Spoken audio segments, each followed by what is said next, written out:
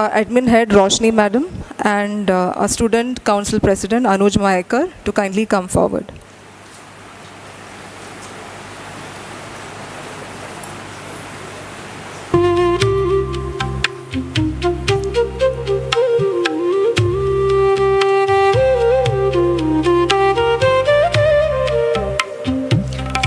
I request student volunteers to kindly do the Saraswati Vandana.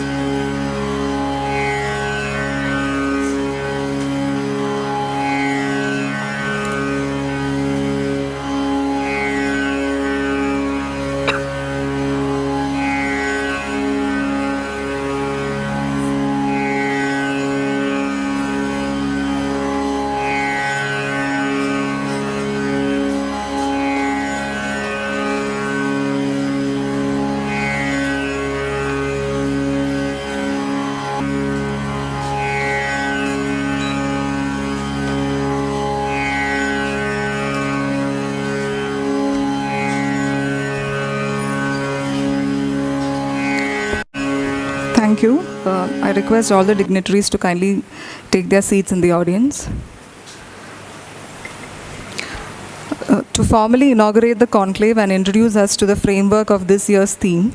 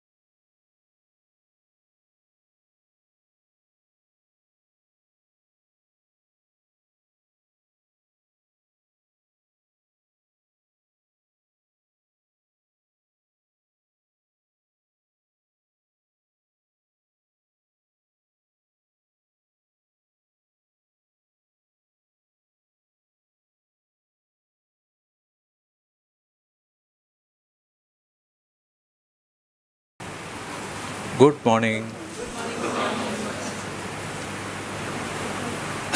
All are awake in the early morning, fresh, ready to receive.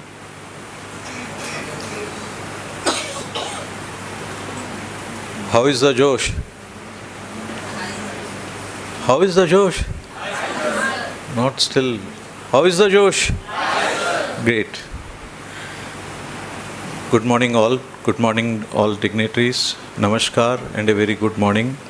On behalf of Vivekanand Education Society College of Architecture, I am delighted to welcome you for this second edition of VESCOA Conclave 2026, organized under the broader theme of Ecological Urbanism. With this year, the focus is on building resilience within the cities. Here we come together at a defining moment in the evolution of our cities. Across the world, the urban settlements are confronting unprecedented challenges arising from climate change, environmental degradation, resource scarcity, rapid urbanization, and growing social inequalities. Yet cities continue to remain center of innovation, culture, opportunities, and human aspiration. The question before us today is not simply how our city will grow, but how they will adapt, endure, and thrive amidst an increasing uncertain future. In this context, resilience has emerged as one of the most critical imperative of contemporary urbanism. A resilient city is not merely one that recovers from disruption. It is one that anticipates a change, adapts proactively, and proactively and evolves through informed planning, ecological stewardship, inclusive governance, and meaningful community engagement. Building resilience, therefore, requires us to think beyond infrastructure and technology and embrace a holistic approach that integrates environmental, social, economical, cultural dimensions of urban life. For our students, not only who are in the auditorium, who are listening at various classrooms today where it is getting live streamed, and across, who are pursuing various courses like diploma, bachelors of architecture, postgraduate masters with specialization in urban design and landscape architecture. This conclave presents a valuable opportunity to engage with ideas that will shape the future of built environment. You are the future architects, interior designers, urban designers, planners, landscape architects, researchers, and leaders of tomorrow. Please understand this. You are going to hold this future. The challenge you inherit will be very complex in the future, but they will also offer unprecedented opportunities for you to create cities that are sustainable, equitable, adaptive, and deeply connected to their ecological systems. The VESCOA Conclave has been conceived as a platform for a dialogue, knowledge exchange, collaborative learning. It seeks to explore resilience not at a singular concept, but as a multidimensional framework that connects people, ecology, technology, policy, governance, and design. So the conclave is not going to end in next 3 days, but start in these 3 days. And these learnings, these engagement, the dialogues you will go through these 3 days will be across the entire year, where we will connect, debate, discuss. The initiative of this scale would not have been possible without the support and collaboration of our esteemed partner organization, the Indian Institute of Architects, Bruin Mumbai Center, IIA, Maharashtra Association of Schools of Architecture, that is MASA, Indian Society of Landscape Architects, ISOLA, the Institute of Urban Designer, IUDI, and the Indian Green Building Council, IGBC. We express our sincere gratitude to these organizations for their partnership and commitment to advancing meaningful disclosure on ecological urbanism and fostering pathways toward a more resilient urban future. Such collaboration strengthens our collective capacity to address the pressing challenges facing in the cities today. Over the course of this conclave, we shall embark on an enriching intellectual journey through a series of careful, curated sessions that examine resilience from diverse perspectives. It is very important, these 2 days dialogue which you will be hearing from various professionals as urban designers, as landscape architect, as ecologist. It is very important that you get involved, you focus, forget everything. Remember the proverb, the quote of Swami Vivekananda. Forget everything and start absorbing this into your blood, veins, nerves, brain, everything. And for next 2 days, I want each and everyone who are part of this get involved in a way where you can absorb this and show your abilities in the coming academic year, that you will be able to implement it in your studios and engage with your teachers. Our first sessions, which is today, which is data-driven tools in urban practice, will explore how emerging technologies, spatial analytics, digital platform and data-driven methodologies can enhance decision-making and contribute to more responsive and resilient urban planning. The second session today post-lunch, which is titled Planning and Governance for Natural Integrated Cities, will examine the vital role of planning framework, policy intervention and governance mechanism in shaping cities that work in harmony with natural systems. And environmental challenges intensify. Integrating nature in urban development is no longer a choice but a necessity. Tomorrow, day 2, the third session, which is more on the theme title Participatory Planning and for Resilient Communities, focuses dialogues.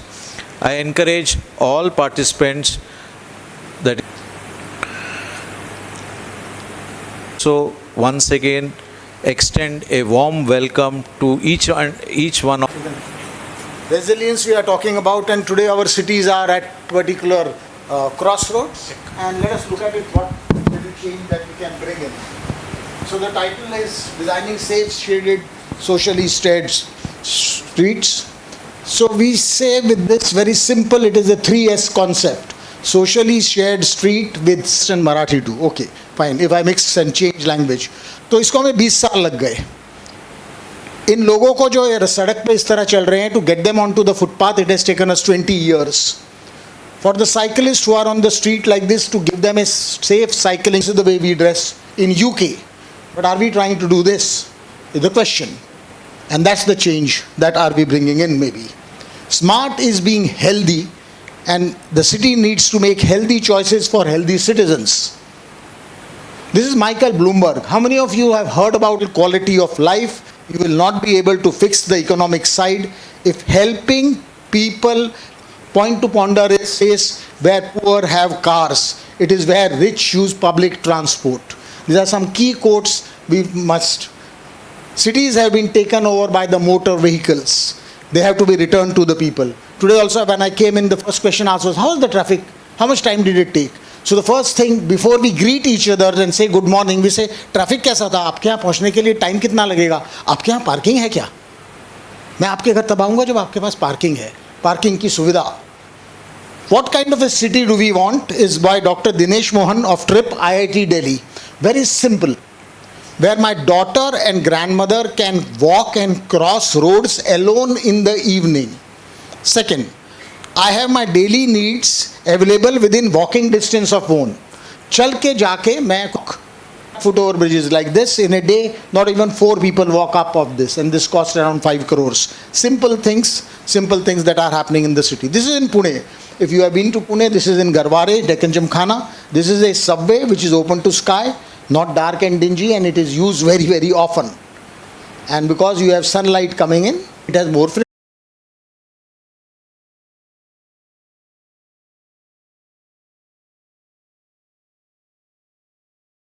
why my slides vanished.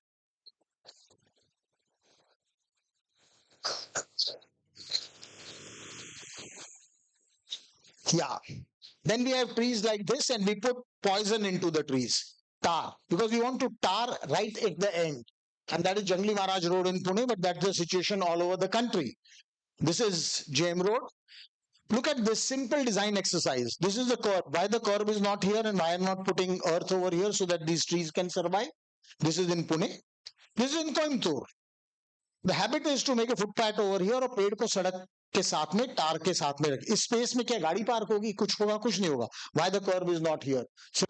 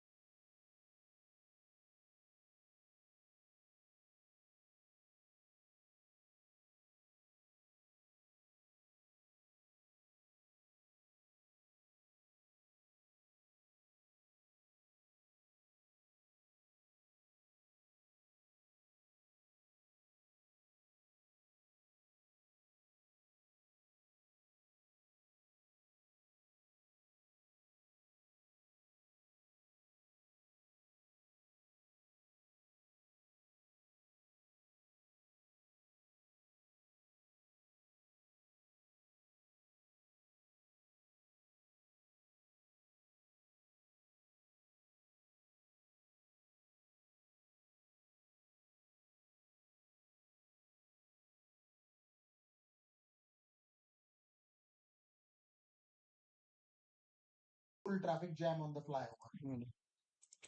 So you keep on creating spaces. So what are the solutions? This is the solution. How many of you have seen this master slide?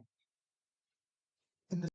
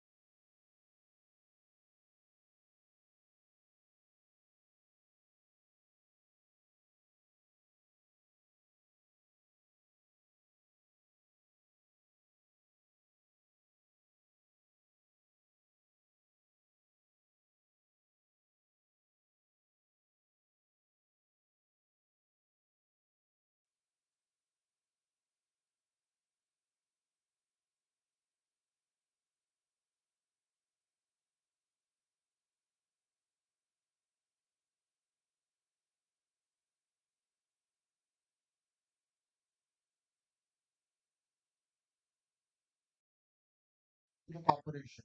It can be below a flyover if you have a space, you can organize them. It could be a marked space like this with a vendor.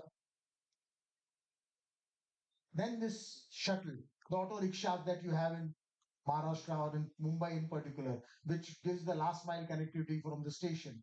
So this is why a politician, he called it tun tun. 10 rupees you can hire this to go from any place to any place.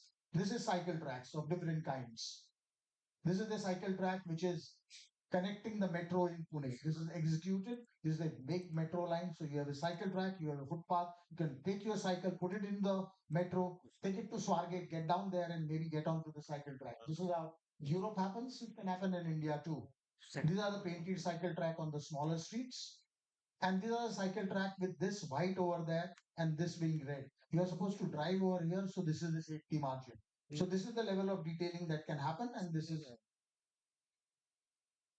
I think some slides are getting missed because of something, but it's okay. This is where a street was. And drawing the lines the way I showed you, this is the way we distributed this. And this is footpath, this is parking. This is not being used at all. Only this much is being used. So your footpath is here, exactly at a point which is called as a desire line. This is the cyclist, this is the cycle track, and this is the MV lane which is actually being used. And the next one is the MV lane, and this is the bus lane there. The famous or infamous BRTS system. So this is what was executed in Pune. The bus right in the center, two lanes for vehicles, the cycle track, the pedestrian, and the parking. So this is the way we have been designing, and this is the way it is being used, whether people exactly using the desired lines. This is in Satara. We are asked that these kids want to cross the road. How do you solve this? They said, subway banate hain, foot over bridge. I said, no solution that way. So we studied this, and this is what we do. Put a center line in between, put the 6 meter, and this is the footpath, and just put zebra crossings. Get the zebra crossings in place, and people can cross. You don't need foot over bridges and subways everywhere at all. So Pune Smart City, when we started this, this is what we started executing. Our first project was with a politician. He said, so then beautification with 1 crore. We told him, this is my drawing room. This is the way we will execute it. This is the way the street was. This is the way the discussions happened with engineers on the site. These are all the discussions. And what is important is this conduit. This is 12 meters. This is 12 meters. Just join it. This was all surplus space. Had we not reclaimed this place, which had trees, this could have become parking. This is the way it was looking. And this was almost 15 years ago. This is what we transformed into. It was only 500 meters. This politician won the election for next 5 years. And this is what this footpath is at one level. You turn, you go up and go down. So you reduce the speed. And that is what the citizens say. That is what the people on the street say. Then came the neighborhood, larger neighborhood, again discussions, people, and this is with the students of School of Architecture where I taught PVP College, exhibition on the street, public meeting on the street, and then for the people, by the people. Nothing came up, and then came Smart City Mission, where we started discussing, developing, designing, and all these elements which will not read but show you directly executed images. Design proposals were made. This is before, and this was is some lag. This is after. Project was launched with a model, and this is own smart city. Now this is the street. This is the tree spaces over there. This was the footpath. We extended it right till the boundary, removed all the boundary walls there. And that was the public space, keeping the same conduit of vehicles. All services below, and all drawings signed by the Honorable Commissioner, public meeting with the politician on the street, and then these are the elements. Now this is raised pedestrian crossing. This is the way we have our raised pedestrian crossings, the rumblers that we have, speed breakers as we call it. We redesigned them into cobble and tabletop. So this is cobble and this is tabletop crossing. Simple designs. Then we have dividers, all of concrete. अगर आप इस पे गिरते हो तो सिर पे लगता है, हेलमेट तो हम पहनते नहीं है. Can these dividers be soft dividers? Can the dividers be like this? There was a big question and discussion and debate. Can there be soft dividers? We studied these kind of things and put in a jali, bougainvillea on both sides, and this is the soft divider. So if you happen to fall on this also, you will not get injured. We talked about safety in the beginning. So the median comes in like that. The bollards for the wheelchair, the openings for the wheelchair, and this is the trees.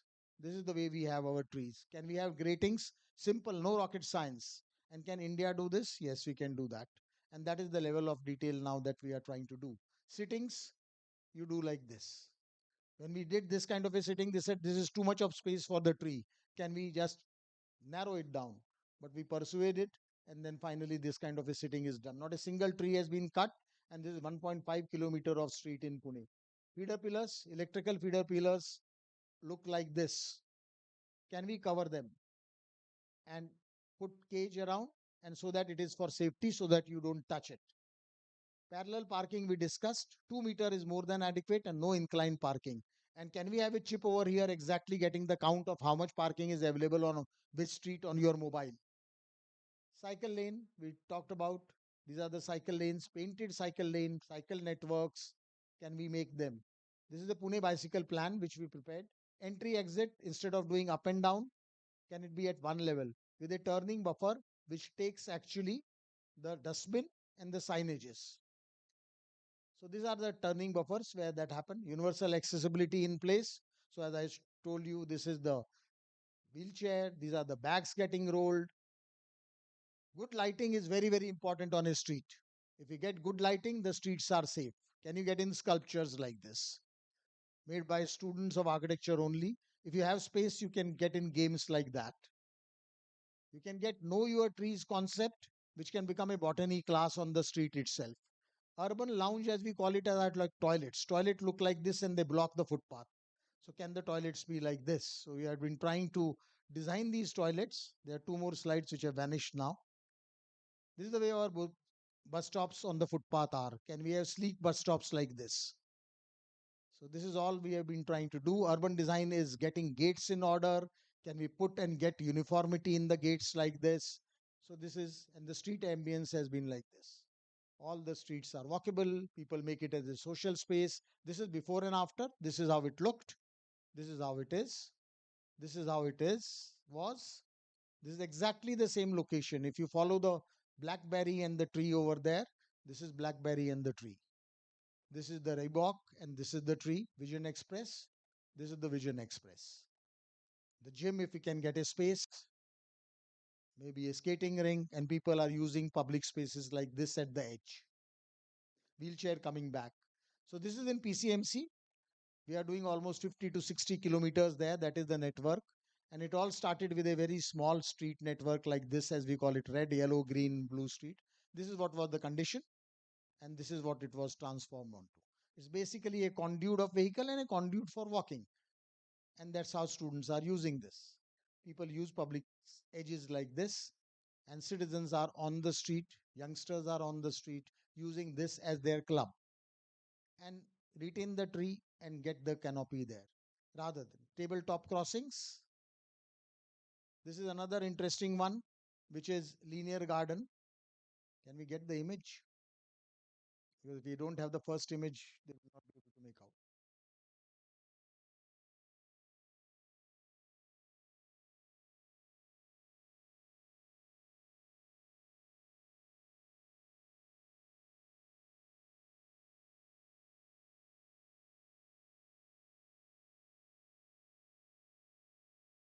So this was a large 4 kilometer stretch. There was a park at the edge and they had put a boundary wall, fence. And the fence was exactly along the trees. We said remove the fence and let the garden be part of the street network. But the whole intent right in the beginning was that we must get the boundary wall back, because the politician said that no, we need a boundary wall on the park. Otherwise, there will be all kind of things happening inside the park. We prevailed, persuaded, went on, and finally it was executed and no boundary wall was put again over there. So this is a public space of 4 kilometers along with the street, which is a continuous public realm in PCMC Pune, saving all the trees again and no boundary walls going and hitting the trees. So it is always a participation with the engineers, with the politician, local residents, and every time it is what is called as a street fight. If you have heard of this name called Zenith Sadaf Khan of Bloomberg Foundation, she has a book which is titled as Street Fight. Designing streets is not easy. You have to literally get into the dialogue and discussion with the people, with the politician, with the engineers, and obviously the people who are holding cars. Car is the biggest so-called asset, and they want the maximum of the space on the street, whereas the street needs to be distributed. If this is the boundary wall and that is the boundary wall of the property, everybody has a right on it. The car has a right, the parking has a right, good lighting is important, trees are important, dustbins are important, hawkers are important. So, depending upon the space that you have, you negotiate and distribute the space. And that is how streets can become healthier, happier, and socially vibrant. So, am I supposed to stop here or will it come back? It will come back. Okay. In between, anybody has any questions? Any questions? No question. Should I raise a question and answer myself? Is it very easy? No, it is not easy. Is it very easy to convince the bureaucrats, engineers? We work with engineers and we work with Sarkari engineers. And let me tell you, there are people inside the system who understand this and who have fought for us. But it has taken time. Everywhere the story has not been same, but slowly and steadily people convert. So we have worked with Pune Municipal Corporation, we have worked with PCMC Municipal Corporation. We started with Greater Mumbai Corporation. Nothing happened 5 years ago. There was only a competition, and the competition was shelved. After that, nothing came through. Currently, we are working in Nagpur. Nagpur is trying to implement this a lot, and Aurangabad is or Ahilya Nagar. Aurangabad is Sambhaji Nagar. Sambhaji Nagar is trying to implement it. The smaller towns are, and one of the smallest town that has implemented this, you'll be surprised to know, from Maharashtra, just because of the political will. Any guesses in the smallest town of Maharashtra? One of the smallest town, but with a big political will. Yeah, Baramati is the town, and I will show you the slides of Baramati. The full transformation of Baramati just because of a political will of one person, and we had an absolute pleasure and honor to work with the person for 5 years. And yesterday I came from Baramati, and it virtually speaks of the person's vision and understanding of what I am talking about. It is not only the vision, it is a question of whether the other person understands what one is saying, and you need to be democratic in your space, whether you understand the definition of democracy and try to take care of it. So, because this slide is not happening, there was a tree line over here. This is the road, very nice. This is the brown road, and this is the black road. And the tree line is exactly here with the curves. This was 7.5 meters. We wanted to make it 7 meters so that the trees over here get breathing space. All the PWD engineers, when we said that 7.5 का 7 करते हैं, उन्होंने कहा बिल्कुल नहीं करेंगे. 5 centimetre से भी सड़क आप कम नहीं करोगे. हमने कहा सर ये जो पेड़ हैं इनको सांस लेने की जरूरत है, तो इस कर्व को थोड़ा यहाँ करते हैं, प्लीज करने को दो. नहीं माने. So finally we had the meeting with the big boss Ajit Dada Pawar. दादा को सिर्फ ऐसे ही पेन्सिल से समजाया, दादा हे ऐसे ऐसे झाड आहेत, हा कर्व इथे येतोय, हा कर्वला जर तुम्ही 50 सेंटीमीटर दिलं तर 7 मीटरमध्ये 3.5 2 लेन्स येतील, आम्हाला कर्व इथे लावू द्या तर झाडं वाचतील. He didn't take even a second to say yes, go ahead. And as soon as he said go ahead, all the PWD engineers said yes sir, yes sir, yes sir, yes sir, good decision sir, we all agree with you sir. So this is how it happens. That is what leadership is all about. But for us, and because many of you will be working maybe right in the interiors of a kitchen of your uncle and auntie, and then doing a bedroom interior and all, then you will do housing, you will do institutions. But how many of you are going to get into the real public realm and try to be on the street beyond the boundary?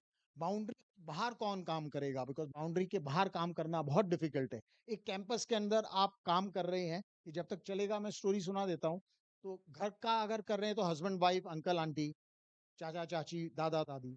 Institution है तो trustees, और corporate है तो corporate board of governors. But if you are working in the street beyond the boundary, then you are dealing with everyone, and everybody thinks that he is a designer, huh, by the way. Everybody is a designer, and that's nothing wrong in it. Because I think years ago our house used to be beautifully, I want to use the decorated, but beautifully space organized by our own housewives and anybody for that matter. You go to Kutch and all, you see all the village houses and all. Where is an architect? I think this is all intuition of design. Design is intuition. So our degree comes to our hand because we are technically qualified to maybe take care of the air conditioning, lighting, lux level. But I don't think we need to really study the lux levels. We can make out whether it is a good light or a bad light. This common man, common sense. So that's what is public realm, more so common man, common sense. So those of you who want to get in, come in. We work in our office. We do absorb architects. We do absorb trainees. And anybody who wants to come and work and actually work in this war on the street, you are most welcome. So, yes, please. Post lockdown in terms of our office environment? No, no, not. In fact, lockdown was very interesting. This Aund street that we have done, we call it the Aund Mall below the tree canopy. That street is a mall. So the definition is, what is the definition of a mall versus a street? Mall का क्या फायदा? एक तो air conditioned है, दूसरा क्या है, अपने बच्चे को छोड़ सकते हो, बच्चा कहीं पे भी चला जाए, कहीं खोएगा नहीं, कोई गाड़ी नहीं आएगी. So can our street be like this? So our Aund Mall was free because that was that wide. बच्चे को छोड़ दो, बच्चा जा रहा है. And in COVID, what is the last thing that opened? Last that was opened, institutions वगैरह करके, the last one which was opened, two things opened last: the gym and the malls, because they are air conditioned spaces, and air conditioned spaces circulates all kind of diseases in. So gyms and malls are not really very healthy. Nowadays there is a gym concept also which is non air conditioned gym. So mall is, we feel that that is the mall. If you have trees, and universe or our own system has much better capacity to absorb all the pollution and everything. So we still feel mall is fine. I have nothing against. I also go into the mall, but mall is so typical, isn't it? You go inside, you know there is left hand side पे ये shop होगा, right पे वो होगा, वहाँ पे ये होगा, यहाँ पे वो होगा. But what is the realm of shopping? So irrespective of that, we have not changed. We still believe that trees are the best, walkability is the best, health is important, shorter trips. And I don't have to tell this to Mumbaikars at least, because you walk to the station. Means I used to come 2 months every year to my nani's place in Santa Cruz, Poddar High School. वो वहां से sub station तक पैदल ही जाते हैं ना, 1.5 kilometre, और उसके अलॉन्ग सारे सब्जी वाले बैठे सब्जी लेते हैं जाते हैं. That is the way it works. But unfortunately, in Pune, if you have public transport system, they say, कौन use करता public transport system? But in Delhi, we use public transport system as students also. And we are using all the time buses, the notorious DTC, Delhi Transport Corporation bus. Today, Delhi has metro, but we never had metro. When you were also, Harshad, we were studying, metro तो था नहीं, हम तो DTC से Connaught Place में जाते थे. हाँ? Sorry? हाँ, मेट्रो सिनेमा जाते थे. हाँ हाँ, मेट्रो में नहीं जाते थे, मेट्रो सिनेमा और कैनॉट प्लेस पे पॉल्स पे कॉफी पीने और नेरूलास पे आइसक्रीम खाने जाते थे. Harshad was 1 year junior to me in urban design in postgrad at SPA, so we have very fond memories of our study together. And though I did BArch also from SPA, so I think how do we really change this is the question. We have 3, 4, 5 cars. Everybody has 3 to 4, 5 cars. Today we want car to be parked right there at the multi-story, right into the bedroom. That is how we are. But what is the percentage of this? This percentage of population is only 1 to 3%, and that is what are we designing for. So if we are talking about urban design and cities resilience, there is a horizontal surface and there is a vertical. This vertical volume which is happening today, the volume of vertical, finally it will come down onto the ground. Am I right? So जमीन पे कहाँ पे चलेंगे? जमीन तो उतनी ही है, जमीन तो नहीं बढ़ेगी. इसमें तो हमने आपने बना दिया 20 floor 40 floor. And then are we adopting the same principles which Singapore, Shanghai, and Hong Kong are adopting? Any idea what are the principles they are adopting?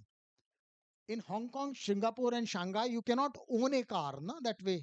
If you want to own a car, you have to own a parking space first. And if a parking space is very expensive. So, is there a paid parking in Mumbai, Pune, or Maharashtra? No. But does a builder give you a free parking space? No. He charges parking space. So the street parking is not free. So the similar concepts are there in Hong Kong, Shanghai, and Singapore. That if you want to have a car, and the public transport is very strong. In Mumbai also public transport now is very strong with your पहले भी था, train था, buses best used to be the best ever, and now you have metro. So how do you make the shift? You will only make the shift if you make at some places car difficult, and there is no other way out. If you keep on making car easy, people will use car. Another very simple example with Mumbai.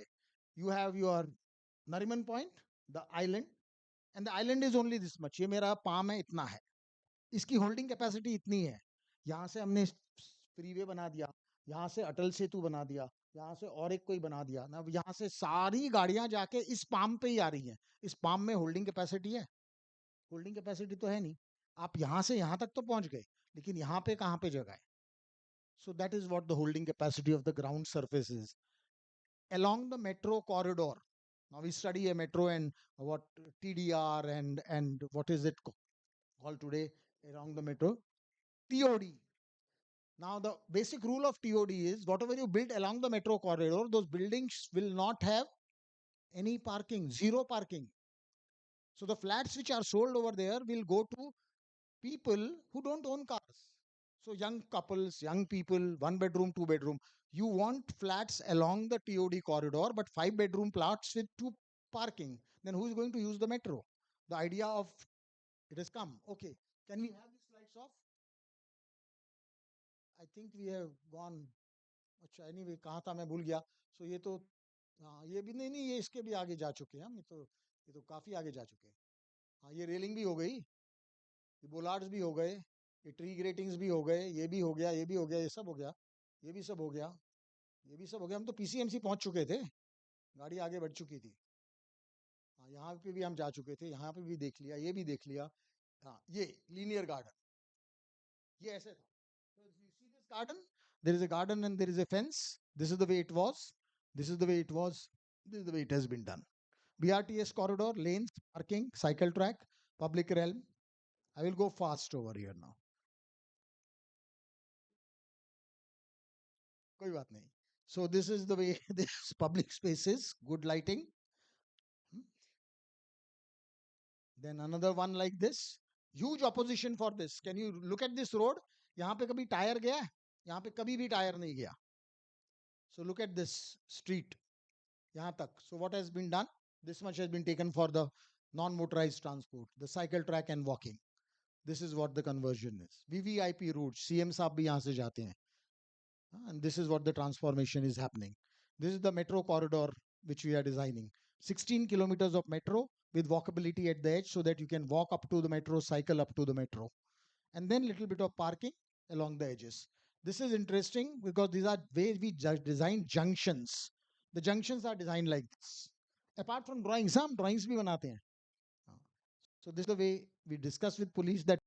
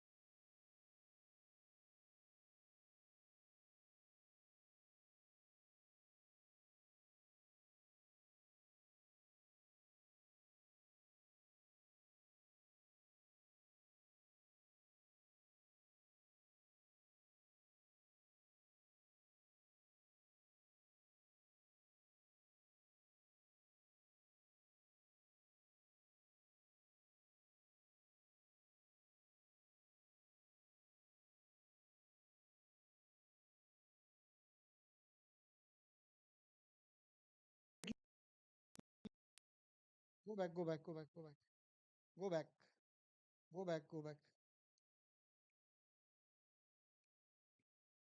So I'm sorry to say this, when this happened in our college also and everywhere, and generally nowadays we have in the PPT mode, okay? And I'm a teacher also. So PPT mode में हम slides दिखाते हैं तो बच्चा देखता रहता है. पुराने जमाने में, सॉरी टू से दैट, एक चॉक बोर्ड होता था, हम चॉक लेते थे. फिर अगर हुमायूं स्टोन का स्केच बनाना है, बच्चों तुम स्केच बनाओ, तो टीचर पहले बेस लाइन बनाता था, फिर वर्टिकल्स बनाना था, फिर ये लाइन, फिर ऐसे, एंड साथ में आप उसको ड्रॉ करते थे. You had also time to draw. Same was with the maths question और anything. Now this whole slide flashes up. How can I take notes? How, where do I time to assimilate? So are we on the right track is a question in terms of every presentation being on a PPT in a classroom. So chalkboard is still sustainable. Laurie Baker said that. I think you really listen to Laurie Baker more than me. Okay, ये नहीं चल रहा. Anyway, so this is how it was. And space, when you create these pause points, you cross like this. And this is the biggest example in Baramati. Look at this junction. The junction is जहाँ देखो समुंदर है वो तार का है. And this is how much we cut into it. And there was a huge protest over here during the elections, and there were dharna over here.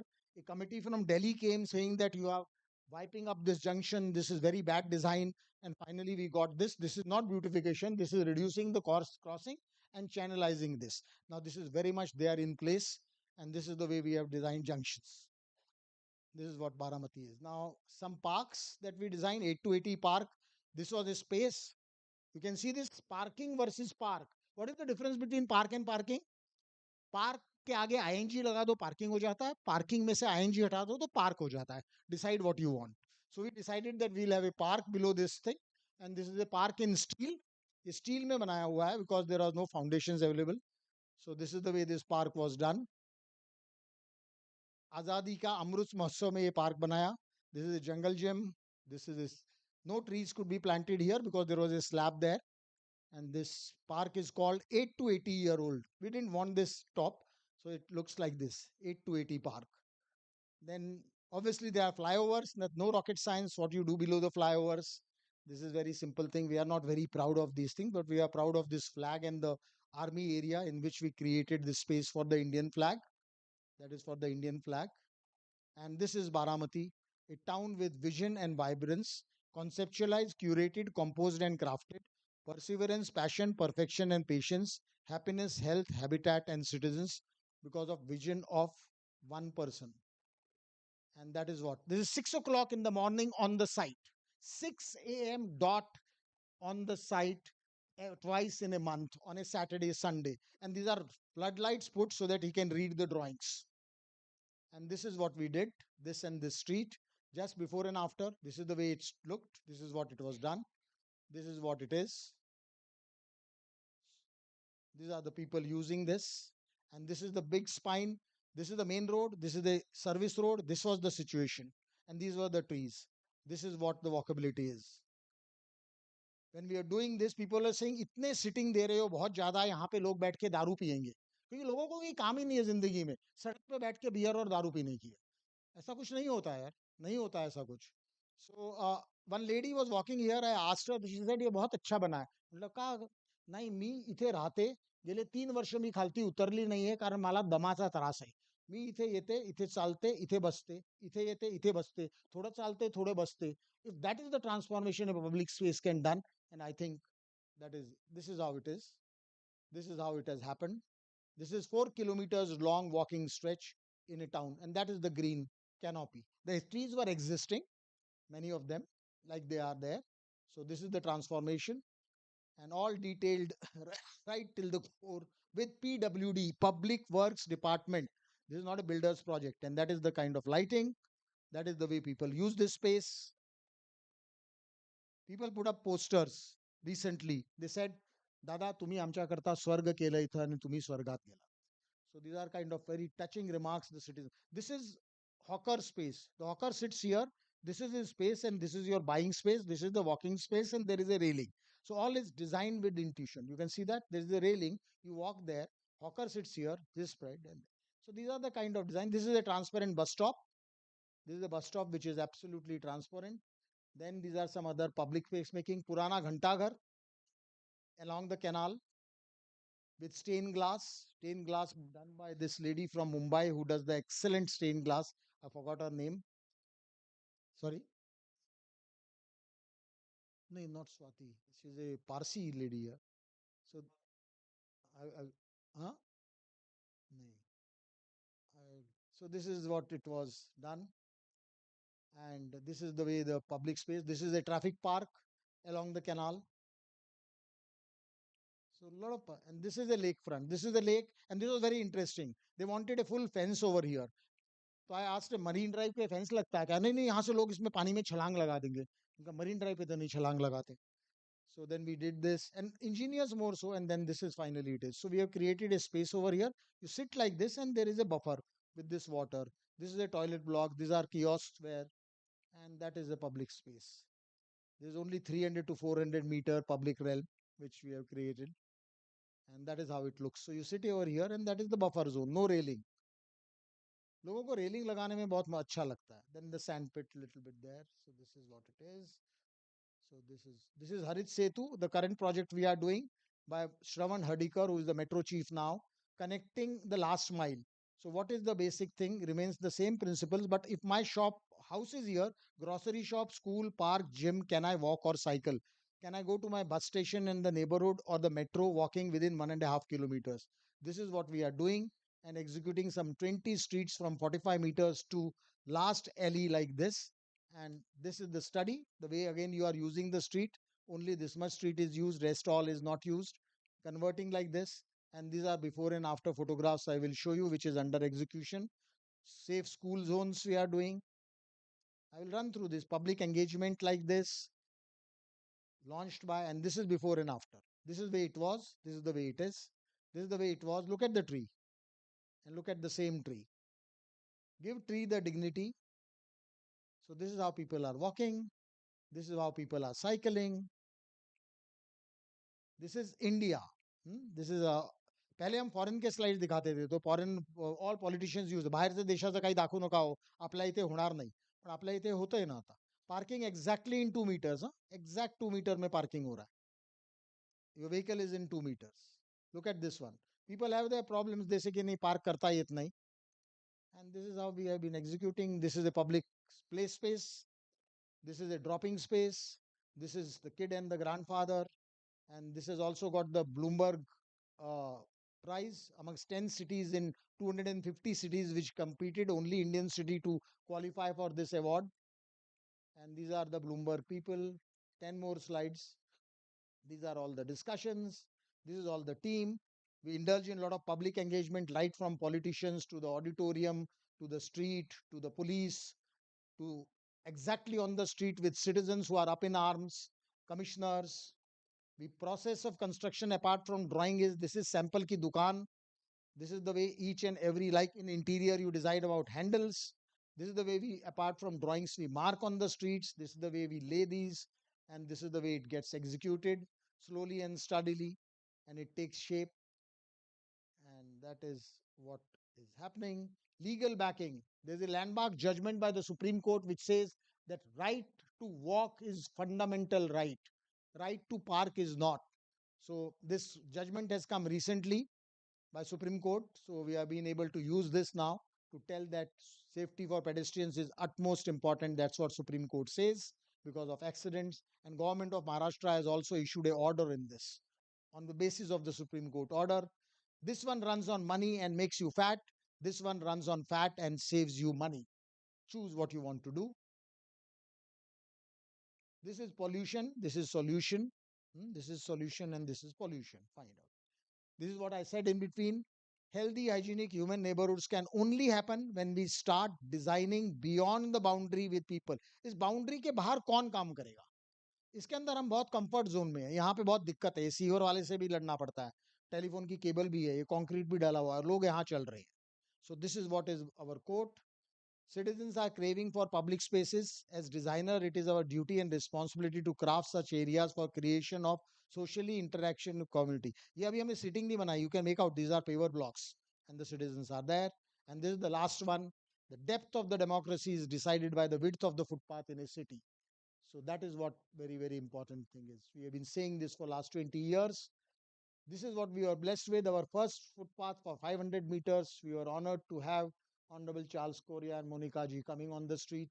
And we had this honor of having Doshi ji coming on the other side. And that is more than the fees that we could get. This we virtually did fee. इस पे कुछ आ गया जिससे हमारा चाय पानी निकल गया. This is our team. This is not our this thing. Sujit Patwardhan, Geetam Tiwari, Dinesh Mohan, Sandeep. These are architects. She's an architect. He's an architect. She's an architect. She's an architect. That's all. These two are engineers. They are, and rest are all activists. So that is our team. We work collaboratively. This is our office team headed by me and 3 senior people. Senior most in my office is less than half my age. Half my age. You calculate other way around. These are the current team members working with us. And these are the past team members who have been working. That is our address. That is my phone number. You can click it. If you want to connect, you can connect directly on this. This address is not correct. We have just shifted.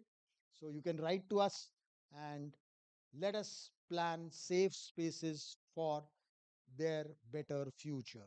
Thank you very much. And sorry for this. I don't know whether this works. Can you click and see there is a feedback form? If it works, it was prepared for SEPT a month ago. So if it is working, then I would love to have you.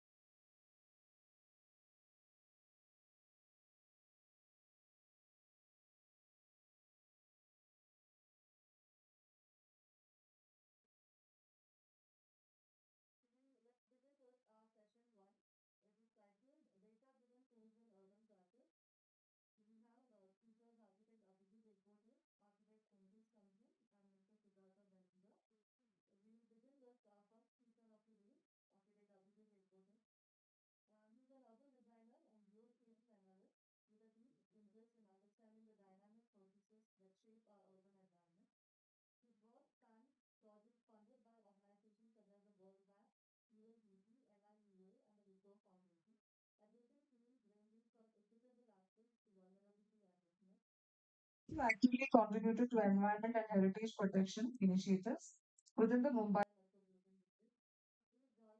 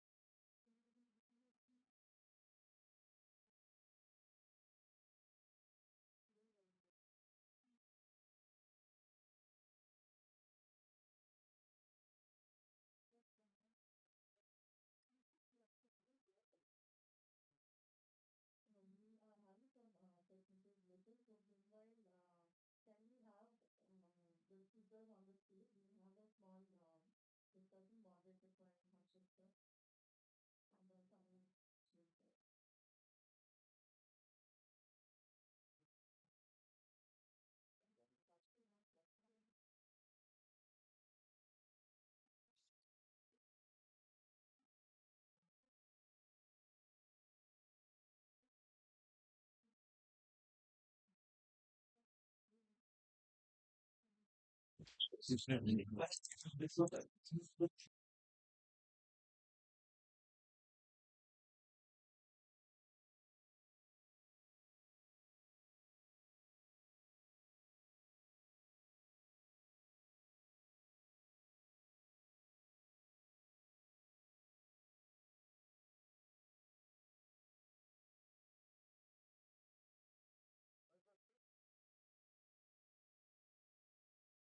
that are being sold, which also matters because that particular ware might be better sold on a street or a signal, right? Some things might be better near a station, right? So I think that complexity of how vending works in India is also very important to understand.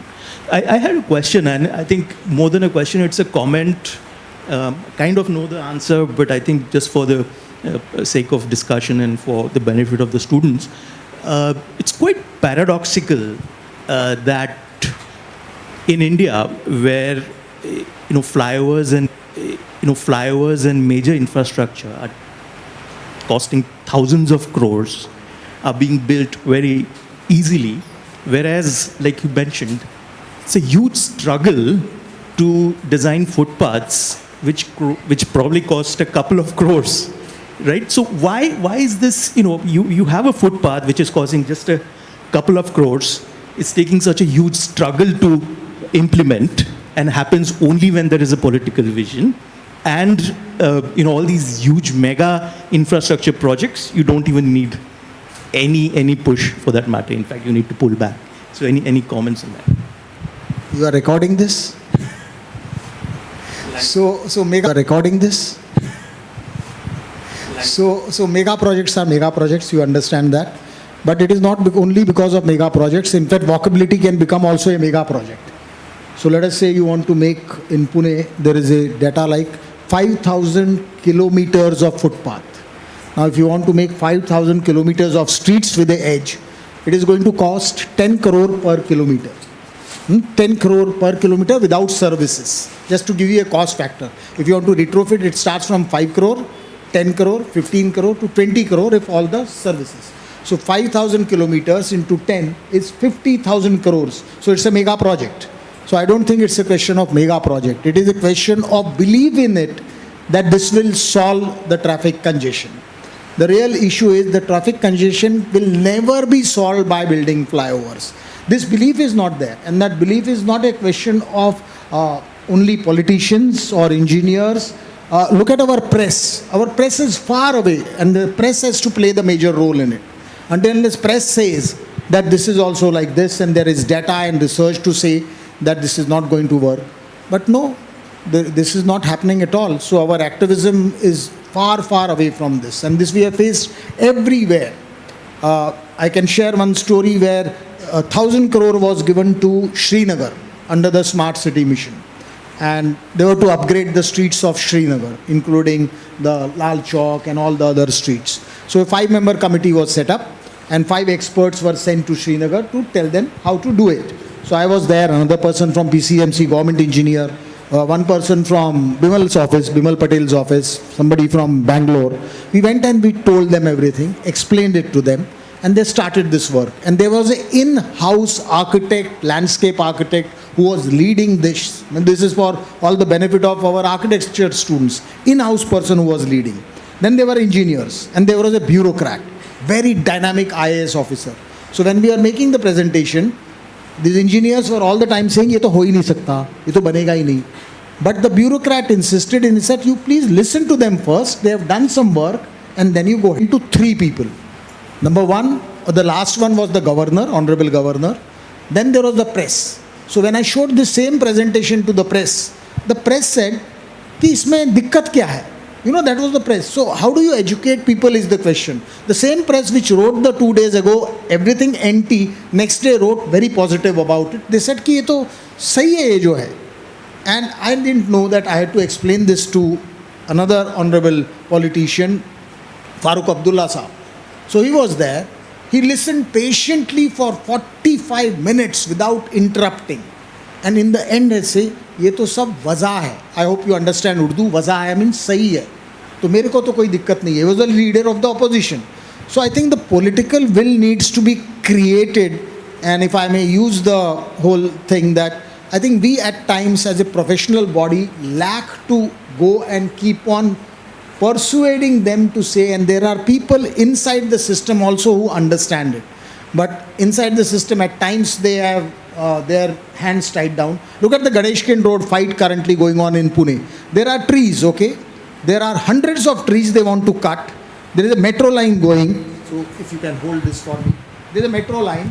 So between the metro line, when you get down on this side, get down on this side, this is 11 meters, let us say. That means from one station to another station, the MB lane will be 11 meters. The trees are beyond these 11 meters, but they want to make it 60-meter wide road and cut all the trees. Is the vehicle going to go there? No, it is not going to go there. So how do we do this? And people are fighting. And who is fighting? The NGOs are fighting, the citizens are fighting, and I am sorry to say, architects are not on the street, School of Architecture is not on the street, our associations are not on the street. Why are we not on the street? I am being very candid on this. If we write a letter to the commissioner as Indian Institute of Architects, as MASA, as IUDI, as ISOLA, we will be taken more seriously, hopefully, that at least we give this example to our politician friends and everywhere.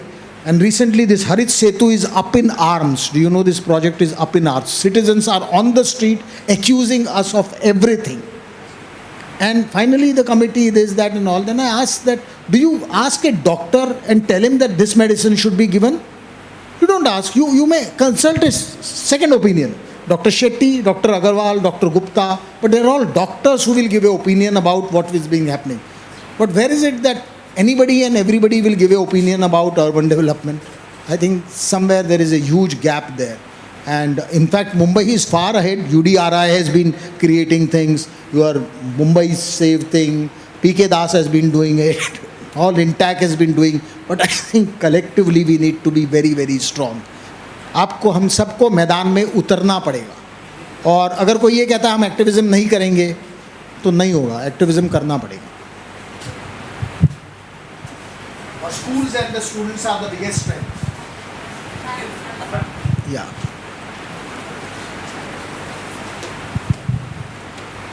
Hello. Yeah, I was curious about the management of that space. You have designed the space and constructed it for the hawkers. But how do you manage the allocation of that space? Because how do you need a data in terms of number of hawkers and those who are interested in that space, and whether the kind of hawking that they do is suitable for the space that they are being provided as. So how do you get this kind of data, and how is it managed, this kind of allocation? I'm particularly interested in this because many moons ago I did my thesis in my urban planning masters on this subject, where my proposal was that my thesis was that you use the existing system of all these Larigalla associations and all this. There is a certain organization network within the informal sector, and use that to kind of recognize them as part of the formal system, the hawkers. So could you please, yeah. So if I go systematically 1 to 6 points, principle, where success rate is very high, universal accessibility and walkability very easy to do. Not means people understand कि walking footpath चाहिए, और हमेशा यही हम कहते हैं कि दादाजी को चलने के लिए चाहिए ना, दादाजी गिर जाएंगे तो चोट लगेगा. So we make a very emotional appeal to the engineers कि आपके पिताजी को चलने के लिए वगैरह. So walkability, universal accessibility is easy. Parking management, parallel parking is fine. Hawkers so far has not become a full system as yet. So two things that we have not been able to do is paid parking management. That is one which cities are working on, but not 100%. And second is the Hawkers Act to be implemented. It will take its time. So all these principles are absolutely fine. You note them. The ward office has to do it. The act has been made by the parliament, but the municipal corporation, not only municipal corporation, the ward will have to implement it. They will have to be registered, legal, illegal, and all these kind of things. This takes me back to our housing, BSUP, Basic Services for Urban Poor Housing by JNNURM, which was to be given as a funding. रातों रात slum में division हो गया, एक family के 2 घर बन गए, क्योंकि 2 को बेनिफिट चाहिए था. So then you need what you call Aadhaar card, this card, you have to see that. So same kind of a thing कि कितना पुराना हॉकर हो, क्या प्रूफ है आपके पास, ये अभी हुआ नहीं है. तो आज की डेट में हम 2 चीज़ों के लिए बहुत लड़ाई कर रहे हैं. एक, सबसे पहले जो ईजी है करना, पेड पार्किंग. आप पेड पार्किंग कीजिए, 10 रुपये पहला घंटा, 20 रुपये दूसरा घंटा, 30 रुपये तीसरा घंटा. और every street should have paid parking, and it will become a revenue for the corporation. And the second one is very complex. At Harit Setu, the citizens are very happy with the footpath and all, but they are making an allegation saying that ये आपने footpath किसके लिए बनाया है? चलने के लिए या hawkers के लिए बनाया है? And the corporators are very direct in that, and they have taken citizen to task saying that हमारा कोई hawker से लेना देना नहीं है. And I trust some of those corporators. I really trust them because I know them very well. जैसे मेरा हम कोई hawker से कोई हफ्ता नहीं लेते हैं. And citizens कहते हैं तुम politicians हफ्ता ले रहे हो. तो ये war बहुत अलग अलग है. कौन हफ्ता ले रहा है किसी को भी नहीं पता. हम एक दूसरे को allegation कर रहे हैं. It's like saying that I am corrupt and somebody else is corrupt. How do you prove it? But it's not the reality. But parking is very easy. And what parking does is that people park, and for over 100, 200 meters also we take out a car. So I will give you an example on DP Road. We at the DP Road, the shopkeepers are up in arms with us. कहते हैं आपने parking space दिया, हमारे customer को parking मिलता ही नहीं है. We did a study and we came to know in the morning 7 o'clock, youngsters come, park the car there, get into the Infosys bus and go to Inzavdi, come back in the evening, take the car and go back. So 8 hours they are parking the car without paying any rent. And the shopkeepers or the shoppers, they don't get it.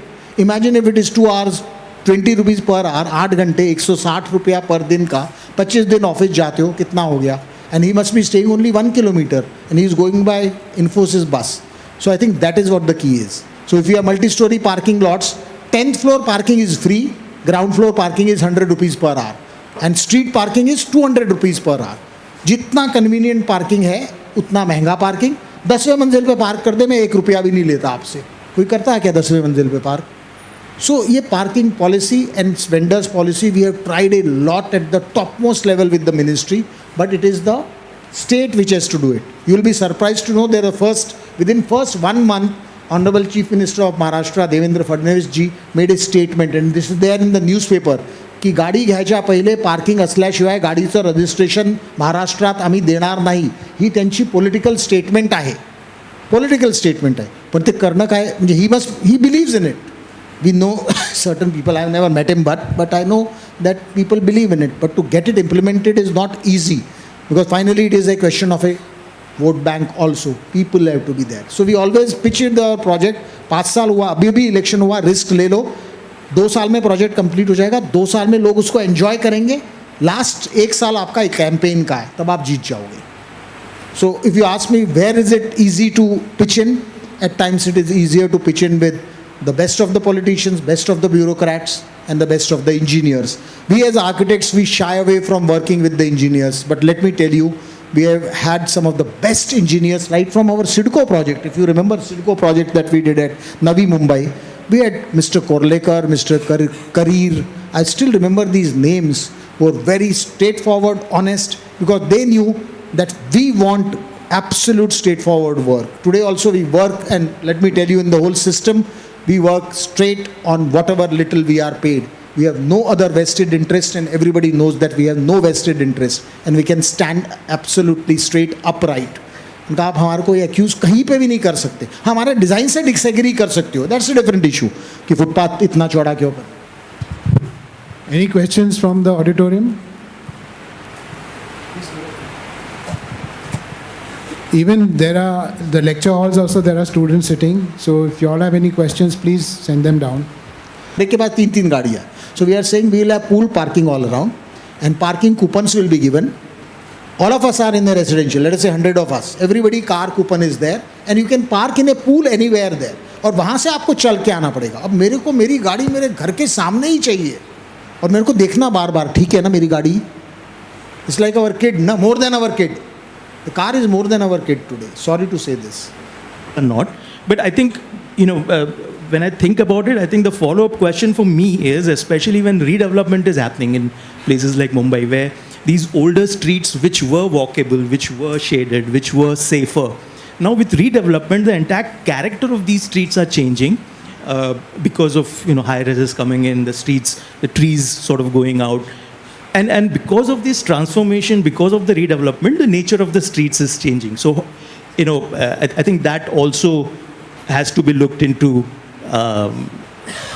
So that change is happening, and is happening because of what is called as FSI. We are building more, but are we densifying is the question, and that has to be a real study.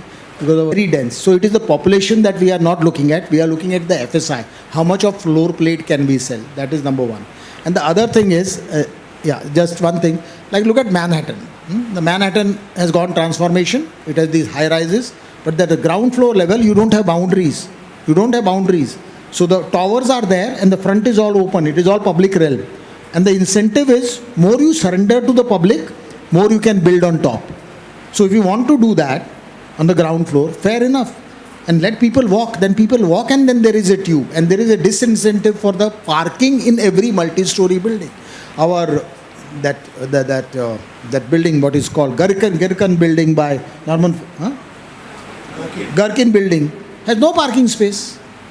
All London, many of the multi-stories have no parking space. So for us, the real issue, let me tell you, is parking. You handle parking, everything will settle. Just I think before any other question, I just want to say that for every car in the city, you require 3 parking spaces. One where you stay, one where you work, one where you go for your daily conveniences, whatever you need to purchase, etc. So just remember that it's not just one car and one parking in the city. It's one car and 3 parking spaces. Talking of space, Sir showed the slide of those 3 options: walking to work, cycling to work, and car to work, and also shuttle to work. I have another take on that, because I feel all those modes are meant for movement, not for space. So if I'm going in a bus, I have to get off where everybody gets off, not where I want to go. Having said that, each one of us, whether you are a car owner, a driver, etc., everybody is a pedestrian. I park the car and I walk to the front door. So all of us are pedestrians, because the scale of the projects that he's shown is not comparable to alleys. But when he showed those 2 slides of Jaisalmer and I think Jodhpur, he was mentioning about how these alleys are safe, this thing. Now, since we have come to this thing, I think Sir is street smart and also smart streets, you know. If you have read a book, Instead of Cars, that's the title of the book. You must read that book.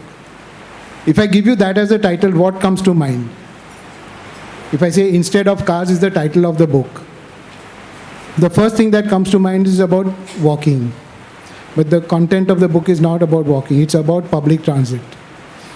Whether it is buses, metro, railway, etc., there are also Ubers, which are also efficiency happens. And you can see it effectively happening in the projects which he has shown. Efficiency happens. And you can see it effectively happening in the projects which he has shown. So 10, 20, 30, 40. What you are doing here is 10% of the work. When you go out to practice, make sure that the implementation has got quality. See that civic sense happens because quality is visible. And enforcement is something you should deal with by talking to the people who are supposed to enforce. This is one last point. I mean, these interesting projects that you have showed with streets transforming. Now, the question becomes, when a city is actually doing these projects, what is the economic benefit out of it? Like, you know, what is the benefit that... See, because if private developers are developing a footpath outside their project, they're doing it because, you know, they see a direct benefit to their shops or so, whatever, to sales and stuff like that, right? Now, when you're looking at a public project, a public street, who's benefiting out of it? What is that benefit? So maybe a research as to what is the economic benefit, whether in terms of urban heat island effect or through pedestrianization, has it helped the businesses or increased the revenue of the shops? You know, some sort of a research will kind of help convince the authorities to start investing in something like this. Because I think that's what's happening right now. They don't see a return of investment of sorts, right? Very valid question, and we are not much into this documentation, but there are organizations which are doing it. If you have heard about these organizations with analysis and so on. So I have kind of put together some of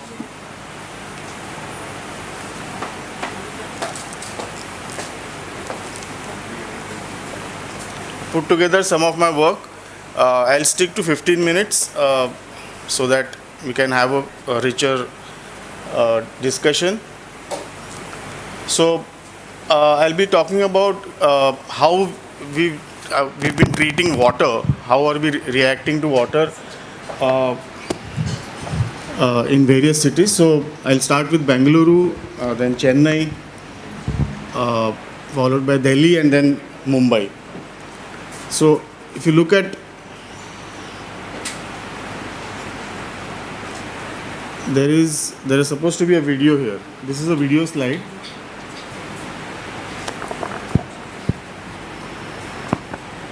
This is supposed to be a video slide.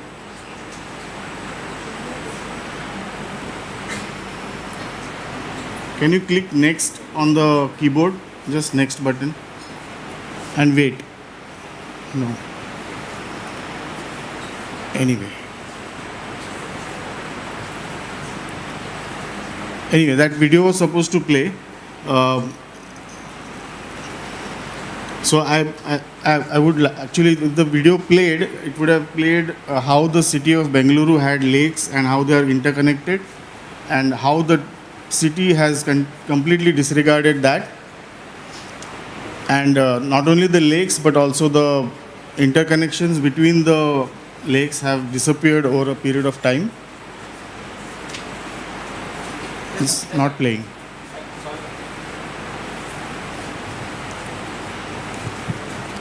So slide number 2 is a video. Yeah.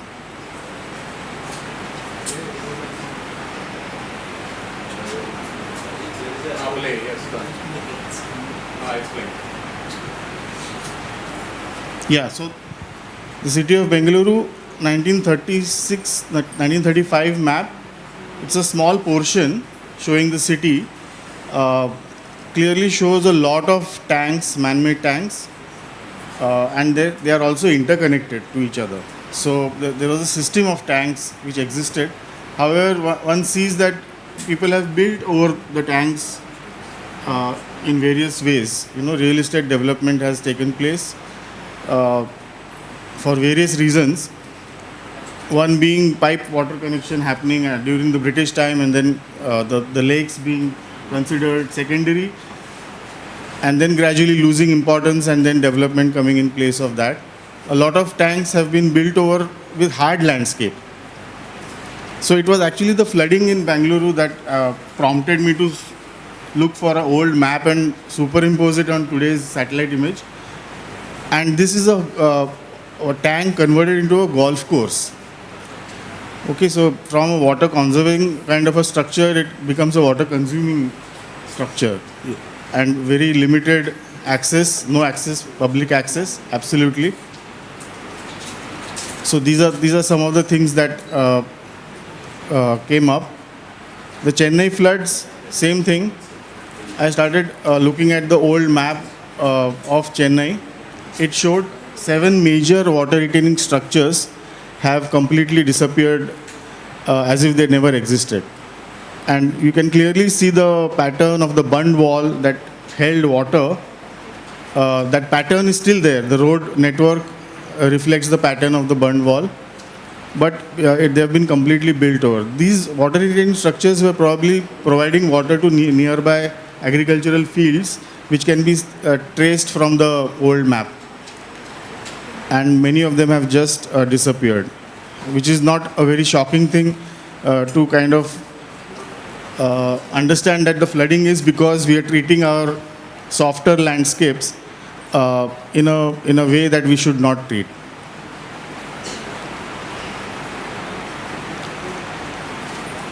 Yeah, so these were 2 maps that were brought together, and the web map was published. This is Delhi, a small snippet of 1857 map of Delhi. That was when straight roads were started to be built by the British in order to kind of control the people. There were deep ravines, which ravines were found between the hills and the floodplains of Yamuna. So they are being built over completely. So the drainage pattern from the hills to the floodplains of Yamuna happened through these deep ravines. And those ravines are actually shown on the historical map. If one overlays that on today's satellite image, one can see that they are completely gone, and then a lot of infrastructure projects have come on the ravines. And it's not very shocking. I mean, it's not rocket science to understand that the flooding is because we are blocking the way water used to travel before.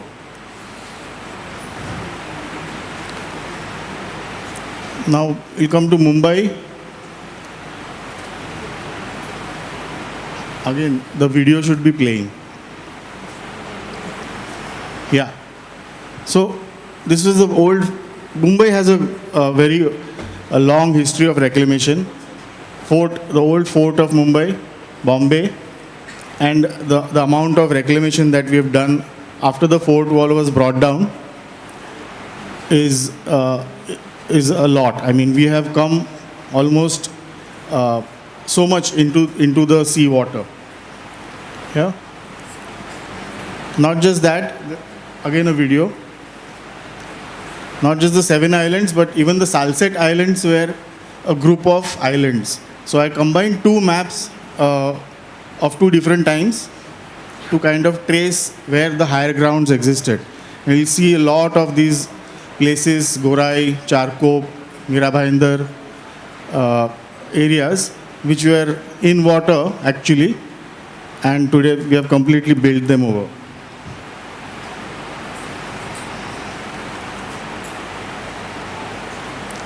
This is a series of 1919 maps, about 12 maps, which I got from MIT library. They were kind enough to share that.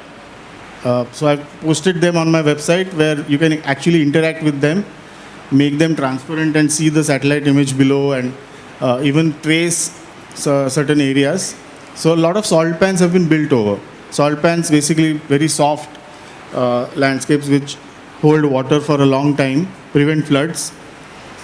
A lot of these areas which were water before have been completely built over.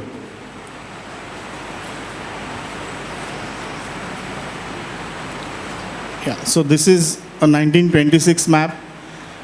Clearly see mud flats all over.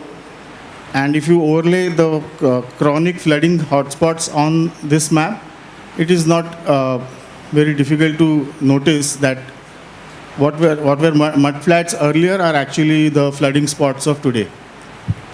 Because the entire JVPD scheme, the Bandra Kurla complex, Devnar dumping ground area, all of that has been concretized, completely built over. This was probably the last chance we had to course correct, because in the 1977 map we can still see some of the soft areas existing. That was JVPD scheme. This is Lokhandwala complex, which was completely a mangrove area.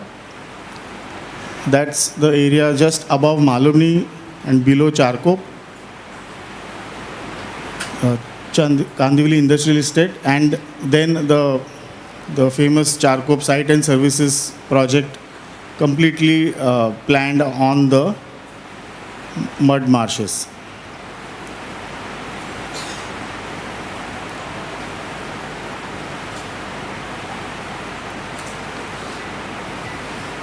So what happens when it floods? Basically, this is where I live very close to this Daisa river.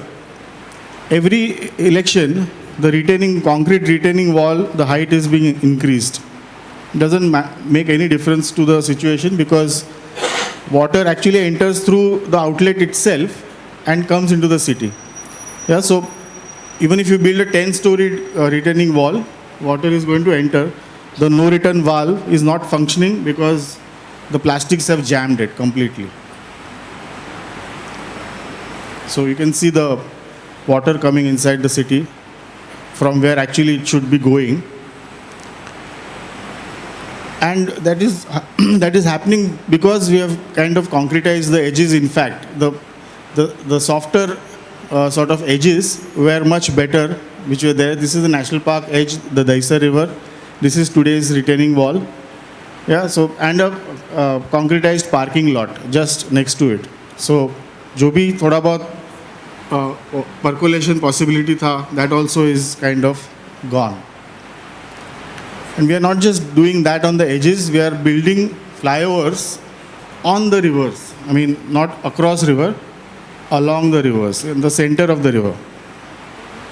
So what happens when the Daisar river is about to flood the city? This is the amount of water that's gushing down. So using certain GIS tools, we made a very conservative estimate that if it rains for an hour, 200 millimeters in an hour, the entire catchment of the Daisar river, which is inside National Park, will generate 6,000 million liters of water. And it's actually a small bottleneck that through which the water comes into the Daisar river and starts engaging with the city, which actually causes the major flooding. So what one can see, this is just before flooding had started, the Daisar river just entering the city. That becomes a crucial junction, and then the boundaries between forest and city get dissolved. You can see the deer swimming inside our housing society, which is just the national park edge. It crosses over and tries to save its life. So what will happen when there is a catastrophic situation? So we tried to use certain tools to kind of simulate how and which areas will get affected, how much, and eventually we'll get our islands back, basically.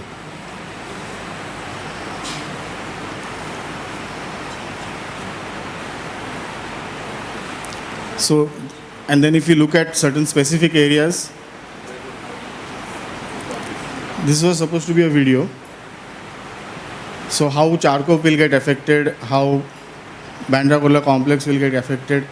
We have tried to show which areas will first undergo flooding and drowning. Yes, that's Lokhandwala complex. Lokhandwala was built right on the mudflats. So land was created out of nowhere. And the Oshiwara river will kind of get into the housing areas. That's JVPD scheme. That big circle that you see is the center of JVPD scheme. It's a flooding spot actually. And the airport area is still kind of soft, so that will still hold a lot of water before it starts entering the city. And that's Bandra Kurla complex. We all know that it's built completely on marshes, and it's touching the Mithi river. So this has happened actually in 2006 floods. And that's Govandi, which is nothing but M East Ward, Devna dumping ground. That's how the water will start entering into the city and submerged. So the question is, what do we do? How can we have ward boundaries? We have ward boundaries right now which are arbitrary polygons. Can we not have water as the center of planning? Can we not design realign the boundaries of wards as catchments itself? So the stormwater drain department has actually demarcated the catchment areas of Mumbai. Can that be not the planning unit, keeping water in the center? Because they know exactly which nala, which road will give feed water to which nala, and they have complete data of that. If those boundaries become our planning units, then water takes the center stage, and then probably there is a chance that we can do something. This was an exercise done with students in collaboration with WRI.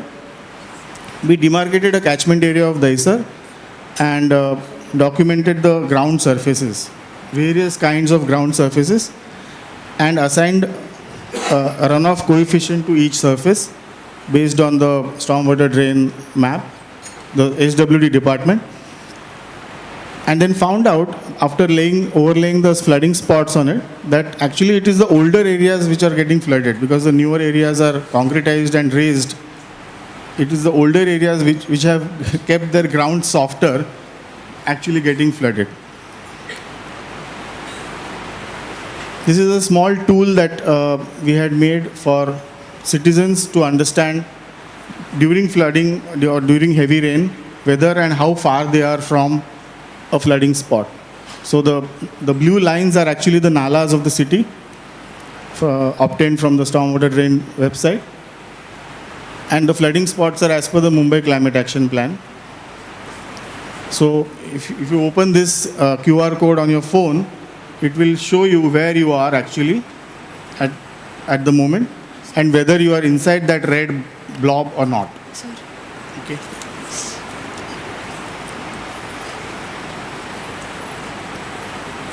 This was a vulnerability assessment of wetlands that we had done for Navi Mumbai Municipal Corporation. The basic method that we used about how primary and secondary data was kind of clubbed to do analysis. We used remote sensing techniques to kind of document all the wetlands of Thane district and then classified them as per the National Wetland Inventory Atlas. We found out that about 29% of total wetlands in Thane district have been lost specifically due to urbanization in 3 major areas. So we could quantify that. So these were the wetlands as per the National Wetland Inventory Atlas. And then we found how much degree of impact has happened and degradation has happened in which areas because of urbanization. So we created health cards for each wetland, 124 wetlands, and gave it parameters such as ownership, invasive species, percent and type of edge conditions, abating activities, and so on. And then we came up with a vulnerability score of that wetland. So that was the exercise done, 122 wetlands. So what the wetland authority says that the whole thing is a wetland, but actually it's not. Every small pocket has to be identified so that you can protect it. That was the health card. This is the vulnerability map to understand where we can intervene. And this is the video. Last slide. So eventually we put all the health cards together on an interactive platform where you click on the wetland and a wetland health card pops up and you understand how the wetland is performing. Can you play the video? It's the last slide. Yeah. Thank you.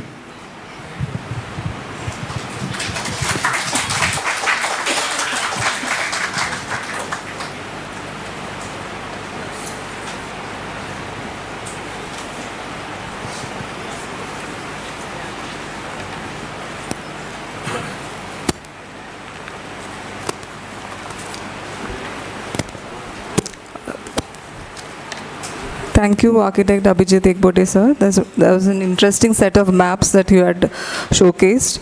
Now I welcome the next speaker of the session, Architect Ankush Chandran. He's an architect and urban designer based in Mumbai. He's the founder of Variable, a design and research practice, working at the intersection of digital documentation, urban research and computational approaches to planning and design. His work ranges from digital archaeological planning at Gharapuri to the documentation and interpretation of heritage structures in urban territories. He has also taught across various architecture schools, exploring urban cartography, coding and data-driven approaches to understanding cities. Please welcome Architect Ankush Chandran.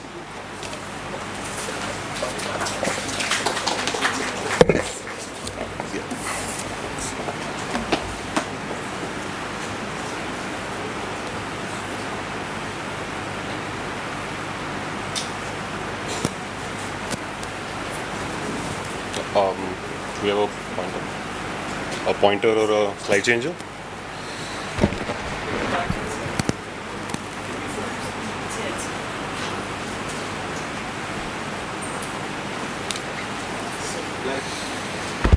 Hi, good morning, everybody. First of all, thank you so much for having me here. It's a pleasure to be speaking with you guys.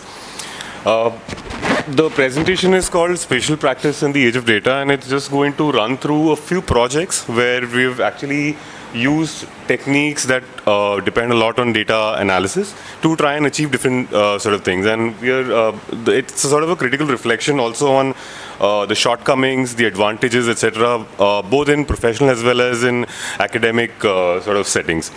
The presentation sort of argues that the challenge right now is not that there are a lot of these tools which are coming up which we have to keep up with. That is happening regardless. The challenge really is the fact that these sort of data-oriented methods are now becoming the way of recognizing and studying spaces. If something is not logged in data, it does not exist anymore. I mean, if you think about, let's say, starting a new restaurant, right? Unless you're on Zomato, unless you're on Google, there is very little chance that you're going to be discovered. And that sort of, analog kind of exists. It extends to other spaces as well. So the projects that I'll be showing right now are from Variable, my own practice, as well as a studio that we had conducted at the master's program in KRVI, where I was teaching.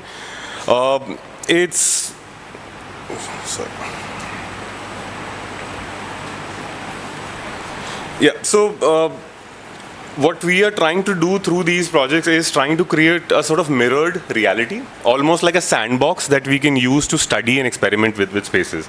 Right. So I'll just jump into the first project. So for those of you who don't know, this is the island of Gharapuri. That's more commonly known as Elephant Island, even though the caves are called Elephanta. What you see in the center there are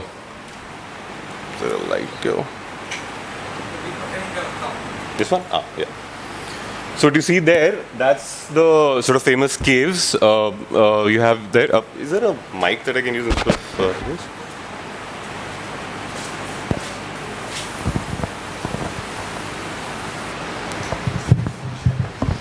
So these are the caves here, and those little things there, they are like, they're part of the same cave complex.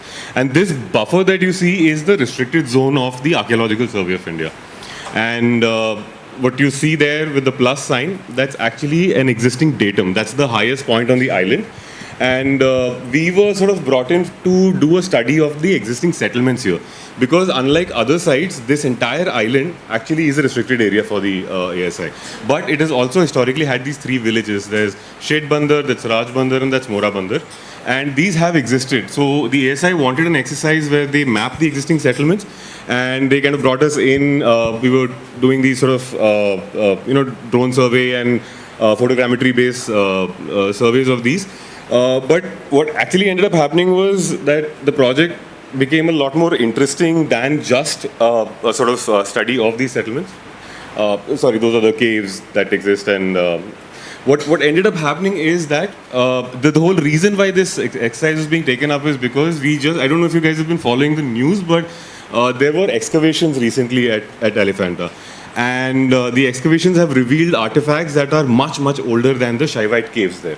Right, so and this actually, it also kind of plays into a much larger narrative of how this used to be a port where larger ships would come, dock, and because you had to go up Thane Creek and you couldn't have these larger vessels go, this became a place where you would shift that stuff onto smaller boats and go, right? So the idea was to kind of start these excavations to try and explore these ideas at the time. Now, the way Archaeological Survey of India works, and these digs generally work, is that you have, of course, a core team from the ASI, which includes a superintending archaeologist, a small team, etc. But you also have students from all of the institutions across India, which is MSU Baroda, you have Deccan College, you have Somaya in Bombay. So all of these, what happens is that they bring in their students, and it's supposed to be their formal field work. Now, in Elephanta, the idea is that they kept bringing these people in, and they would walk around the island, and you would start finding these kind of artifacts. Right, like there's pottery shards, there's little amphorae, there's a lot of glass, etc. that was found, and they kind of bring it back. There is an antiquity registry that they maintain, and using this is how they sort of decide where to dig. Right? So that's where we suggested a sort of alternate method to kind of streamline this. So what we ended up doing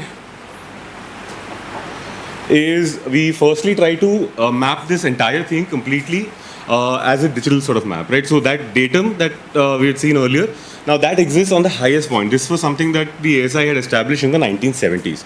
So we took that as the base, and then we sort of decided to make our entire database, this sort of datascape of the island around that. So that anchors the entire island in real space. Even though it's a GIS database, it anchors it in real world, right?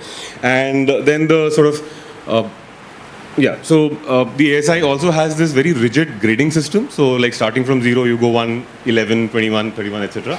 So that sort of grid needed to also be translated on the ground. So what we ended up doing was created these sort of QR codes that were along all of these sort of grid points, and we actually ended up using DGPS to try and translate those points on the ground. So you had these sort of rod, I don't know if you can see it very clearly, you have these rods, and those QR codes were were pasted sort of on those rods. Now those QR codes have another function, which we'll talk about now. Yeah. So what we ended up doing was we created this tool for the ASI. We just called it the archaeological field tool. And the idea was that as people are walking, as students are walking, as the sort of surveyors are walking, they find an artifact, they find a surface discovery, and they take sort of, and we've added options later here for the actual excavation trenches as well, but initially it was just this, right? And you have options of how you want to tag that. So, I mean, you can either use those QR codes, that automatically kind of links it to the server, or you can use your device GPS. One of the biggest challenges here is that the entire island is like a dead zone. There's barely any signal, there's no tower on the island, so you get something from across the ocean, but that's it, right? So, I mean, we also had to make it such a way that it had to be offline, that you could come back to the ASI office in the evening, dump all of that, and it goes up on the server. So what happens is that you discover something, you start taking a reading, and you're asked a bunch of these questions on your app, right? So there's a location, there's names, you can kind of modify that. This is it locating itself. You have a picture, of course. There's a naming convention that they have. You add materials, you measure the sort of artifact, all of that kind of starts going into the tool.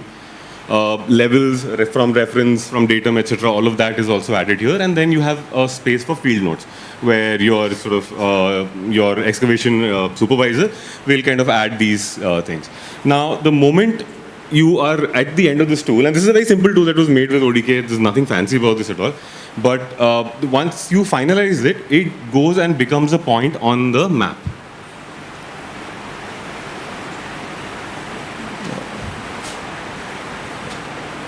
Is it stuck or?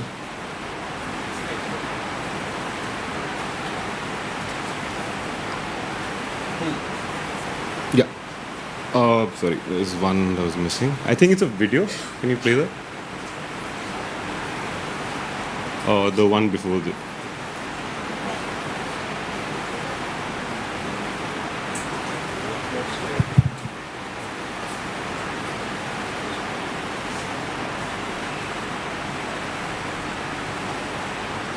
No, I think it'll be somewhere below.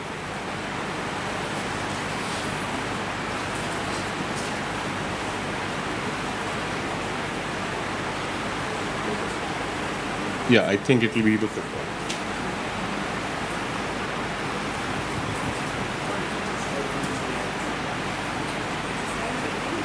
So next, after this.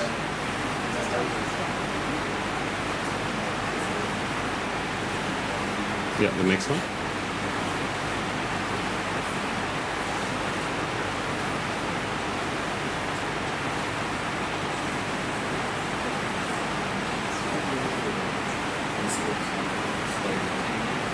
Not playing. Is it playing outside? Like if you can escape this, and does it play normally? It's not loading.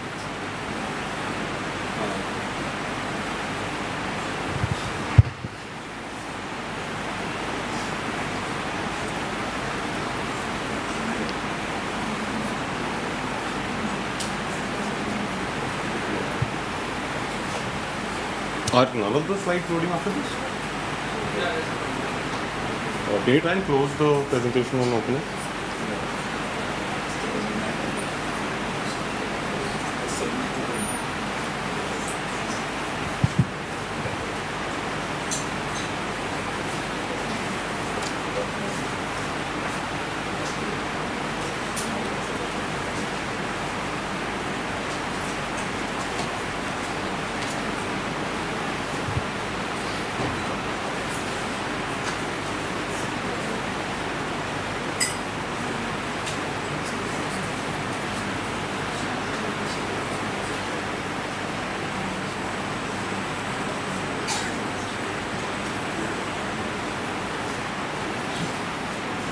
don't think the presentation has loaded properly. Can you maybe just close this and open it again?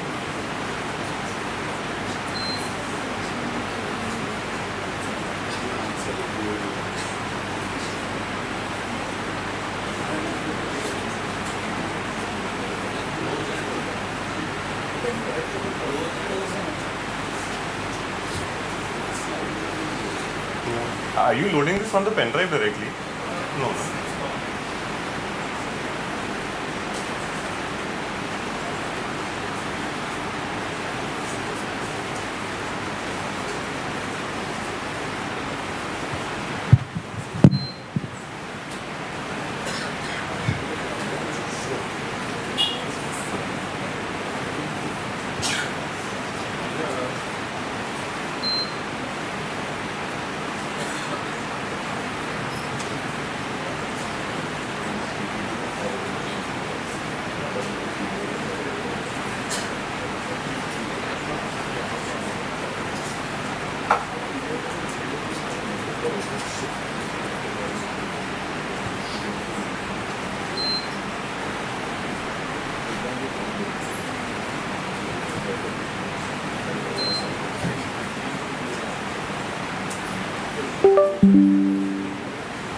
Actually, we need that slide.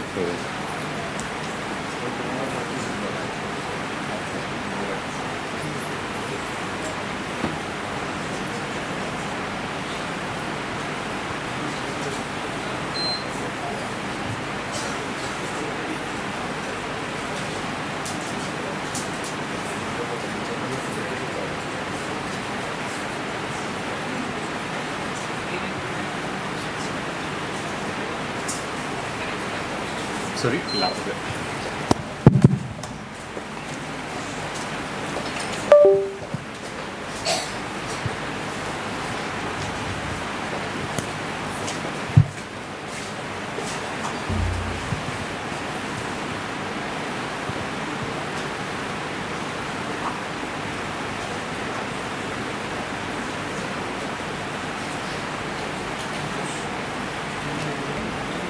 Actually, that video is necessary for what I was going to say.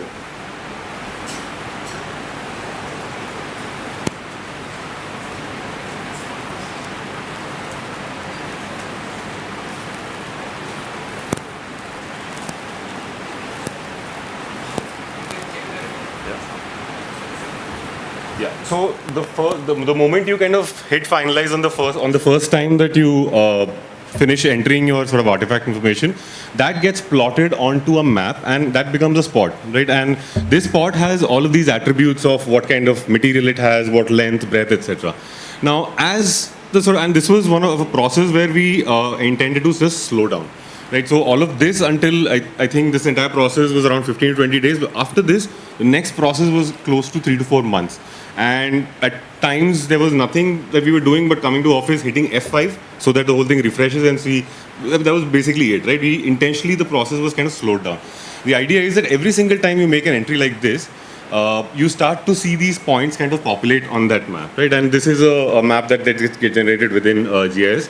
And as more and more spots start getting accumulated, you start getting a heat map, right? And the process of the dig itself is that every evening, a lot of your senior archaeologists, faculty members from Deccan, etc., will come sit around and they will discuss why we should probably look at that area and not this area because this kind of material versus that kind of orientation, etc., right? So this entire map also is constantly being built and rebuilt. In conversation with the archaeologists, we are kind of always tweaking the weights of what will cause a larger heat map and what will not. So what this ended up doing was giving us a sort of idea of where we can dig because there's very limited time and there's very limited resources. So this started to give us an idea of where we should be digging for maximum chances of actually finding our sort of artifacts. What's also interesting is, so this is an old map. This was when the first dig was planned by the ASI. These were the 3 points that were proposed as places where they should dig, and we found that actually only one of those places ended up being like evidence based. All the others were just actually random, right? So we ended up not doing any of those, and created this sort of grid system. So these are the different localities that were identified based on those heat maps. And this again was kind of then translated to ground in the sort of reverse process where we take this from GIS, take it into a total station survey and kind of then go start marking those things around. And what we have then are these excavation grids, right? And now we've come back to the ground there. Now, what you see, these are called excavation trenches. So these are 10 meter by 10 meter trenches where that's our team just sitting around and fooling around. And this is called a pottery yard where anything that's found there is kind of brought in together and all that. And surprisingly, out of the 7 localities that we did excavate, we found artifacts in 6 of them. Some of them like really history altering, especially in that large urn. You see, firstly, this is one of the first times such a large urn has been discovered in one piece. And there were 2 of them next to each other. Actually, there's one after this as well. And there were copper plates that were found here, which squarely put this 500 years at least older than the Shaivite caves themselves. So this actually ended up being a very, very useful process, which the ASI has now started to want to kind of now. So they're planning new excavations at Lothal, for which also this was apparently the ASI's first born digital excavation, and I think it's something that they're looking to kind of take forward, because we have to, like again how Mr. Desai was mentioning in the morning, there are some government officials that actually who are very dynamic and not really your typical government servants at all, and these guys do seem to be like that, and they're very on the edge, and they're quite forward thinking in that sense. So this is going to be a process now that's going to be followed for other places also. What we've also done is we've actually scanned the entire excavation. This is actually an older scan. This excavation has become much larger. What you see there is called a Pushkarni. It's a stepped tank, and along this was a stream, and this was a way to kind of hold that water for use on the island. So that was then kind of used to design, like your structures around it for preservation, etc. Now, of course, all of these have been completely filled in. So what the ASI does is, before monsoons, they will put back all the soil, backfill the soil, put a coin from today, so that if anyone else digs it again, they know that something has happened, and then seal it with tarpaulin. So now that is done. This becomes the only way that anyone has access to it. So the way these studies work is that you'll actually look at the stratigraphy. You'll look at a model. I mean, in real life, you'll actually go and look at the section, start marking it on site, and that kind of gives you an idea of history, right? So this becomes a sort of permanent, the 3D model becomes a permanent sort of repository of that information, and it's currently being worked on by scholars at Deccan and at Baroda. Right, this is another project again that we did with the ASI, but a very different sort of approach. It was this was almost forensic in nature. This is Vasai Fort. This is you have your creek here, and this is Killa Bandar and Pachu Bandar, and this entire extent is the Vasai Fort. And what we were trying to do is, this was an elective that we had conducted at KRVA, and the idea was to kind of discover the lost paths that were around in the fort and try to get an understanding of what life was like. Because, so this place was called Dombashe. And Dombashe was called because it was so opulent at one point that, Dom is sort of a name for, like Seth. So this became known as that, and there was a whole lot of historical evidence, text evidence about the kinds of life that were led there. But none of those spaces were visible anymore. So we went in over a week to try and identify and rediscover those paths. So these are the kind of structures that already exist. This is your main citadel, and right now this is a road that kind of cuts through this. And most of these paths and all are here, which we will see now. So, just like any other project, we've been georeferencing old maps to try and understand where to look first. So you have a bunch of these old maps, and then we kind of use that as a reference, then send students out to field using mobile applications to kind of discover these. So a lot of these paths that you see here, these are not visible anymore, but they're like this, right? They're heavily under vegetation, etc. But because they were used, it almost became like a treasure map. The students had that sort of GIS project on their phones, and then they were going around, so they could locate themselves. They could try and find out, acha, purane wala map mein yahan pe kuch dikh raha hai, let's go and try and find out what there is. Right? So this became a very fun sort of forensic exercise. And these are all the paths that we discovered. So the yellow ones are all exposed, sometimes paved paths, and the brown ones are all the ones that were hidden, and the one that we sort of rediscovered. In addition to that, very surprisingly, there I think, I don't remember the exact number, but I think there were some close to 60 wells in this entire area. So this entire thing is very hydrologically suited to hold water for large periods of time. So that's again something that we discovered over this period. And what we ended up doing is making a 3D model of this. And the 3D model was done for a project previously. But we ended up using the 3D model as a way to interface with the data. And all of this that you see are things that were taken from text by travelers, etc. And we took spaces, the real spaces there, and the students used AI to try and prompt it to recreate what life was at that time, right? So, like this, for example, was about the Nossa Senhora Church, where most of the weddings used to happen, and this was such an annoying process because you can just not get AI to do it properly. Like that one single video, we did some 8 or 10 iterations of because the stupid thing refused to give us iterations. There was one point where this guy is pulling out the sword. The sword is kind of going through the bride's head and whatnot. Even in this video, if I can go back. Yeah, I mean, even in this one, you can still see weird things like there's electricity lines going in the background. And there were things that we just couldn't get it to remove at all. There's another structure here called the shell bath, which was a very opulent sort of bath with seashells on it. No matter what we did, we could not convince AI to remove the clothes of people who were sitting there. So you got this video of like 4 or 5 Portuguese royalty in full clothes, sitting inside the shell bath, right? So a lot of stupid, see, I think you'll see the electric, yeah, there. This is supposed to be 1570s. Yeah? But yeah, so stupid things like that happened. But this was a very, very fun exercise just to try and discover this. And this became a very unique way for people to try and understand the history. So this is something that the ASI is now looking to kind of extend into a more permanent sort of exhibit there. The last thing I want to talk about is actually this sort of AI turn and what that means for pedagogy. Now, because of ChatGPT or Gemini, all of that, it has become extremely easy to understand coding, even if not understand, at least to generate codes, right? And subsequently using code to conduct sort of urban studies. And these are all maps that were, so this is Calicut. These are maps that were produced by the students of the second semester in the urban design and urban conservation program at KRV. And these are all maps that were generated by using code, right? Some of them are most of them are using Python codes, some of them running within Google Earth Engine with JavaScript, etc. But it becomes extremely easy to be convinced by this, right? Like this seems like, yeah, sahi hai. Like street enclosure ka to correct map bana hai yahan pe. Site level transit accessibility ka bhi correct map bana hai. It becomes a way of just kind of, already putting sort of thoughts in your head before you've even understood the thing. Now, I'll just show you an example. So these are the kind of maps that are produced, right? Very quick graphics, very impressive looking animations and all of that. This is one of our students called Jerin. These are the prompts. I'll just read that out. It says, I have 3 data sets: figure ground, plot boundaries, street data, building height. What use cases are possible to study? Okay, fair enough. It gives a whole lot of explanation about that. He says, I like the accessibility analysis part, where blah, blah, blah. Give me the code to understand that, right? So it starts to do that and it generates these codes. The moment it does that, it gives you this map and he presents it to studio, and this becomes gospel truth. Yeah, this is aisa hi hai udhar. And this becomes the way in which he proceeds with the studio over the next 1 month. Now, the problem with this is, I'll just show you the code that generated this. It looks complicated, it's really not. It's a very verbose kind of language. We'll specifically focus on these 2 things. Yeah?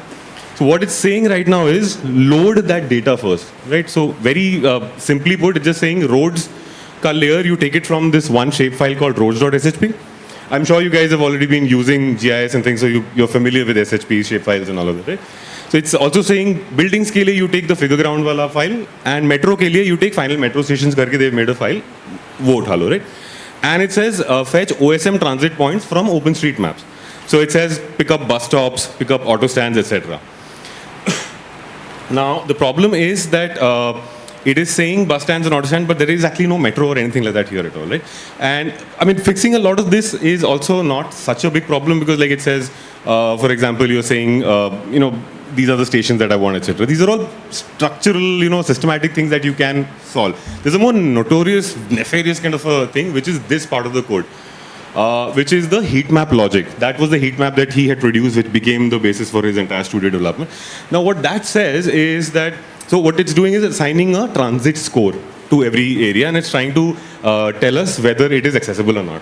So it says, so it's giving weights, different weights to different things. So if there is a metro within a 500 meter, it says give it a score of 5. It says if there is a bus stop within, then give everything in a 400 meter area around it a score of 3. And if there is an auto stand around an area of 300, give it a score of 2. Now, this is not something that he even looked at all in the code. He just assumed कि ये तो सच ही होगा, right? जो भी दिया है, and went ahead with this. Now, there's a problem with this. Firstly, there is no metro station there at all right now, right? So that shapefile that he loaded was proposed metro station. Firstly, that code already messes that up and gives it the highest weightage. That if there is a shapefile that says metro station, that has extreme accessibility, right? And in India, it doesn't work this way. This weightage would be exactly opposite, right? Your autos are the way to kind of achieve last mile connectivity. So all of those weights would actually be flipped. This, without a critical sort of analysis or even just a cursory look at the code to just go ahead and generate that map and then to build over it, is the problem, right? Because it has become so easy to generate these sort of very convincing graphics, it becomes very, it almost becomes habit to not look into it, because you see the product, you see the end product, and that is all that you care about, because it's also flashy, there's also animations, it makes you seem like Tony Stark a little bit, so it just becomes a way for you to very easily lose competence. This creates an illusion of competence, and that is a very, very risky situation, especially with AI coming into the classroom so much. And the last thing I want to talk about is this whole spectacle, right? Like right now when we talk about AI, we are talking either about the slop, stupid videos and things like that that are being generated, or we are talking about the companies and how greedy they are, how it's damaging the environment, etc.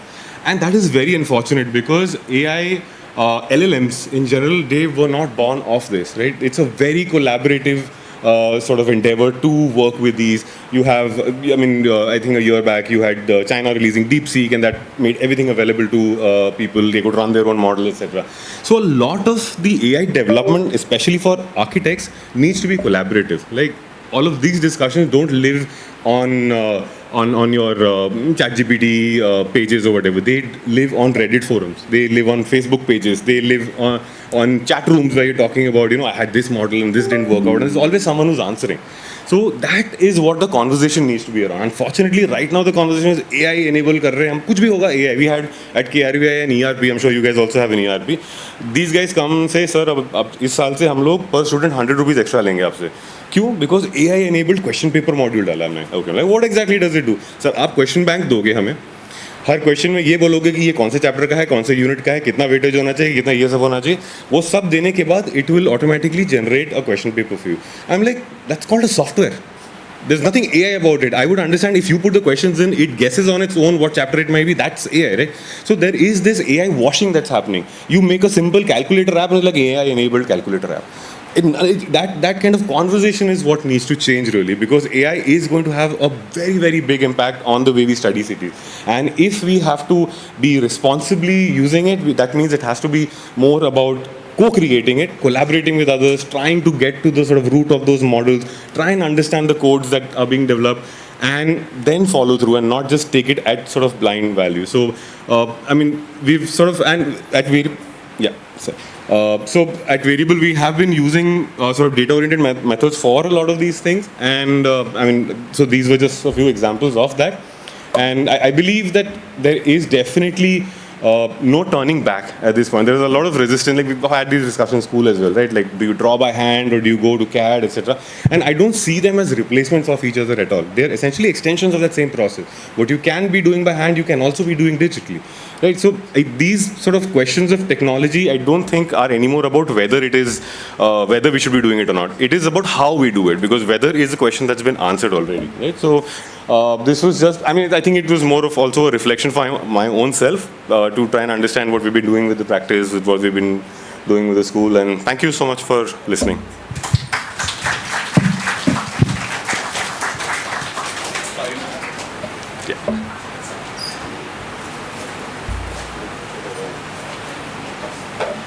Thank you, Ankush. Now I'll welcome our next speaker, Mr. Siddhartha Beninja. He is a regional planner, economist, trainer and researcher with extensive experience working with governments and multilateral organizations across the Indian subcontinent. His work focuses on urban and rural resilience, disaster reduction, climate action, youth participation in governance, and integrated development planning. He currently serves as Director of the Institute of Sustainable Development at CDSA Pune. Please join me in welcoming Mr. Siddhartha Benenjan.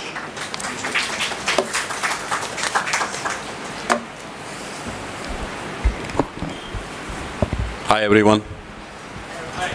How's the Josh? This is, I think, the last session, last presentation before lunch, right? Yeah. So I'll try to make it as entertaining as possible.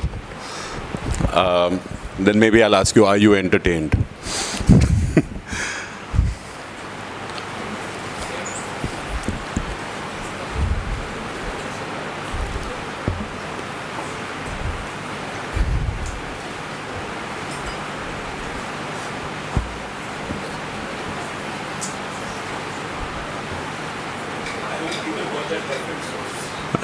Are you entertained?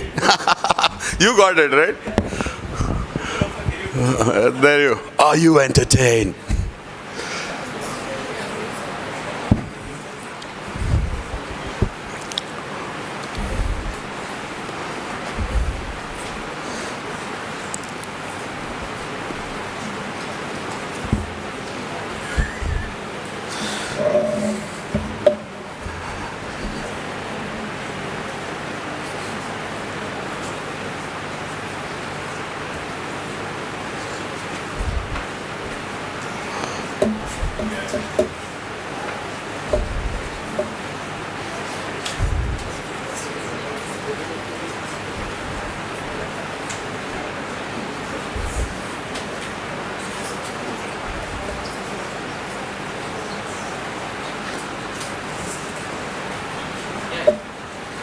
Okay, so guys, so data-driven urban practice. So I'd first of all like to thank Anand for giving me the opportunity to speak here amongst all of you. And it's been a while. I've been waiting for a while to speak in front of you. Yeah, so actually, I think this is this last presentation is great because it in a way brings together how data is collected, various approaches towards collecting data, and the quantified cities movement, which is, it's an outcome of me as a planner, and my team of planners and architects and designers being extremely frustrated with this lack of data. So in 2016, we all thought that we'd come up with something really cool to collect data around the city. You gave a stark reference, so we felt the same way. So yeah, I'm going to present the various tools and processes that we've used over the past few years. So these were the problems that we faced. So essentially, we felt that any sort of plan, any sort of design has to have the end user in mind. And in our case, when we are planning cities, the citizen is the end user. And so we realized that there are no opportunities for really taking good feedback from citizens, which stops us from making citizen-centric cities, essentially. So we felt that we should be introducing a way in which citizens can be part of the dialogue. And it's in the process of planning, in the process of design, and in the process of iterating our city, so as to speak. So we felt that we need to create this kind of a loop where we are enabling citizens to come in, share their issues, maybe even their grievances, but also share data. So Quantified Cities movement turned into a citizen science project. And it actually started answering all these questions or filling up all these gaps. So we've been running it in Pune for a while. And we've in fact also had the opportunity to run it in Delhi, in slums, then in Karnataka during COVID. We helped in tracking returning migrants. So I'll be showing some of that work. So yeah, typically when we think about, the Internet of Things and managing and monitoring cities, we look at these certain examples. We are talking about cameras, we are talking about flood sensors, mapping pollution from around the city. And it's nice. It's actually cool tech. I like it, but it's quite expensive, and it's not taking anything, it's not recording anything from the citizens directly. So we felt that, okay, that is a gap, and I actually love this tech, we realized that, okay, we can have this as one layer of data, and we can start overlaying other pieces of data which we get through citizens. We realized, okay, how do we get data from citizens? Because there are biases, there are misinterpretations in even how they understand the question that we ask them. So we have to start getting, we started creating more closed questionnaires, less open-ended questionnaires. If we wanted an open-ended answer, we'd make a questionnaire which had only one question, stuff like that. So we started using some techniques to get more accurate.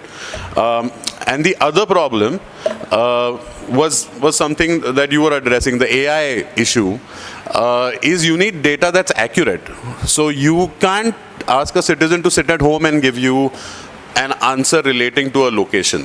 So what we started doing was we made this app called iNagrik. I'll jump to it. In iNagrik, we made sure that the respondent may be a citizen, may be a college student, may be a government official, may be our people. We have to be at the location when we upload that data. Of course, there are some problems, which is if you're not online, if there's no coverage.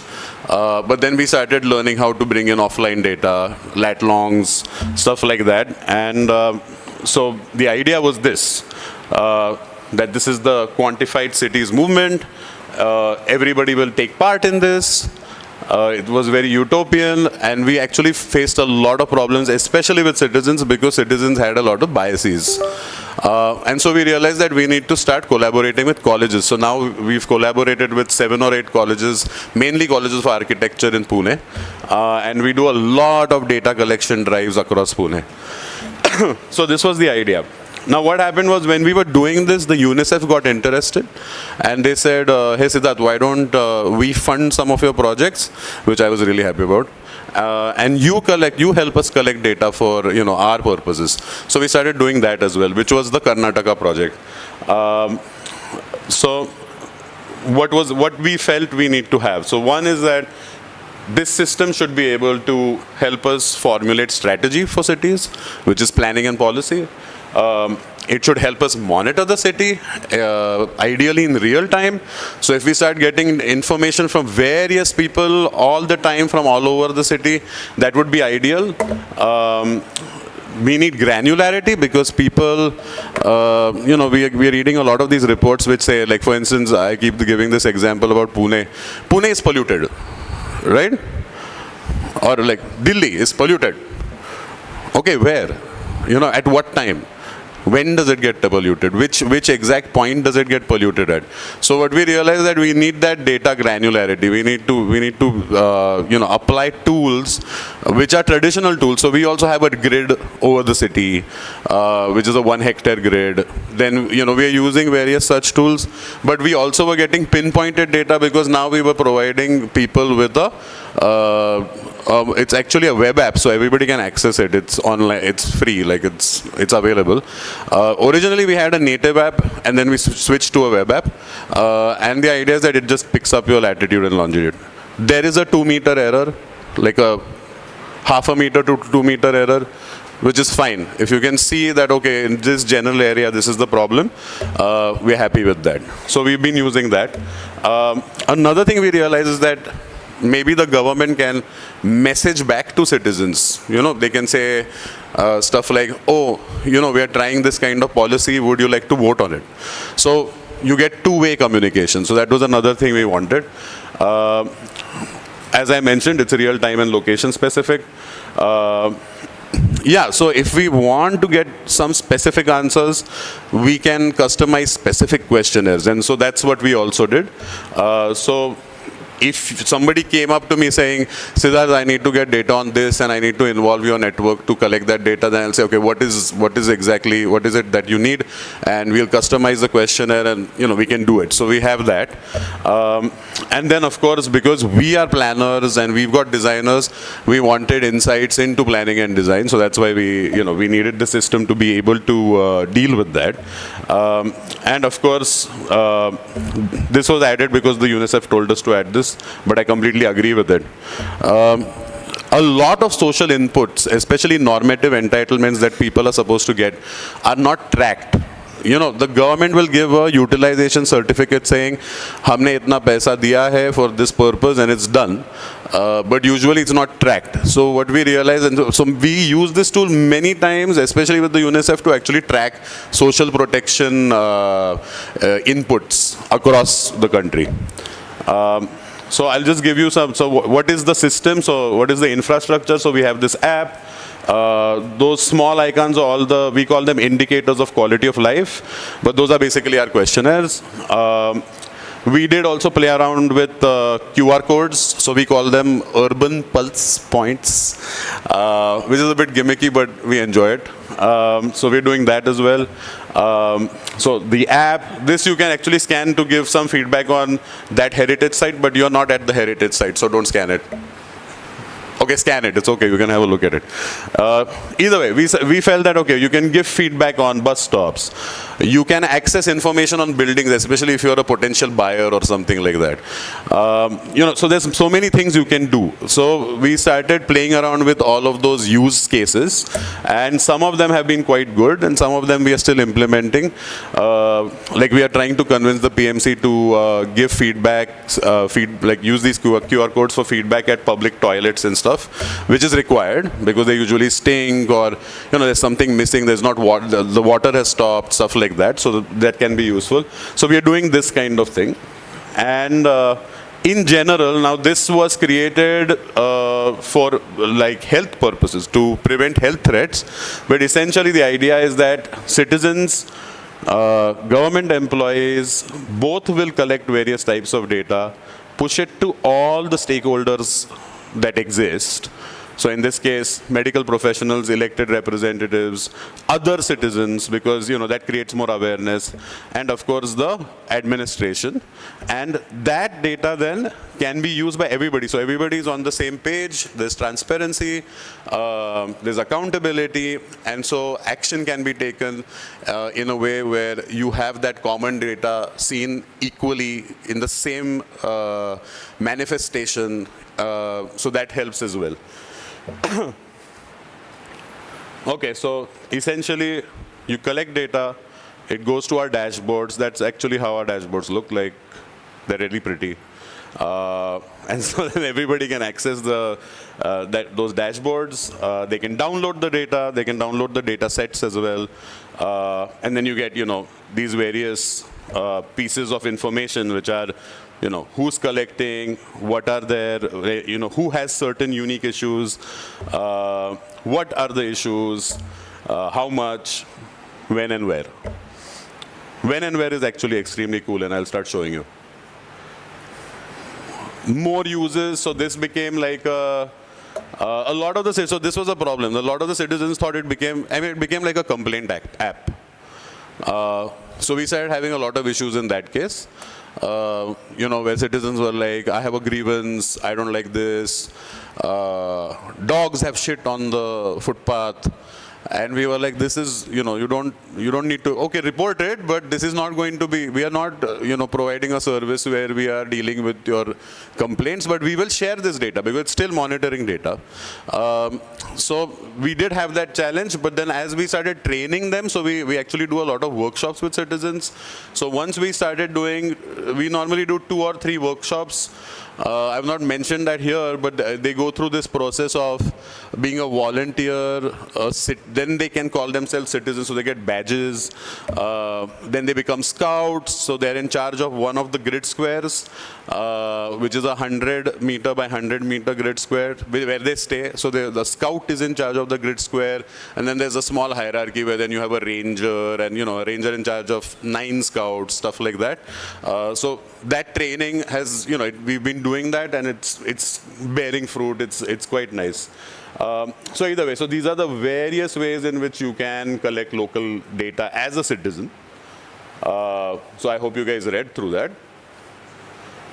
And it also works as so this was like a grievance dashboard. And we realized that we shouldn't be doing this, but now we did it. It worked. Some of the departments are using it, not all of them. But it has helped. So this was one of the use cases.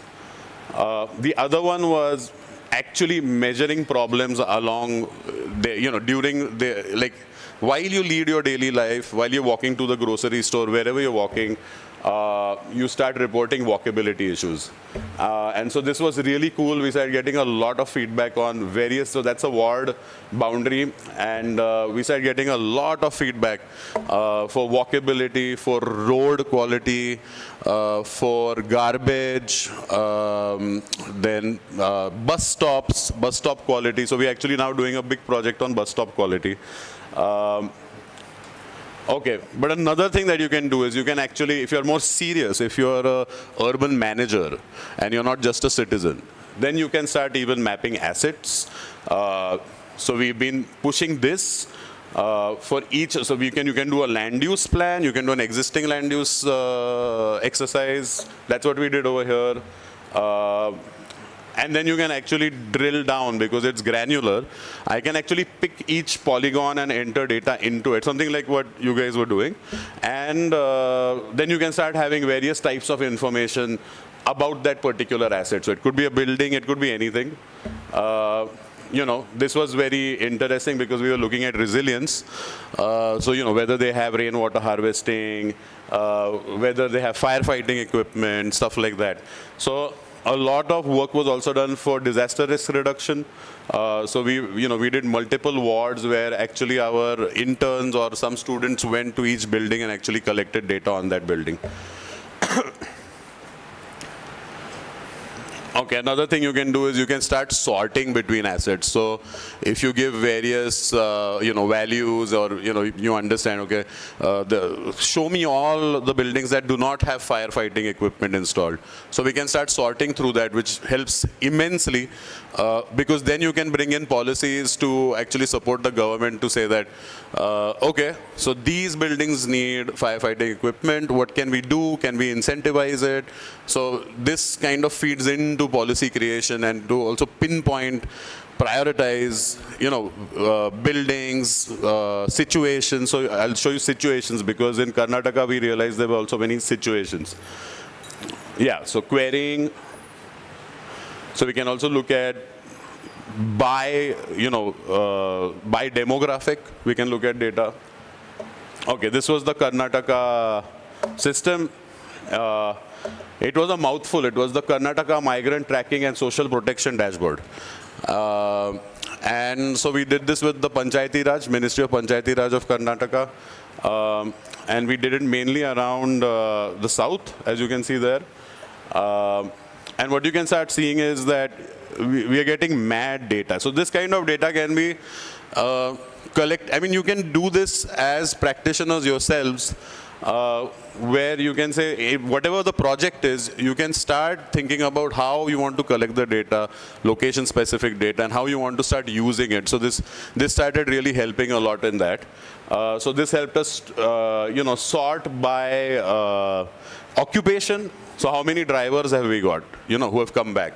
How many mechanics have we got? And so can they go back into the field, in the sense, in Karnataka, can they get jobs? How can the government support them? So these were questions that needed to be answered. They needed to know the location. They needed to know how many clusters of people there are. Where are most of the people who are drivers? Are they spread all across, or is there a cluster of them? So you start understanding that kind of stuff. And what was very important was, as a social protection mechanism, there is something known as the Arogya Karnataka card, something like an Aadhaar card. So we were able to sort out how many people did or did not have an Arogya Karnataka card. So we started seeing like distributions. So very interesting stuff where it comes to looking at data. I have now been told that I have only 5 minutes, so I'm sorry. Yeah, so finally, finally, what are the various broad uses? What can you do? So you can identify gaps in infrastructure. You can identify small term problems, like something that needs to be repaired quickly, like maybe a street light. But you can also look at long term problems, where you can also even understand how much time it takes for the life of a particular piece of equipment to finish off. So it helps in tracking assets, asset life cycles. It helps in pinpointing where problems exist.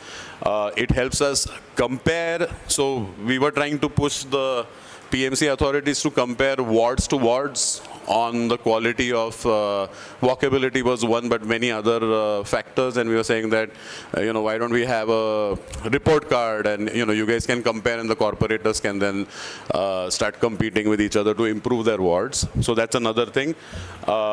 Helps us benchmark, of course. So we say that, okay, this is the base year compared to this year. How do we improve? How do we change? So we can keep monitoring. And then finally, like I said, for wards, you can also compare between cities. These are just quick examples of what other cities are doing with IoT, but I don't think that's relevant. I'm done. Thank you.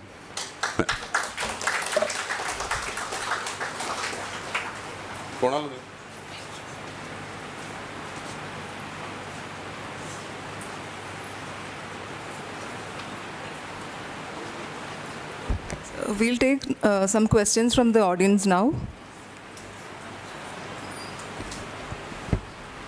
Any questions? Yeah, can you pass the mic? Maitreya has a question. Can you pass him? Who wants to ask? Some student? Yeah, yes. So just one question, and I think Siddharth's presentation did cover it. The challenges, one of the data challenges that we have in India is, we look at all the formal data, but there's a lot of informality in our cities, a lot of data which is not capturable, which is kind of hidden. We have people which are invisible, right? So that's one of the challenge. That is one. But secondly, also our cities are dramatically changing very fast, right? So if we are mapping a data for a particular place, how do we make sure that they're de-risking the thing that, today we have that data, but then a month later, that data is kind of irrelevant because somebody has, built over a park or encroached upon a nala or whatever, right? So these are the two kind of challenges that, I kind of thought of. One is the informality, and then one is the fast-changing nature of the city, and how do you capture that data? Maybe there is a informal intelligence that you have to tap into at a very granular level. So any comments on that would be helpful.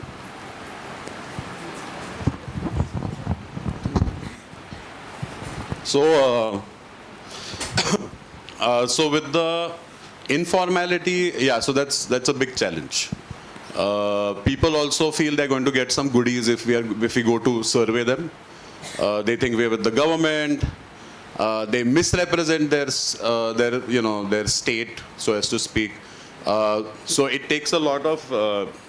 So when it comes to say recording data through interviews, you need some experience, or you need to keep away from some questions. So some mitigation is done by just keeping away from some questions.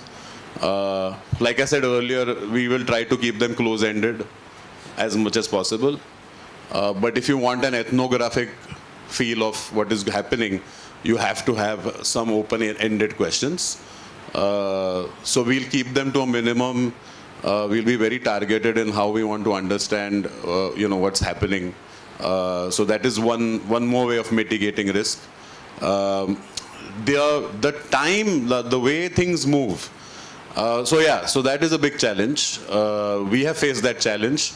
From a simple thing like talking about, say, a road having a pothole. This is not a permanent problem. And the way authorities work. So in our system, the authorities can directly receive that information. Ki ithe problem hai, that they'll get. But then it's their timetable of how to solve that problem. And they are not going to write back to us saying that we solved it. In fact, they don't write back to themselves also saying that we solved it. So unless you get something known as a UC, utilization certificate, which says that, okay, आम्ही एवढे पैसे खर्च केले. So that is a big challenge. And that is, say, if you're tracking where you have multiple stakeholders who are part of that process of dealing with things. But a way to mitigate that is, so what we wanted to do was make the system more like a social, what do you call it? Like an app which is used by everybody in their day-to-day lives. But incentivizing that is very hard. We've tried to gamify it. We've tried to do a lot of things, but it's not really worked. So that is a big challenge. But otherwise, the idea was that, I walk out of my house, I see a problem, I check iNagarik, I see somebody else's upload, I can validate it. I can actually, it's geo-fenced, so if I'm within 20 meters of that upload, I can actually click on it and say valid, and that gives a thumbs up. So you get even like a prioritization, because then you get more and more thumbs up. If it's thumbs down, we know that maybe it's not there, and then we can deal with scrubbing that problem. So that is a big challenge. There are some ways to go around it, and in some cases, it's almost impossible, especially when you're dependent on others to update that data. That can be a big challenge.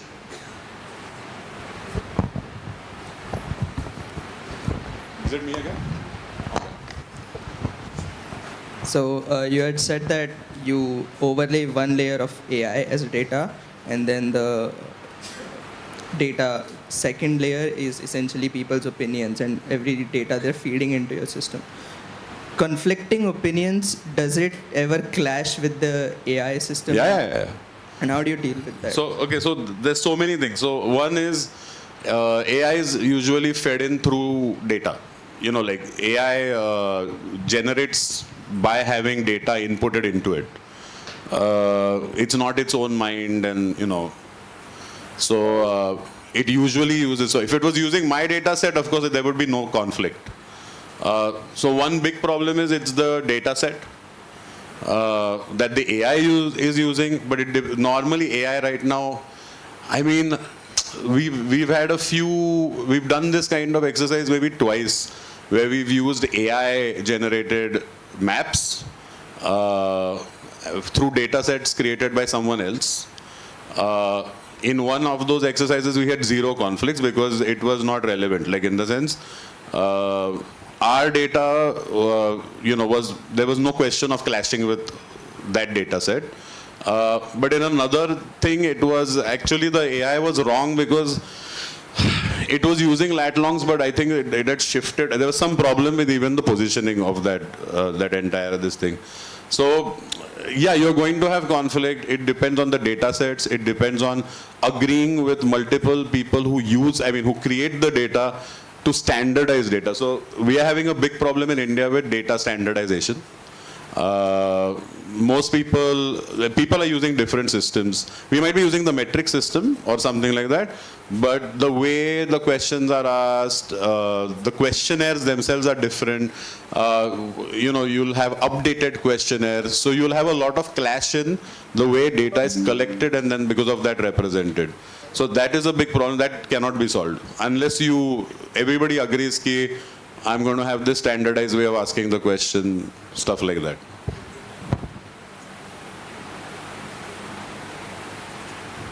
Can we go for lunch?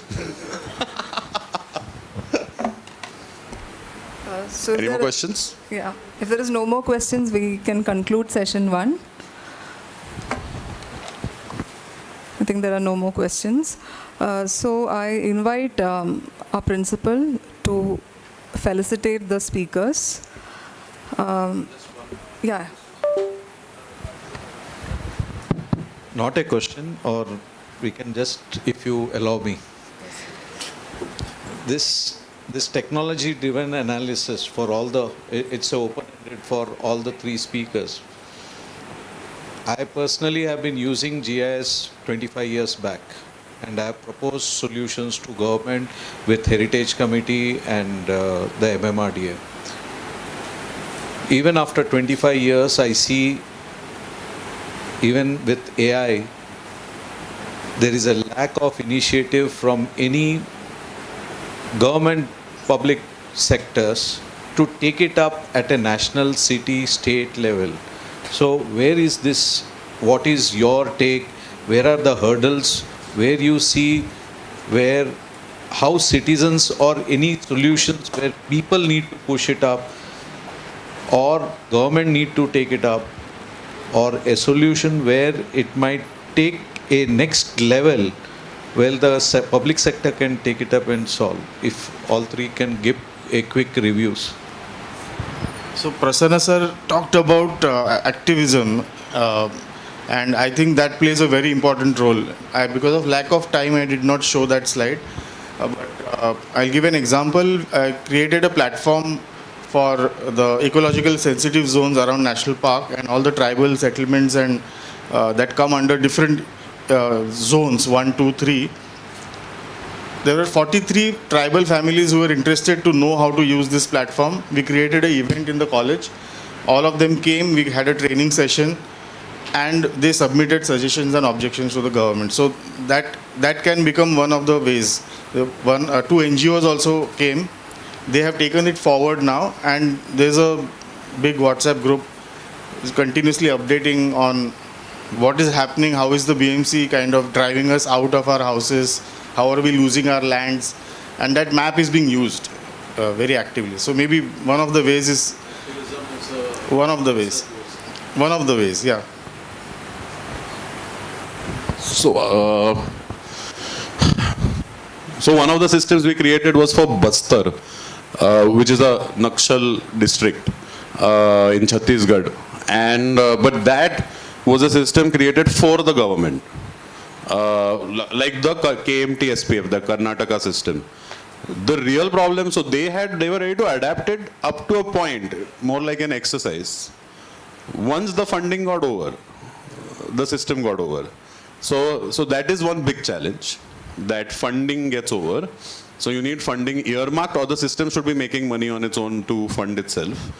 So that's one issue. The other issue is, so there is resistance from the government in some cases, some officers who feel uncomfortable with such a system. Transparency. And so they don't want reporting to happen, So one solution for that is, so what I'm doing now is, in Pune, I'm going to all the corporators and I'm saying, Dada, apan karuya. And they are like, ha, karuya, mast hai. So that's how we are actually getting more and more people involved. But then that is also, we have to deal with accurate. We know that a lot of the data collected will not be accurate. So there's also that kind of a issue. Yeah.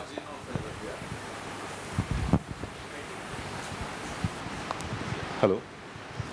I think, you're right. One of the challenges definitely has been this sort of resistance to adopting this. It's also because generally as government offices go, there are a lot of these digitization programs that keep coming. So I remember the first time around we had made this and we were at the ASI office in a meeting. We said कि ऐसा हमने करना है, and they were like एक और digital आ गया अभी फिर करना पड़ेगा बैठ के. Basically for them it just means that they have to double the work. So if you are able to actually show value in it. So in this case, because it was eliminating work for them, where that sort of antiquity registry was being created on its own. In fact, it happened that we lost most of the physical antiquity registries on our way out of the island. So this became the only way we had data about the. So that then became a way to sort of scale, because then that, reports about that went to, let's say, Gujarat. Then they kind of got in touch and said, oh, we heard that you did something there. We might want to try it here. So that, I think, just that sort of clear value proposition in what we're doing. I think if people are able to, including governments, are able to recognize, I think helps a lot with scalability. So for students, how do you interpret the session 1? Sorry, I'm taking Sameer's role. He was the moderator, but we have a shortfall of time.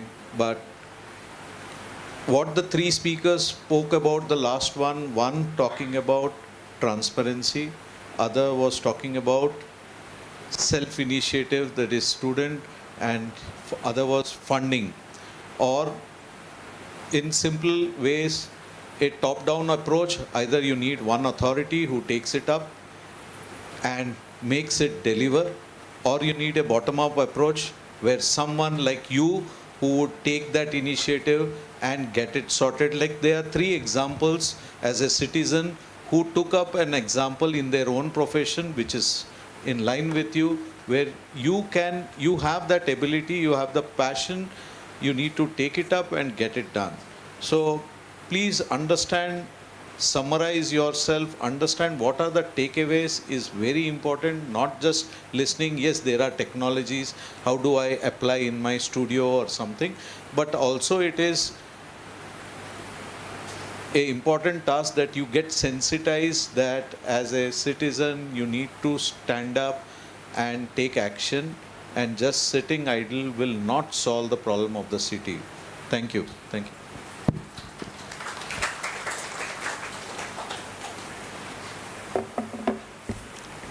I invite Anand sir and all the speakers on the stage.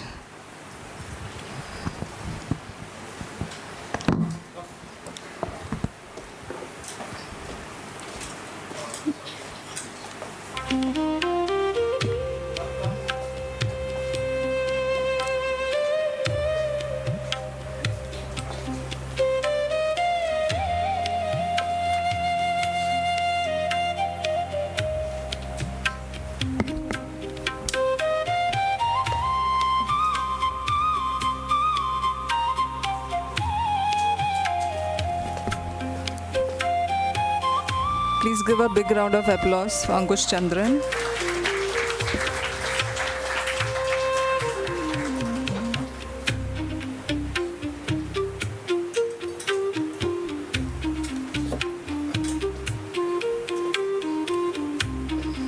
Architect Abhijit Ekbote sir.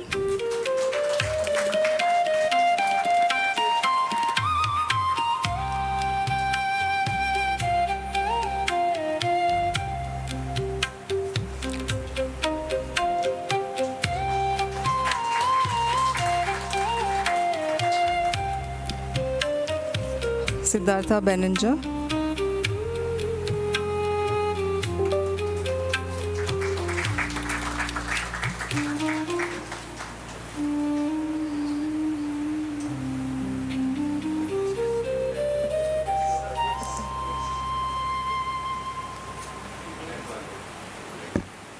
Can we have a group photo with all the speakers?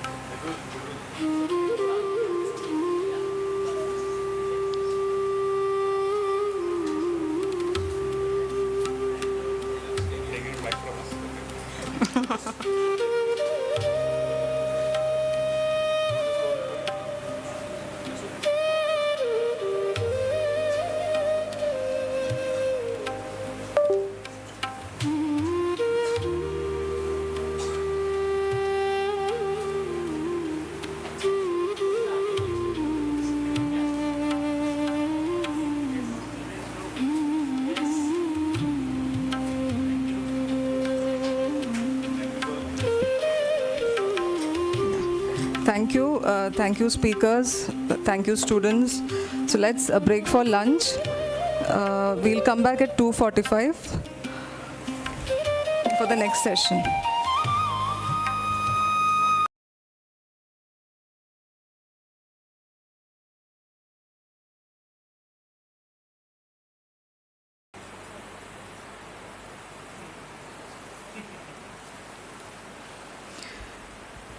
Good afternoon, everyone.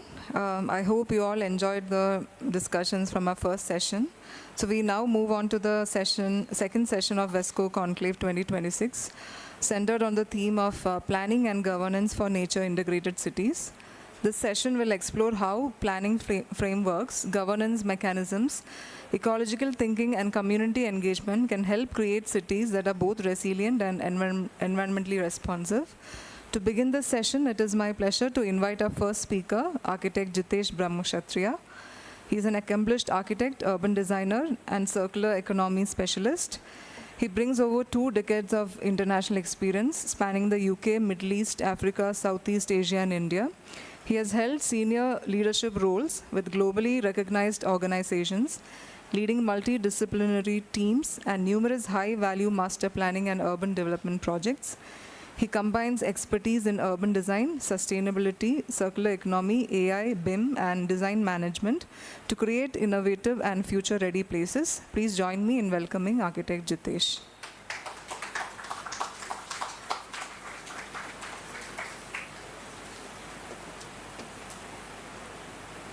Hello. I can do with that mic, it would be easier.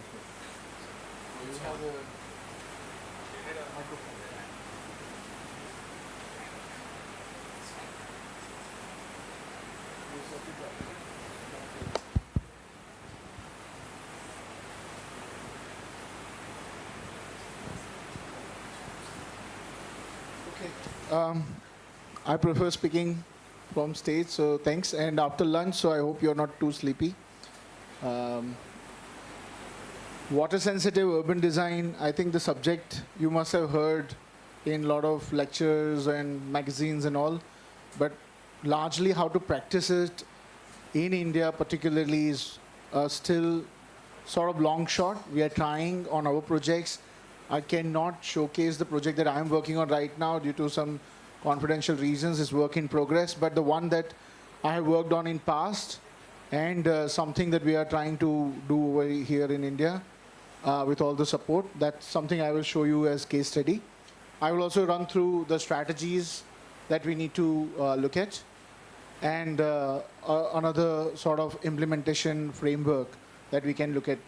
Maybe this is just a subjective implementation framework from my end, but you can have your own implementation framework if you are comfortable building your own value in the market and build the strategy and implementation framework of your own.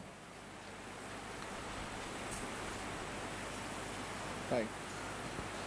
Okay, so framework for urbans. Yeah, so this is very important. I mean, I was talking to the team over here, your tutors, that today morning only 20 minutes of rain and Kurla Road I was coming through had a lot of flooding, and why we are facing that. So this is a social reality. I mean, people call it environmental reality, but I'm calling it social reality because it's not environment that is impacted, it's us who are impacted. We are not able to go through on time to our work.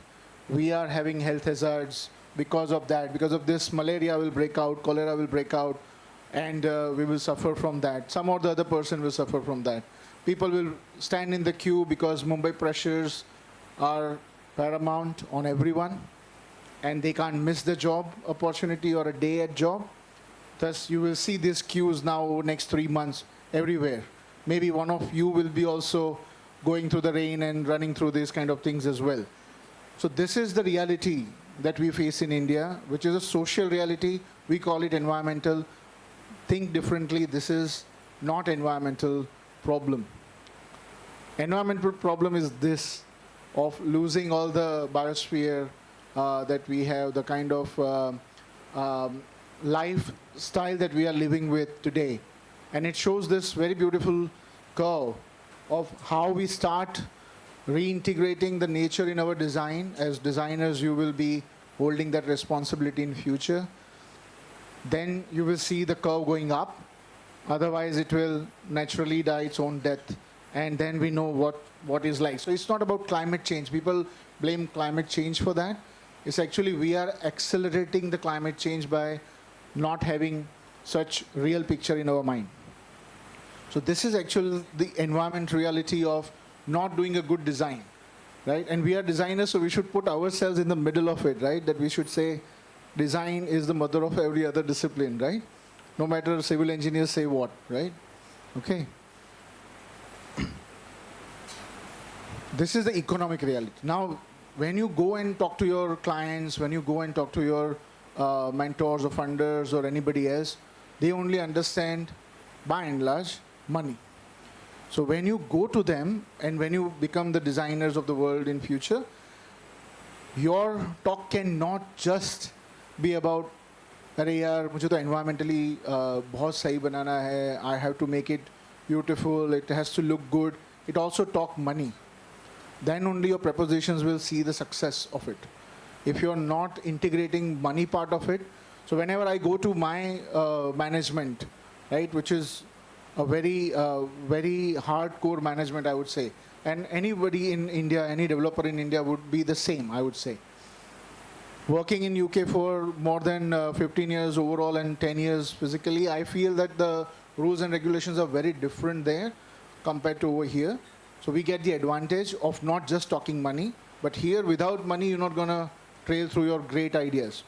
So when you go to them, talk these aspects as well. So when I talk to my team about environmental challenges or sellability challenge, if I have such kind of master plan done without looking at the environmental challenges, without looking at the water sensitive urban design, it will have an impact on my sale rates, it will have an impact on my livability, it will have an impact on my O&M, right? So these are the things which we talk about as well to make sure the economy is part of the whole thing, right? And one thing we must understand is we need to start living with water.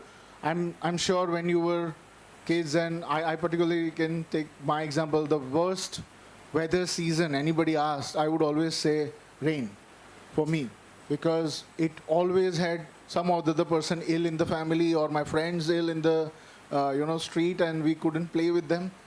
And it used to create a lot of chaos, which it still does. Rather, it has increased compared to when we were growing up. So living with water is all about designing it into your system, right? Like we design windows and doors of the building. We need to design with water in our master plan. I don't want to go to the literatures of this. I think you are getting what I'm trying to say. If you want more questions, I can, of course, later on answer all that.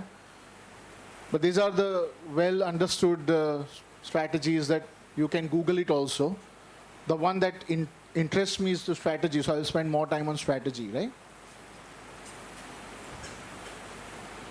The challenge, as I mentioned before as well, is the problem between governance, design, monetary, all these things are not coming together anywhere in India, I particularly would say, and of course globally also these challenges exist. It's not that everywhere in the world everything is so easy to do. The challenges are there as well, whether it's Middle East, whether it's UK, whether it's Europe, and across the globe. So I have personally worked on 35 countries, projects spanning across 35 countries, and I can tell you more than 60% of the countries had same issues that what we are facing in India. It's not that we are quite different and we should be jugadus of the world and we need to be very proud of all these shortcuts that we take.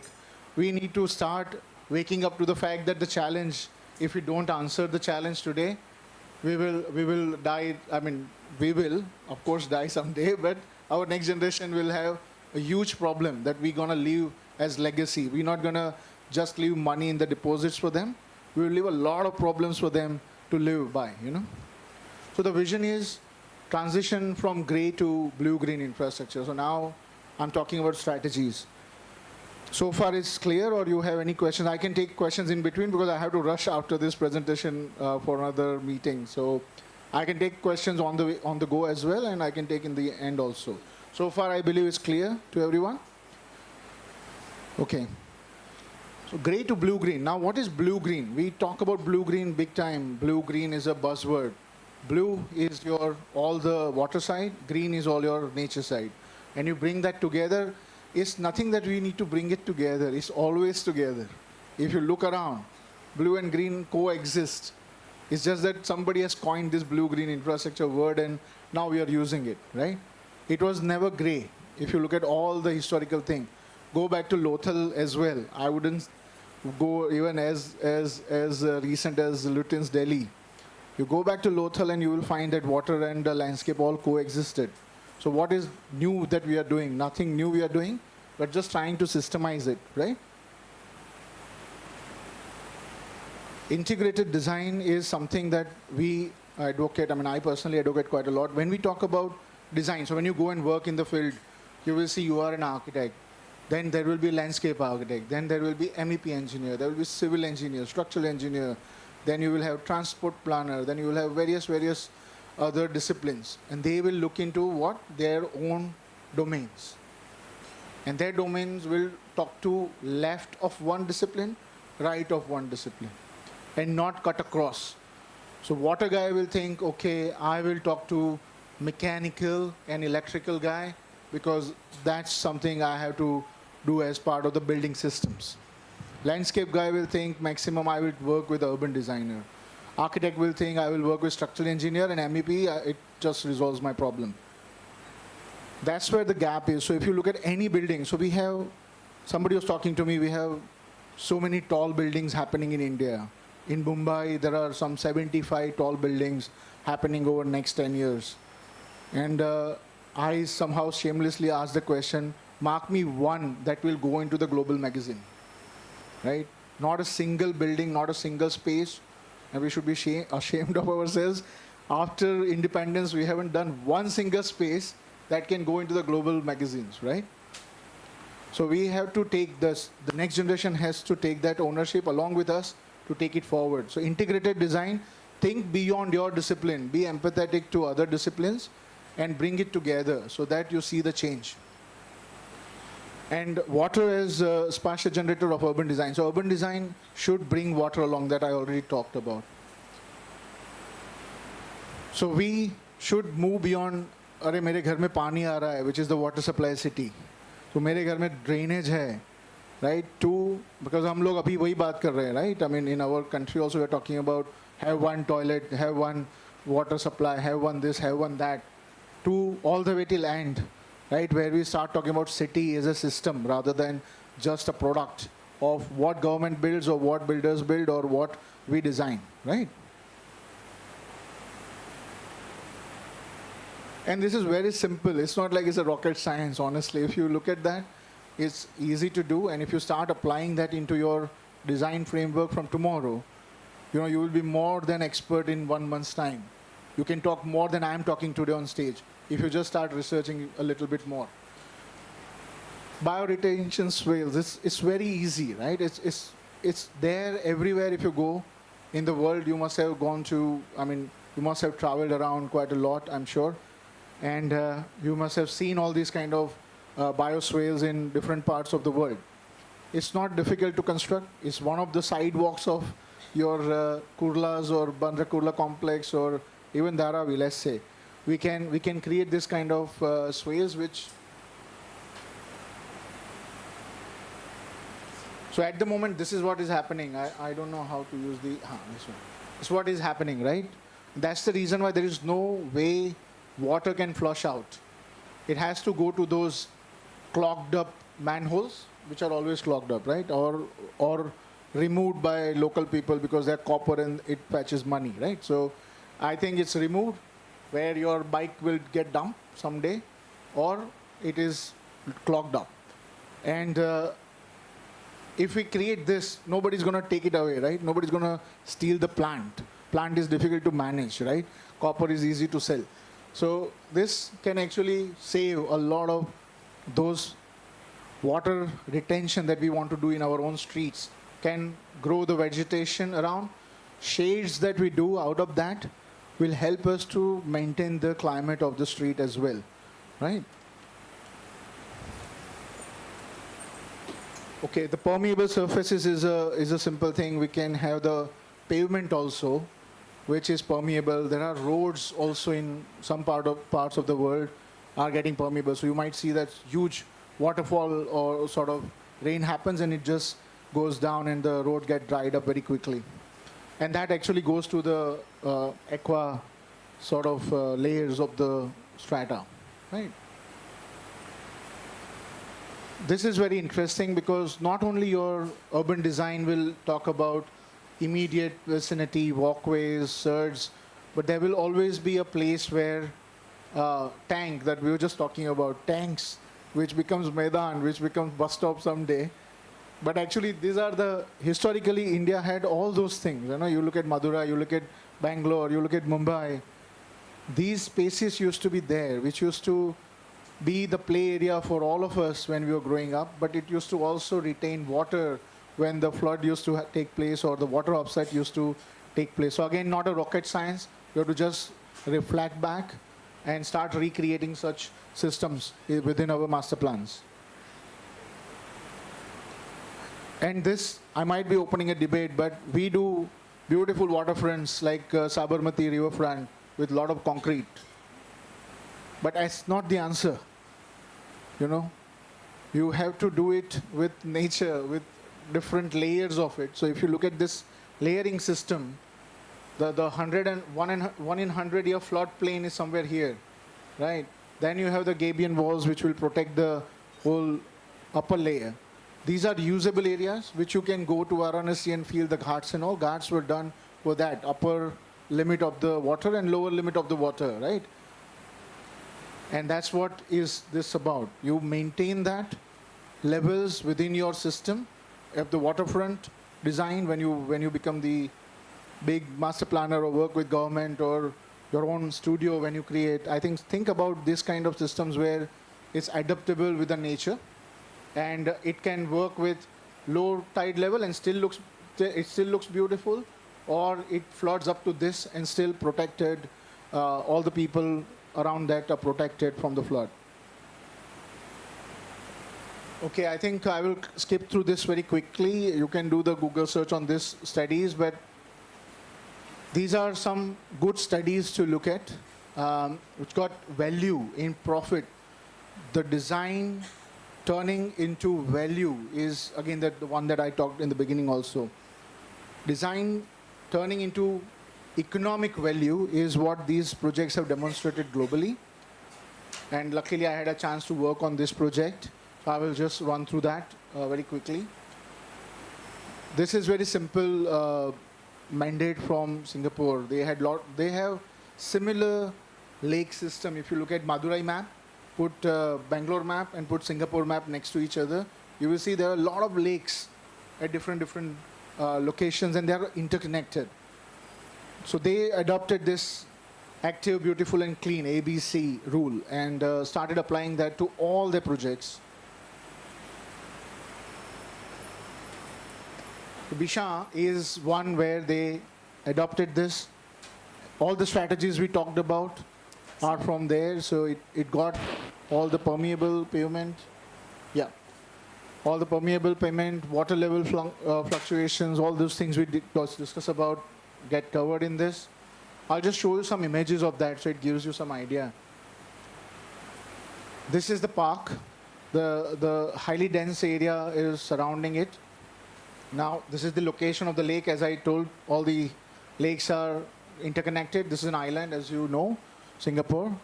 And it used to be like this, concrete lining and swale running through that. They changed the section to more natural terrain and the layers that we talked about, and it became like this. So nobody is standing around it, right? It's a backyard, it's a sludge in our case, because nobody is standing around it, using it. You know, your kid is not gonna be sitting there, or somebody is not gonna be walking around because it smells. Instead of that, they changed the whole thing to make it public realm, and then all these things changed the whole water system underground as well as above ground, right? And when flood happens, so this is the actual size of it. When the flood happens, it still accommodates all that into it, and it thus doesn't flood the community around, right? Again, the same, this is how it used to be, which is how we have most of the time in India, and this is how they turn into, which is where we should be going as well as master planners and designers. Some of the images from that. So key takeaways, I would probably leave it. I think the presentation will be with you. You can look at that. I will just have limited time. To know RCC in your drains you do. Try and do more bioswale arrangement in your master plans. Leave some space along your walkways to have this kind of permeable surface. Your roads can have proper drain system. Landscape, architecture, urban design, master planning, infrastructure, they are not different fields. You are holding one paramount field, which is what you are from, but there are other fields which you have to be empathetic about. Take them along so that it's not about, I don't like engineers or I don't like architects. It's more about we work together to make a better place for my client, right? Okay, I think I'll just quickly go through. So yes, we have to work with governance, government, get these things done. But one very important thing which the last session talked about is the AI and use of digital twin. I think we should have that in government system, which is implemented elsewhere in the world. And I think I was very happy to see about 2 days back there was an announcement from BMC that they will start moving on to AI. So if that gets implemented, I think it's a very positive move.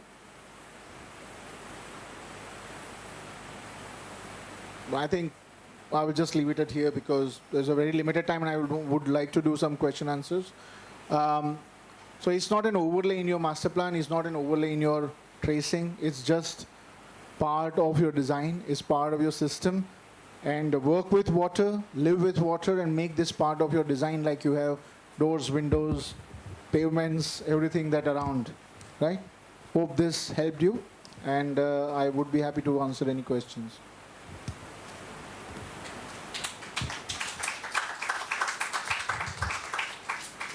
So Jitesh, thank you so much for a very interesting presentation. And it's very easy to see how you said that all the disciplines are really one and they blend together. But a thought as an academic that I had was that maybe it's time we start looking at the way we build on the land a little differently. We always say we build on the land and we keep the water away. Maybe we need to realize that we're actually building on the water. And the water that we're building on is either a huge amount or a smaller amount, but the water is always there. And that is something which we need to tackle, so we start from there. So this is a takeaway that I've had from your presentation. Maybe if you would like to add a little more to what I'm saying or whether you feel that it's framed properly, you could just share your views. I think that's a beautiful way of summarizing it. Living with water is what we are even trying in one of our projects, living with water in actual design. Right? You will see that in some time when the master plan gets published and all, but it's very important to understand that philosophy that we are building on water, we are building on nature, and nature has to be part of our design, and that will help us to make the designs better. Maybe we could take a few more questions if anybody has very quickly. Any more questions from the audience? Yeah. It's not a question, but an observation. So, right now I'm a landscape architect, and we are also trying to do this rainwater harvesting system, and also we try to create constructed wetlands, not only for human. There are a lot of organisms around us, so we are trying to respect all those things. But the problem is when we are trying to initiate such kind of work where we are converting the traffic islands into bioswales and all these things. So those looks pretty amazing on slides, but in reality when we are trying to get it up, there are a lot of problems comes. Like underneath the ground, there are a lot of utilities and other things are going on. So I think it is very important to make it more like instead of interdisciplinary, it should be a multidisciplinary program where the other planners and other people also need to incorporate. It cannot be limited to the architects or any other fraternity. So I think the things which we are showing, it would be nicer if we can make an integrated portal, maybe all other services like architects and the other landscape architect, town planner, everyone need to sit together. Then only probably those bioswales and all those kind of things which you are trying to converting the ground for the other living organisms and all rainwater issues. So maybe that is how we can sort it out. So that's what two messages I wanted to communicate in this presentation. I think two more than enough for the audience. One is living with water, and then the second was you are not the only discipline you are running. It's the discipline across. When you have the empathy for other disciplines, understanding of other disciplines, then only your design will become better. Only your design, only your product will not get you far. It will get you a couple of projects to succeed, but to have consistency in your success, you need to have this integrated approach, which is correct. What you mentioned is why you see the success where we are seeing. And that's what we are replicating with all that integration that you mentioned. The other thing which I feel integration-wise, which one thing that, Madam and Samir can look at with Sir is, Arshad Sir as well, that we have more cross-functional teams on projects.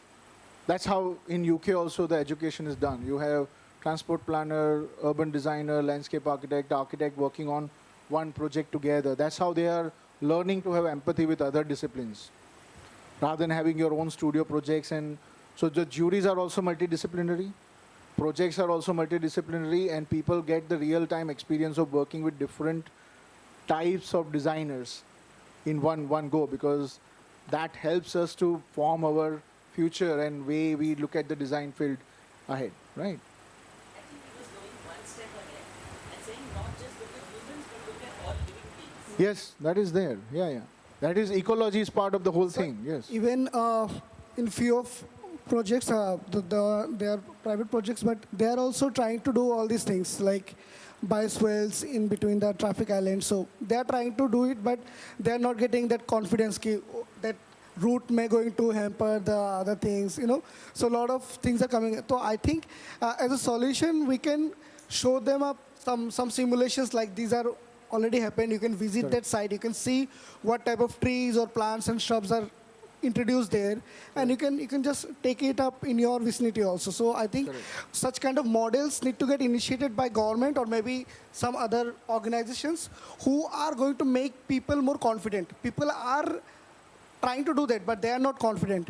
And that's true. Yeah.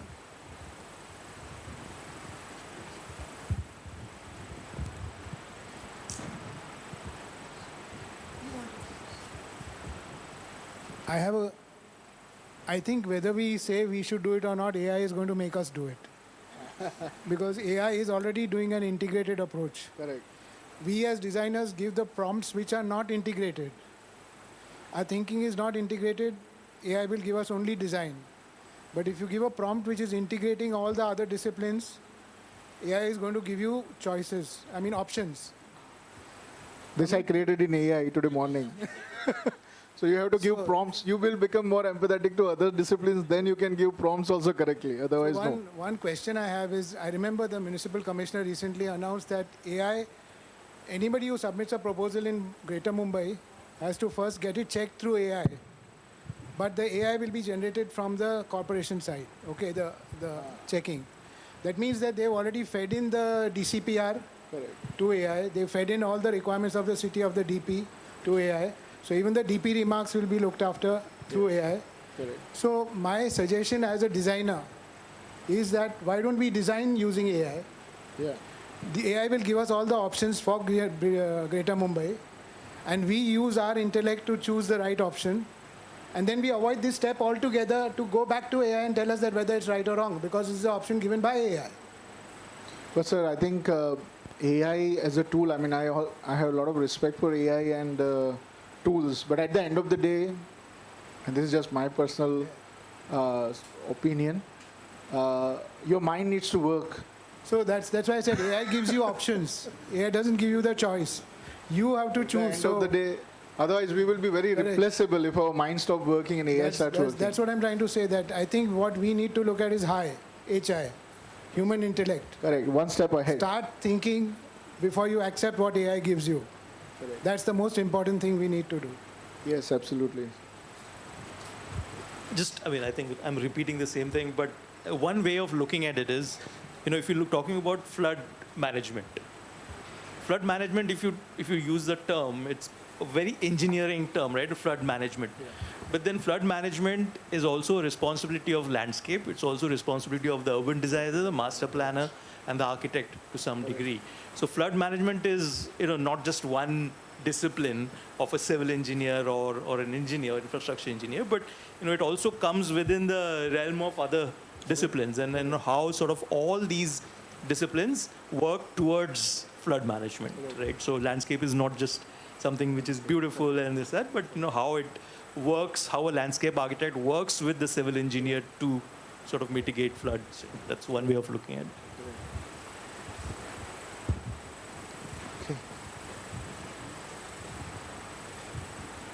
Done? Any more questions from the audience? Okay, very limited questions. I hope you well received the presentation. Thank you. Sir, I request you to remain on the stage. I request Harshad sir to kindly felicitate architect Jitesh.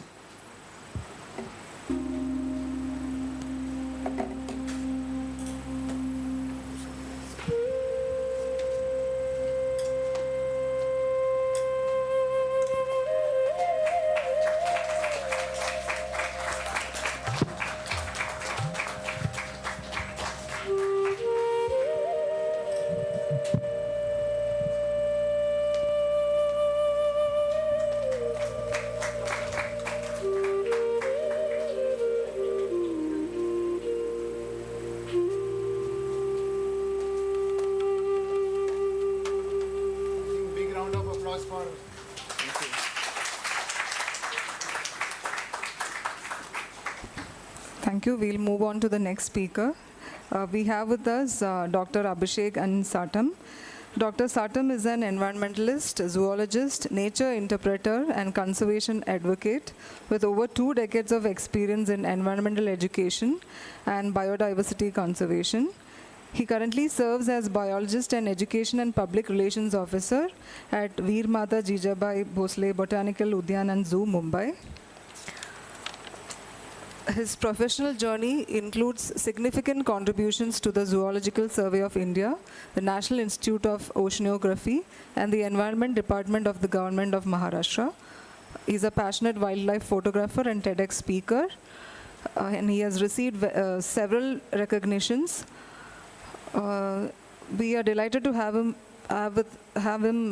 with us today to share his experience and insights. Please join me in welcoming Dr. Abhishek Satam.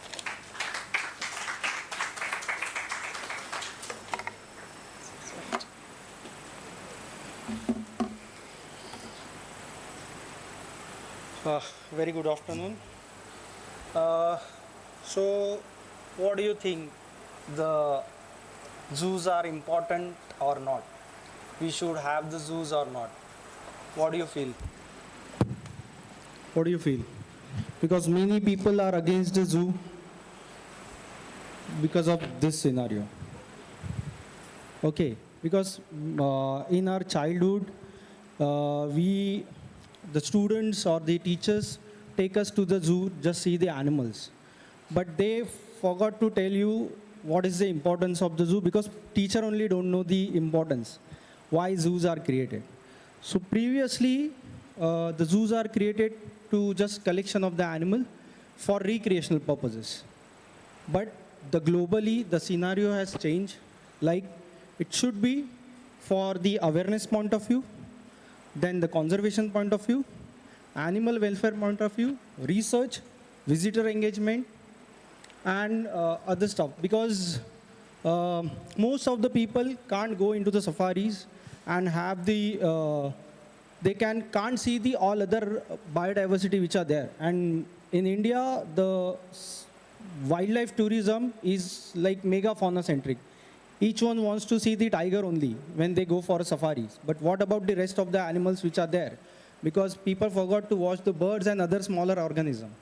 And secondly, for the students, again, the college going students, it is again very difficult.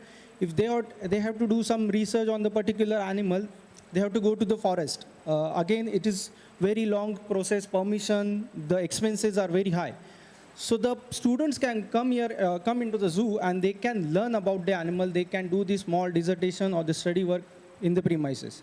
So that's why the zoos are important, because the major role played by the zoo is education and awareness.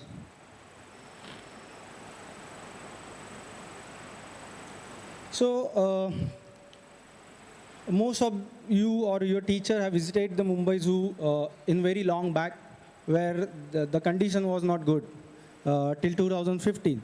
So again, this entire botanical garden and the zoo is established by the Britishers in 1862. So this year we are celebrating 164 years for this beautiful green space present in the South Mumbai, and it is one of the green lung for the Mumbai city or the central or the South Mumbai city. It spreads over 60 acres, and in that 60 acres we have 6,611 trees of 283 species from 6 different continents.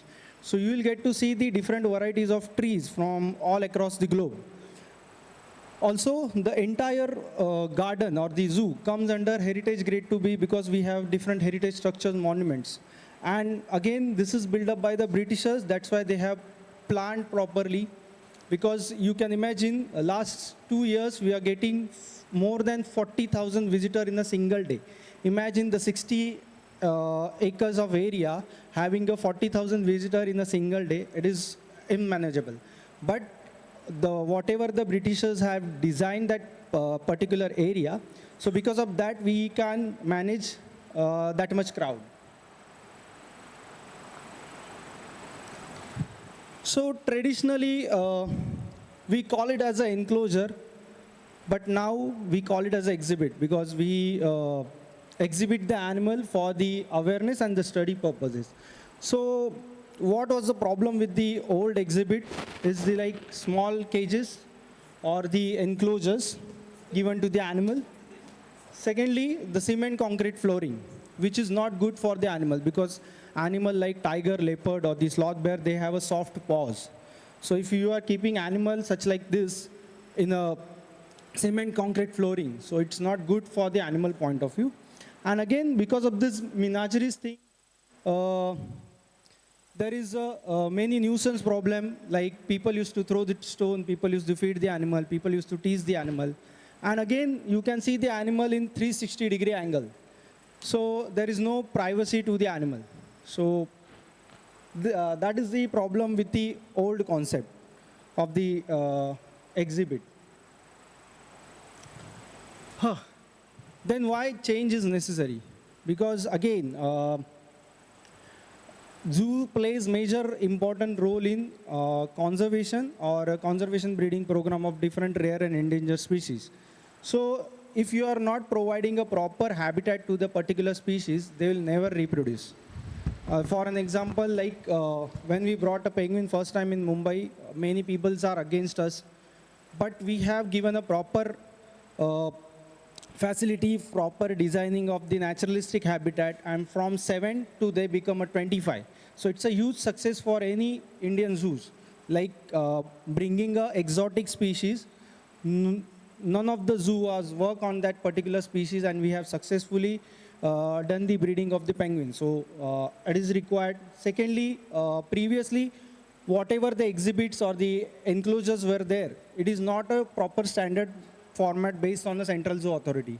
Because Central Zoo Authority has done a proper rules and regulation for a particular species, how much area should be given, what are the different habitats should be given for the particular species. So, and when the visitor come, when they see the exhibit or the animals, they should take some positive messages through that exhibit. So that's why the changes are necessary. The major challenges was the zoo is in urban space, so we have a limited space.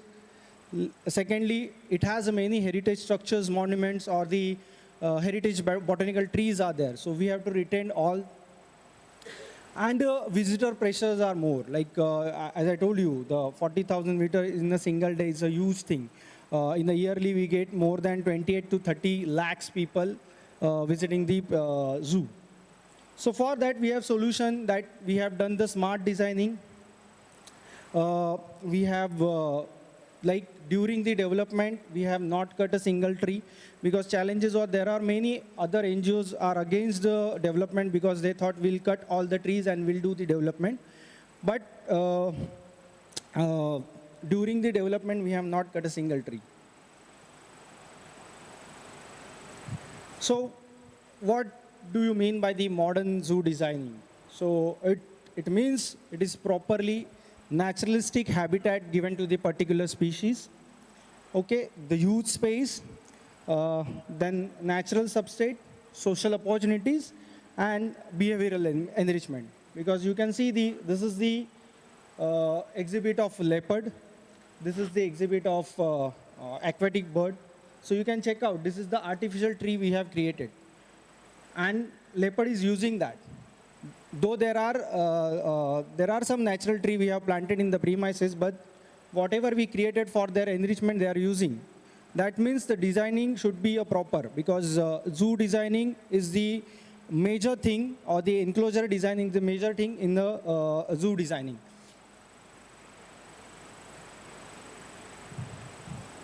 So this is the difference from cages to the habitat. So you can see the previous scenario. The animals are kept in the cages. So this is the old fashion. Right now in all the Indian zoo, this type of exhibits or the enclosures are there. It is called a moated enclosure. So there is a gap between the visitor area and this is the animal area. It is called a paddock area. And there is a gap. So the animal which can swim, for them we kept dry. And the animal which can't swim, for them we kept a wet mode. So there are two different types of mode designing. There is a dry mode and the wet mode. But in the modern designing, we have come up with a glass swimming exhibit. Okay, so there is no direct contact of visitor with the animals. Secondly, only 1/3 area is given for the visitor area. 3/4 area is given to the animal privacy, which is not there previously. Also, naturalistic habitat we have created for the species wise. And we have come up with the theme-based exhibit for different organisms, different animals. So these are some recent development happened in the zoo in last 5 years. That new penguin enclosure, as I told you, the first time in India. Again, one of the India's best tiger exhibit we have, because many zoos are coming to just visit the zoo to see the tiger exhibit, because we have the first Indian zoo come up with the underwater swimming for the tiger, because tiger is the only big cat species who loves to swim inside the water, and people wants to see the tiger, how it swims, and for that people go to the Sundarbans. But in Sundarbans area, we are in the boat and tiger is swimming inside the water, but you can't see how they actually swim underwater. So we have the best tiger exhibit. Also, there are, when you do any designing of the zoo, with the exhibit, the signage is also important, because we are the educational center. So based on that, we have done with the better interpretation for the information about the animals. So these are some example of different exhibit present in the Mumbai Zoo. So this is the tiger exhibit. So we have a different theme-based exhibit. So for tiger, we have come up with the theme of Ranthambore, Jogi Mahal, replica of Jogi Mahal from Ranthambore, because people wants to see the tiger at Ranthambore area, and it is one of the famous national park from India, and again it is very costly. So for the common people, they'll feel that they come to Ranthambore, and they have seen the tiger. You can see this structure is very famous. It is called a Choti Chhatri, and Machli tiger used to sit there in this place, and many photographers photographed her. So same replica we have created inside the exhibit, you can see here. So same condition we have created, and people are enjoying. Again, as I told you, we are the first Indians who come up with the underwater weaving for the tiger. So you will get to see how tiger swims inside the water. I'll show you another photo in the next slide. This is again India's first underwater weaving for the magar and gharial. So you can see previously it was a huge lake, and that we have converted into the magar and gharial exhibit. So you can see this is the entire visitor area or the deck weaving. If the crocodile is sitting here or there on the land, you can stand on the first floor, and if the crocodile is in the underwater, so on the ground floor there is a glass weaving exhibit. So from that you can get to see like this the activity of the magar or the gharials.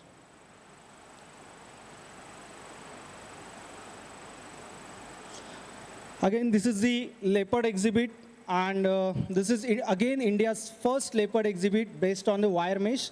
So this is like a tent of a circus, and all the exhibits or all the enclosures are made in A-grade stainless steel, and that life of that stainless steel is more than 50 years. Everything is brought from the Germany, and German engineers had installed this entire wire mesh thing for all the leopard exhibit as well as the aquabird aviary. Most of the zoo still they are using the iron rods. After some years they started rusting, and it is very much it costs very much for the maintenance. So that's why we have shifted to this stainless steel, though the cost is high, but it's a one-time investment, and there is no harm because of this material. So you can see this is the weaving area for the leopard. Again, you can see the same photograph of the artificial tree which we have used here. So leopard are using this because we do lots of enrichment activity, because most of the people think that the animal which are in the zoo, they are caught from the wild and kept in the zoo, but it's not like that. They are born in the captivity since generation to generation. We do the exchange program with the different zoos. And to keep them active, we have to do lots of enrichment activities. So we usually on the Sundays, we hang the chicken on the different trees, or the artificial tree or the live tree. And then we release the animal, and animal through the smell, they can find out their own food. And because of that, they are more active. Otherwise, when you go to other zoos, most of the time animals are sitting in the corner, or sometimes most of the time they are sleeping. But the role of the biologists is that they have to keep them active using all different types of enrichment activity.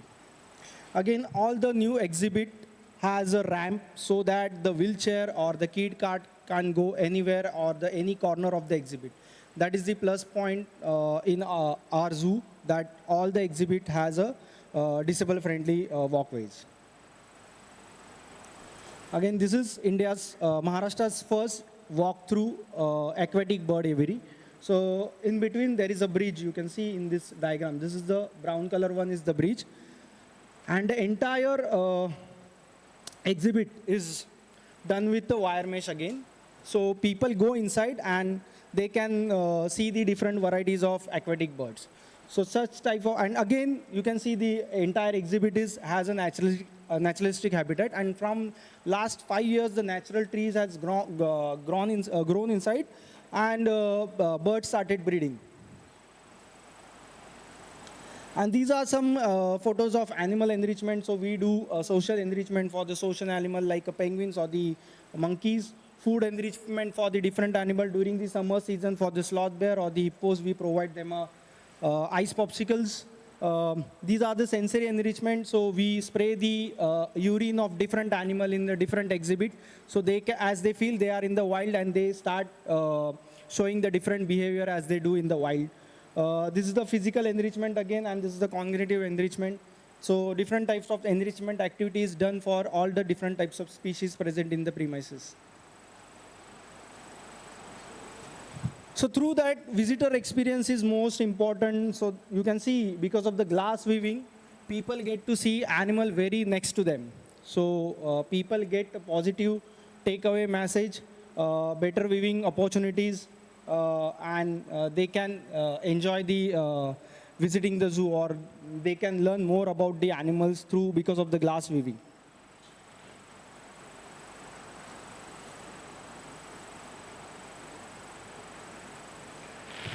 And also we plays a major role as a education and conservation. So we continuously doing a lots of educational activity in the premises, public awareness.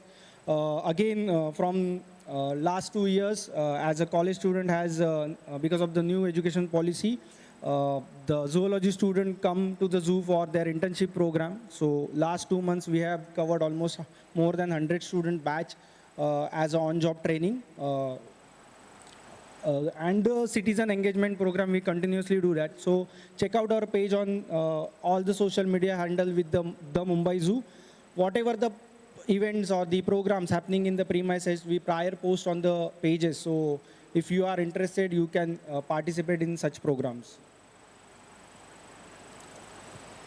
And from last, as I told you, we are like all the exhibits are disable friendly. So you will get to see the wait. Previous slide. Second last slide. You get to see such scenarios. Like disabled people can also have a close encounter with such wild animals.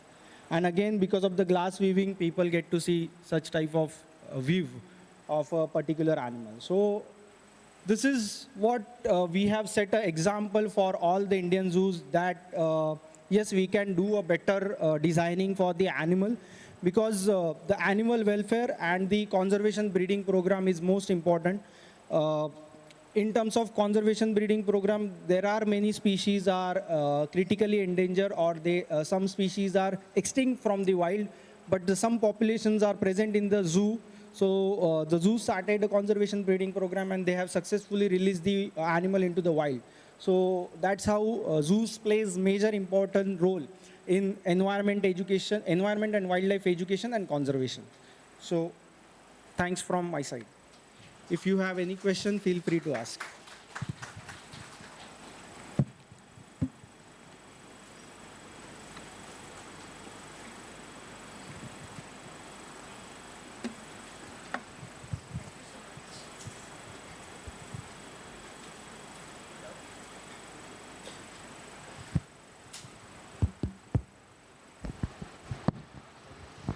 Thank you so much for this very interesting presentation. At least for me, it's a long time since I visited the zoo. And when I last visited, it was, as you described, a series of cages where we saw animals. So it was this better. So what I actually was also trying, kind of relating it to the theme of our conclave, where we talked about building resilience into the city. And I think somewhere what you're doing in the way that you're planning zoos these days is building resilience into the inhabitants of the zoo. Because you're looking into what are their requirements and planning the zoo around the requirements of both the animals as well as the visitors who engage with it. So this is one small share that I would like to do. And in case you would like to add on to that, especially the exhibit that you showed us of the Ranthambore tiger habitat. Because there is, I mean, a strong association that we in India have with tigers and Ranthambore, and the recreating of that was something which I found really interesting. So same way, like for all the exhibit, all different exhibit, we have a theme-based exhibit. Like the jackals and the Warli tribals, they are coexisting in the forest. So in the jackal exhibit, we have created a hut-like structure, and we have done the Warli painting on that. And also we have displayed the information about the Warlis also. So we are educating about the culture and heritage of India also. For wolf also, we have created the cave painting, and in that cave painting, we have displayed the story of wolf. And for the lions, we have come up with the replica of Maldari tribals, which are coexisting with the lion in the Gir forest. So say, we just not just building the exhibit, so it's again the theme-based exhibit, and through that we are creating awareness.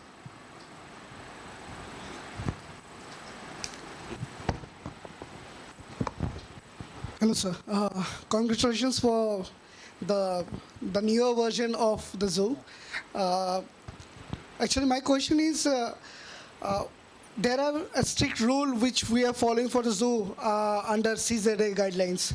So there are a lot of strict guidelines has been mentioned there.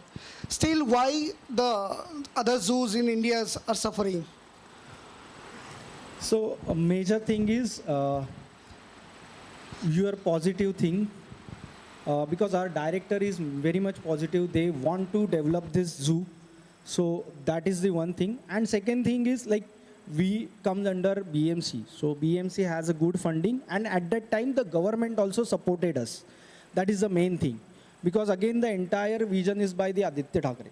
So they have supported us for this development, because if the development not happens, the entire area has undergo any for the builder or any other construction work. But and the second is the funding. Yeah, so we are having good funds, but the forest department and other things, they like what happens. Our director position is the fix, and director tenure is very long. Secondly, what happens with the other zoos? The DFO or the RFO is in charge of that particular zoo. They have a transfer every 3 years. So there is no proper plan of particular development. But still, right now, many zoos approach us for the this type of new development. Recently, the Hyderabad Zoo is coming up with the new tiger exhibit. So they have approaches us for designing and everything. So slowly, maybe all the Indian zoo will develop. And if the Vantara take over all the zoos, it will be you will get to see the better view of the zoo, version of the zoo in India. Yeah, and one more thing is so in your presentation it was more about talking about the viewers experience, how you are enriching the experience of viewers. My question is, when you are introducing some native or exotic species in your zoo, what is your margin to provide the similar kind of simulating environment? So maybe not 100%, but what is the marginal bar you are following there? So I will give you an example of penguins. So these are the tropical penguins. So most of the people think that it requires the ice, but it's not. They are found in the coastal areas of Chile and Peru, so where the water temperature is 5 to 25 degree. And these are the coastal birds where the rocky crevices and the open oceans are there. So same, almost 80 to 90% naturalistic habitat we have created. Also again, this is the control environment. The exhibit is in the control environment, so we have to provide them a proper water temperature. If the water body is there, you need to have a LSS system. So we have whatever, like in Magar Gharial we have a water body. In aquatic bird we have a water body. In the tiger we have water body. All the water bodies has a LSS system. That is more important, because water gets circulated in the different filters, and again we don't want to waste the water, because in the Magar Gharial exhibit we are using the 10 lakh liter water. So every weekend or every month end, if we want to change the water, it is not good from the environmental point of view. That's why we have installed, and almost more than 9 to 10 months we don't change the water for all the exhibits. So we, based on that, based on the species and their natural habitat, we work on that, and also providing a good enrichment activity, or the physical enrichment inside the animal exhibit. That is more important. Yeah, so based on that, we work on it, because already CZA has a good guidelines. And also we follow the guideline of WASA and ASA, that is World Association of Zoos and Aquarium, and American Association of Zoos and Aquarium. So we do the following all the guidelines. Also, our consultant is from the Thailand base, and they are doing the, from more than 10-15 years, they are doing the designing of the zoo for all across the globe. So they are also adding some good input points. Yeah. So we take consideration of all the veterinary doctors, the keepers which are working with particular species, the biologists and the consultant. So it's a collective work. So we can give a good example to the other zoos also.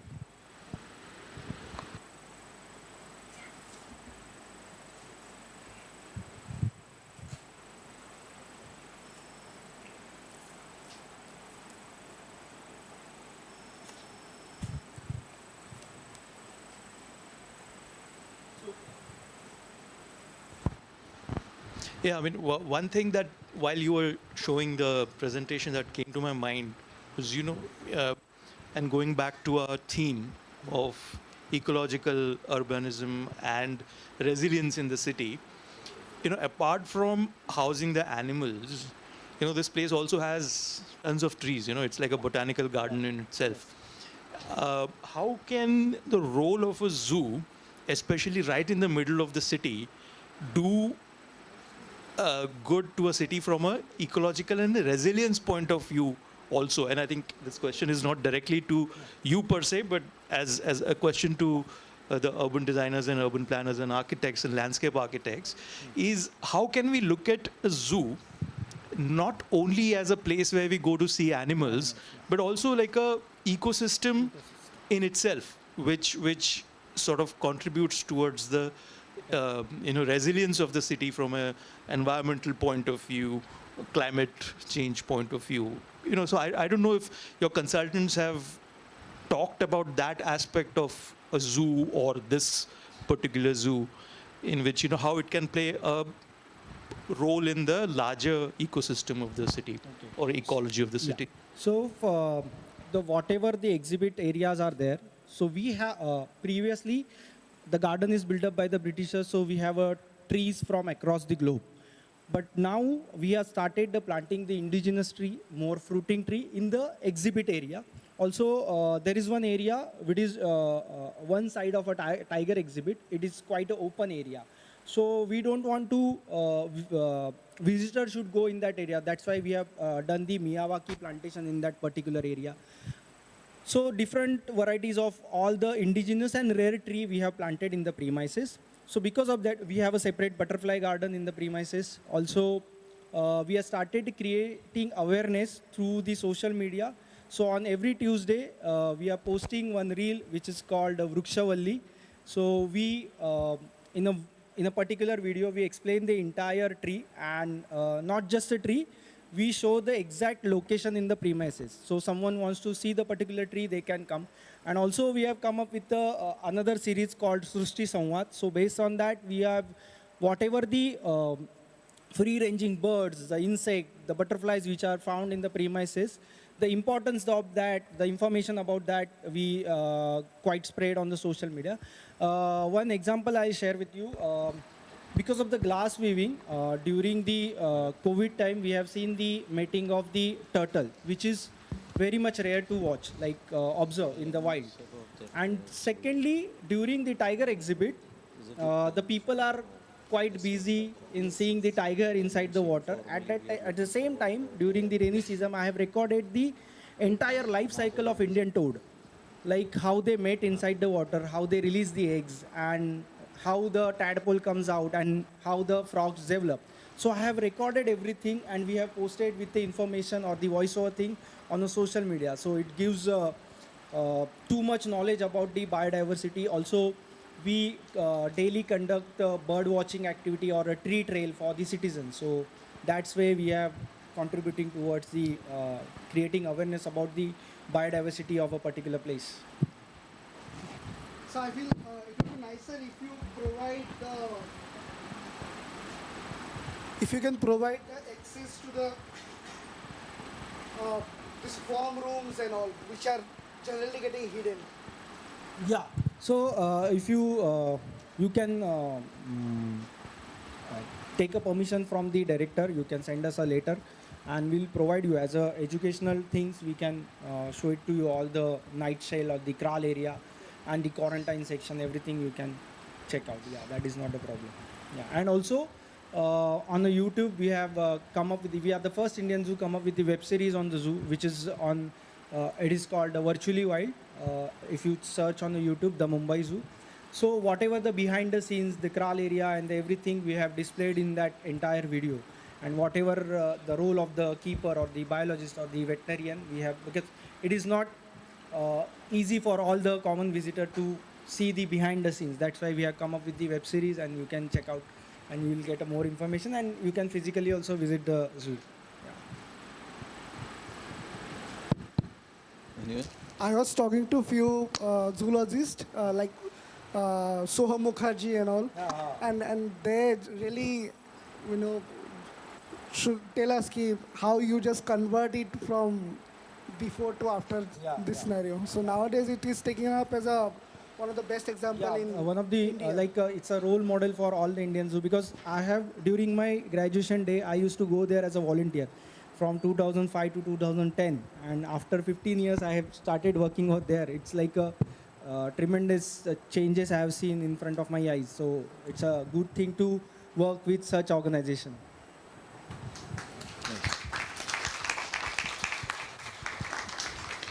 So, taking this opportunity on this issue, VESCO will be launching a special course, a certificate course on zoo design by the month of September, October, probably first in India, which will be offering this zoo design course in collaboration with LSET Foundation, Life Science Education Trust based in Bangalore.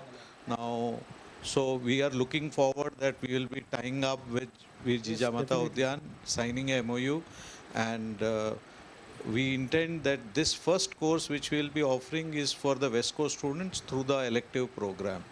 So habitat design is a very sensitive part of a designing, and it's generally not taken care. So there is a lot of detailing which needs to be done. For this, we had even deputed one of our faculty, Digvijay, to be staying in Bangalore for 15 days, going through this training. And so we have people, faculties who are equipped to handle this also. So we look forward for this, and probably some students who are interested in taking up this as a thesis topic. Probably, I don't know whether there are some students in the final year or even the current fourth year who are listening, who are interested in taking up zoo design. Probably there will be a special elective launch for them to be trained. Looking Definitely, forward sir. for this kind of because training. As we are the educational institute, and we are ready to collaborate with all the institute which are present in the Mumbai. So we are now collaborating with the Mumbai Zoo for the master students from zoology. They need to have a dissertation for their master, so they can come, they can work. So same way, the zoo designing is the most important thing, because in every biology conference, the one topic is there is zoo designing, and that is the most important thing. So student can learn, and majorly the architecture student can learn more about the zoo designing. It's a good way. Yes, sir.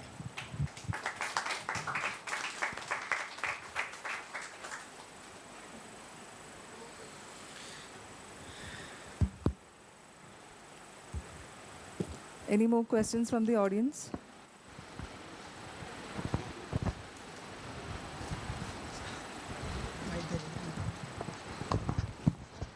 Hello, sir.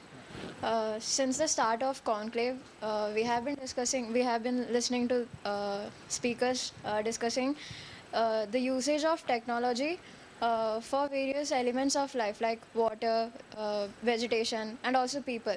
So why can't we use technology for the animal species instead of captivating them and utilizing their presence for the sake of education of human beings? Why can't we use technology to replicate their life form instead of utilizing the actual presence of them? So basically, these are like not a wild animal, or they are not caught directly from the wild and kept in the zoo. They are born in the captivity since generations to generations. Okay, so if you want to release the entire new batch of animals, so it should be done through the conservation breeding program, and it is the entire different things like many zoos in India. So in India we have 155 zoos, and 155 zoos are categorized in large, medium, small and mini. So many large and medium zoos are doing the conservation breeding program of a particular species which are critically endangered or endangered species. So for that we have a separate thing. But again, when if the student want to compare the behavioral study of a particular species in the wild and inside the captivity, so zoo gives them a platform. Secondly, we get a veterinary students as an intern. So if the doctor is selected in the forest area, but he doesn't know how to treat the wild animal. So where he learn? So zoo is this place, they provide the learning for the veterinary students as well as the zoology students about the biodiversity and the animal behavior study and the treatment aspect. So technology, yes, we can use. Right now we are using a small technologies in the our exhibit, like in penguin exhibit we are using a life support system, LSS system, AHU system for water filtration, air filtration. So, small such type of technology we are using, but yeah, but please understand the major role plays by the zoo, because it's not just the keeping animal for a display person. There are many things. The researchers are working on that particular species, or the students are studying the behavioral study of different animals. So that's why the zoos are important. And because of the zoos are there in the different cities. You can you can conserve the green spaces which are present in the particular cities, because अगर आज ये zoo नहीं रहता, ये पूरा green place चला जाता. It's a 60 acres area having more than 6,000 trees. It's a huge thing. और आज आप मुंबई में क्या हो रहा है सबको पता है, हर जगह पे tree cut हो रहा है. Yeah, you will get to see the different rare varieties of birds which are present in the premises. Like you can easily spot the spotted owlet, which is very much rare to spot in the cities, or the grey hornbills, or different varieties of insects or the butterflies. So that's why the zoos is important. But yes, technology, yeah, we need to work on that, how we can use the technology in the zoos. Thank you, sir.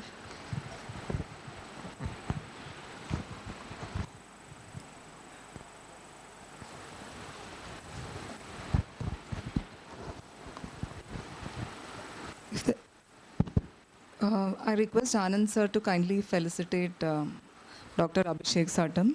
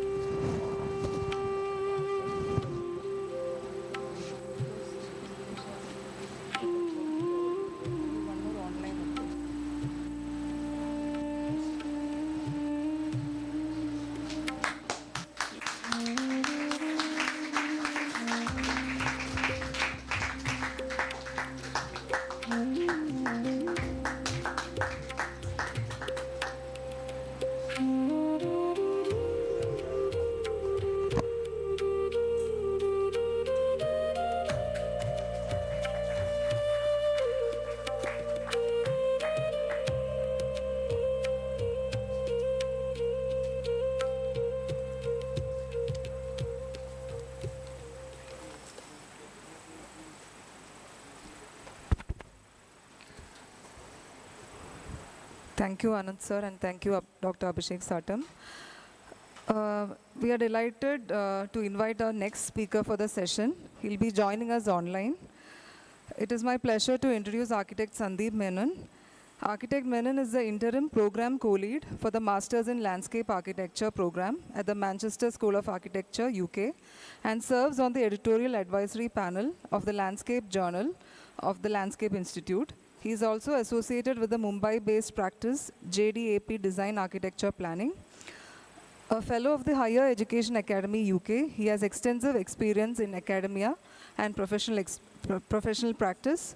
Prior to moving to the UK, he served as a co-faculty member at Kamla Reheja, Mumbai. His work across landscape architecture and master planning engages deeply with the ecological processes, native planting systems, and socio-ecological resilience.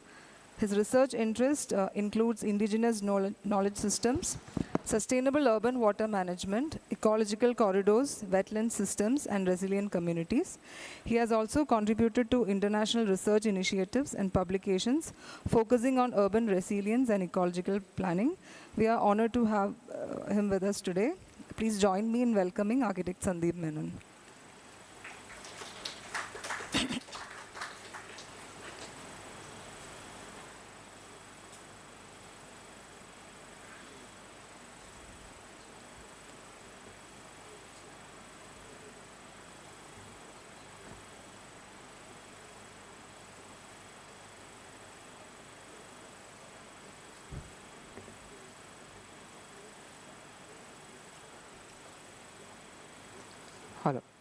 Sandeep sir, can I have a sound check? Can you speak?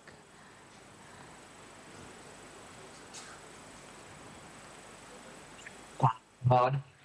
Yeah, we can hear you. We can see you. Can you share your screen? Yeah, sure. I'll do that as well. Thank you. Just give me a cue whenever I need to start, and I will. Yeah, Thanks. we are ready to start. Just share your screen and you can start. Sure. Is everything good to go? Yeah. Can you hear me, sir? Sir, Yeah, I can hear you clearly. Yeah. Okay, we are ready. We can start. Okay, perfect. Yeah. So first of all, thank you very much to VESCOA for having me as a speaker, and thank you very much, Dr. Abhishek, for that wonderful lecture. It's a very hard act to follow, as I would say, and also the fact that it's an afternoon in a very hot summer day in Mumbai. So I'll try and keep my presentation as interesting as is possible and as engaging as is possible. So while I was listening to Jitesh and Dr. Abhishek, I was just thinking that maybe I should just do something a little bit different and probably start my presentation with a thought experiment. So here is a thought experiment, and I would really want all of you in the room and those of you who are listening to me probably online to just engage with it because it'll be really, really fun for us to know. So we are talking about three different scenarios in three different parts of the world, right? One is the Horn of Africa, the other one is Kerala, where I'm originally from, and the third one is Australia. So these are the three distinct geographies that I would like to kind of introduce you to. And in these three geographies, there have been three different distinct incidences that have happened in the past. And so our endeavor, so we're going to play detective and we're going to see, is there a connection between these three, or is it is it just a figment of my imagination, right? Sorry, I'm just trying to move the slides. Yeah, so in 2018, there have been severe flooding in Kerala, which made national and international headlines. In 2019, there have been bushfires in Australia. Now, this was just the year before COVID hit. And in the year when COVID hit, we all were aware of the locust attacks, which were being, shown on international media. It started off in the Horn of Africa and in Saudi Arabia, and it kind of moved all the way. And unprecedentedly, it kind of moved to many of the parts of North India as well this time. And locusts are a huge issue. Like even in the Old Testament of the Bible, locust attacks are kind of referred to as the plague.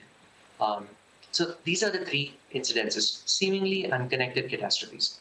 Now, my question to you is, what's common among these three catastrophes? If you could just whip out your phones, just scan this QR code and try and give the answers, it'll be great. Don't worry, it's anonymous. We won't get to know who's logged in, who hasn't. There is no other software that's being used. This software called Mentimeter that is used for teaching that we use in universities. So it's going to come up right away. You can also see the QR code on this slide as well.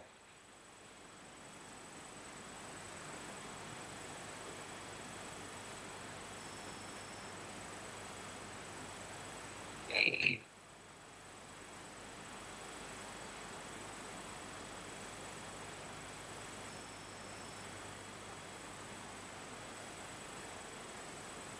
Thank you so much for engaging with this.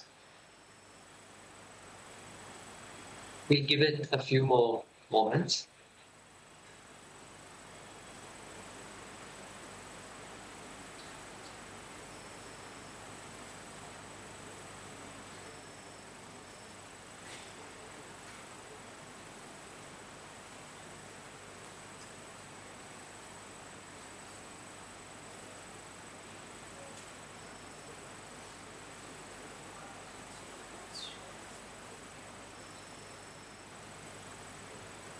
This was the one I was waiting for. This is a hoax. There is no connection.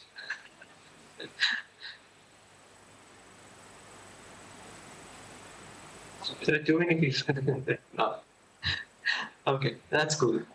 So, in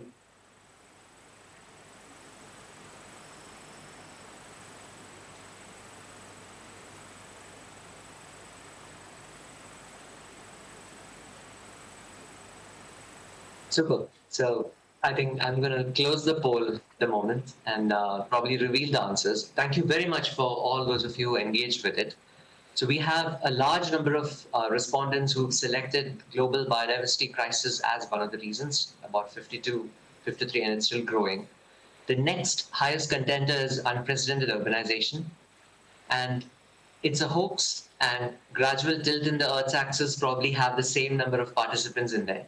There are about 5 of us who've chosen melting polar ice caps as the reason. Now, you'd be surprised, most of you, that the right answer is actually the melting polar ice caps. Now, how does that even work, right? Because the 3 locations that I actually spoke to you about are all on the edges of the Indian Ocean. And as we know, Indian Ocean is probably the only ocean which does not have a direct connection to the poles. And we have most of the ice caps in the northern, Arctic Circle. Now, how is that even connected, right? So here is the beauty of how the world works. And that's the reason why I wanted to do this thought experiment. Because Indian Ocean and a lot of what actually happens with our monsoons, with climatic conditions around, is actually dictated by a phenomenon called the Indian Ocean Dipole. The Indian Ocean Dipole, in very simple terms, is essentially the temperature difference between the Western Indian Ocean and the Eastern Indian Ocean. So historically, this temperature difference has always been in the range of about 2 degrees Celsius. But in 2018, this got breached. And ever since, it's been a problem. So what generally happens is that, why would this, this difference really matter? Because when the polar ice caps melt, the cold water actually moves through the Pacific and through the gaps that we have in between the islands, the archipelagos of Indonesia. The cool water kind of mixes with the Indian Ocean water, and it creates cooler than average temperatures here. While the water in the western part of the Indian Ocean still remains warm, and that creates a huge difference. So whenever we have warmer than average temperatures in the water, there'll be more rain in the Horn of Africa.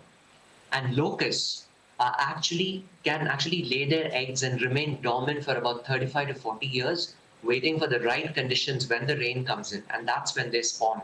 And they have amazing geolocator capacities as well. So there would be locust colonies which would engage and emerge from different parts. They would find one another and then start moving through. And when they move through, there is a path of destruction that they leave. And it's exactly this dipole that creates this heavy monsoon that is kind of unprecedented from what usually we would predict in the monsoon months that we have. And also when we have cooler average temperatures in the sea, right next to the Australian subcontinent, you'd find that there is less rain there as well. So it's all kind of interconnected. And it's amazing because as urban designers, as landscape architects, as architects, we never think of these systems in such complex ways. So that is why this understanding of interconnectedness in Earth systems is a very crucial learning for all of us, irrespective of which field of study we are in. Now, with that said and established, let me start with the main presentation. So my presentation has 3 parts. The first is called the urban age. This is essentially to establish why are we talking about cities, right? So cities only hold up about 2% of the land's area in total. But 55% of the world's population, or probably more by now, because this is a slightly old metric that I've used, actually live in cities. Cities actually produce 70% of the GDP around the world, and quite coincidentally, 70% of the greenhouse gas emissions are also produced in cities. Now, what does it mean for India? Right, so, and especially for a city like Mumbai. So, latest research shows us that by 2050, about 840 million people are expected to be living in cities in India. That's about 84 crores of people for us, right? So, it's actually a very, very important aspect that we need to study about cities and also understand cities. Now, since we're talking about numbers, there are these 2 more numbers that are very fascinating. So one is the age of the Earth, right? It's about 4.6 billion years ago. That's 46 followed by so many zeros of human years, right? While us, we humans, we've been around just for about 0.2 million years. Okay? That's about 2 lakh human years. That's us. But in these small, tiny bit of time frame that we've been around, we've changed the face of Earth forever. And these changes and our interactions with the larger nature, they happen not in terms of, in a predictable manner, but it happens in terms of different worldviews or different paradigms.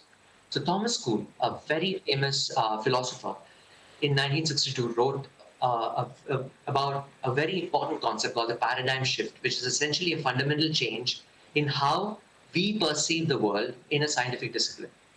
And in short, if I were to totally reduce it, kind of make it very, very simple, we could see that the human nature paradigms have shifted in multiple ways, like from the left to the right of the screen. On the left, we've actually looked at the world in awe. We've been in fear of it. So a lot of traditional ecological, understandings of nature stem from there. Even our understanding of God in many ways also stems from there. Like Varuna being the god of rain, for example, right? And then as civilizations mature, by about 2000 BC or 4000 BC, we kind of see that certain level of confidence that, we can control water, we can have agriculture, so we don't have to forage in the forest anymore.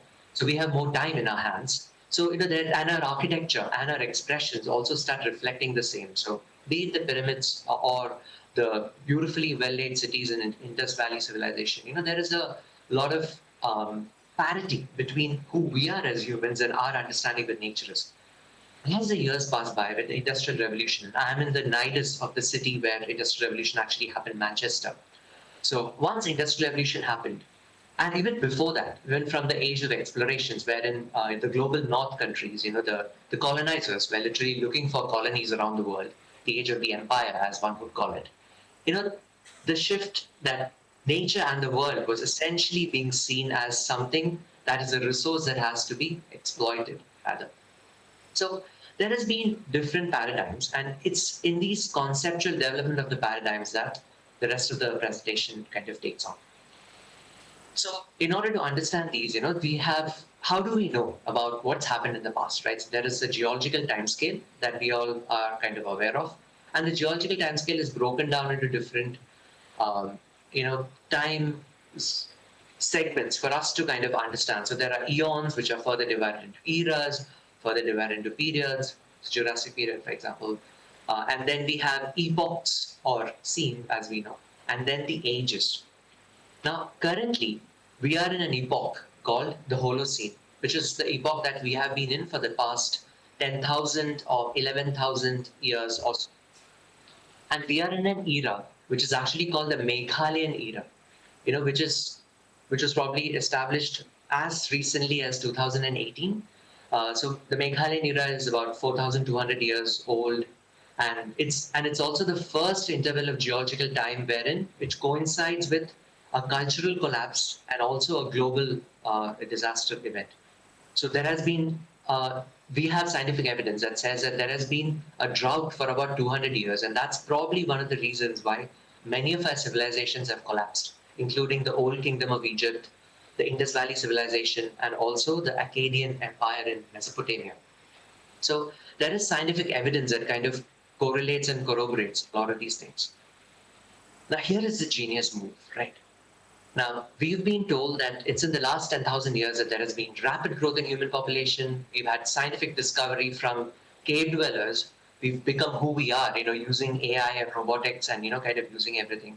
We've always been told it's our human brains, and it's also the fact that we have an opposable thumb that allows us to hold weapons and then now, hold many more things, unlike other primates and other life forms.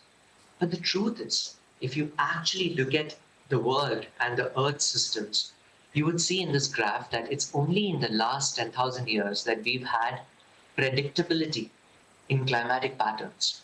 That a colder area would remain cold throughout the year, a hotter area would remain hot throughout the year. There was predictability that 365 sunrises from today, I'm going to have a similar weather as what I have today.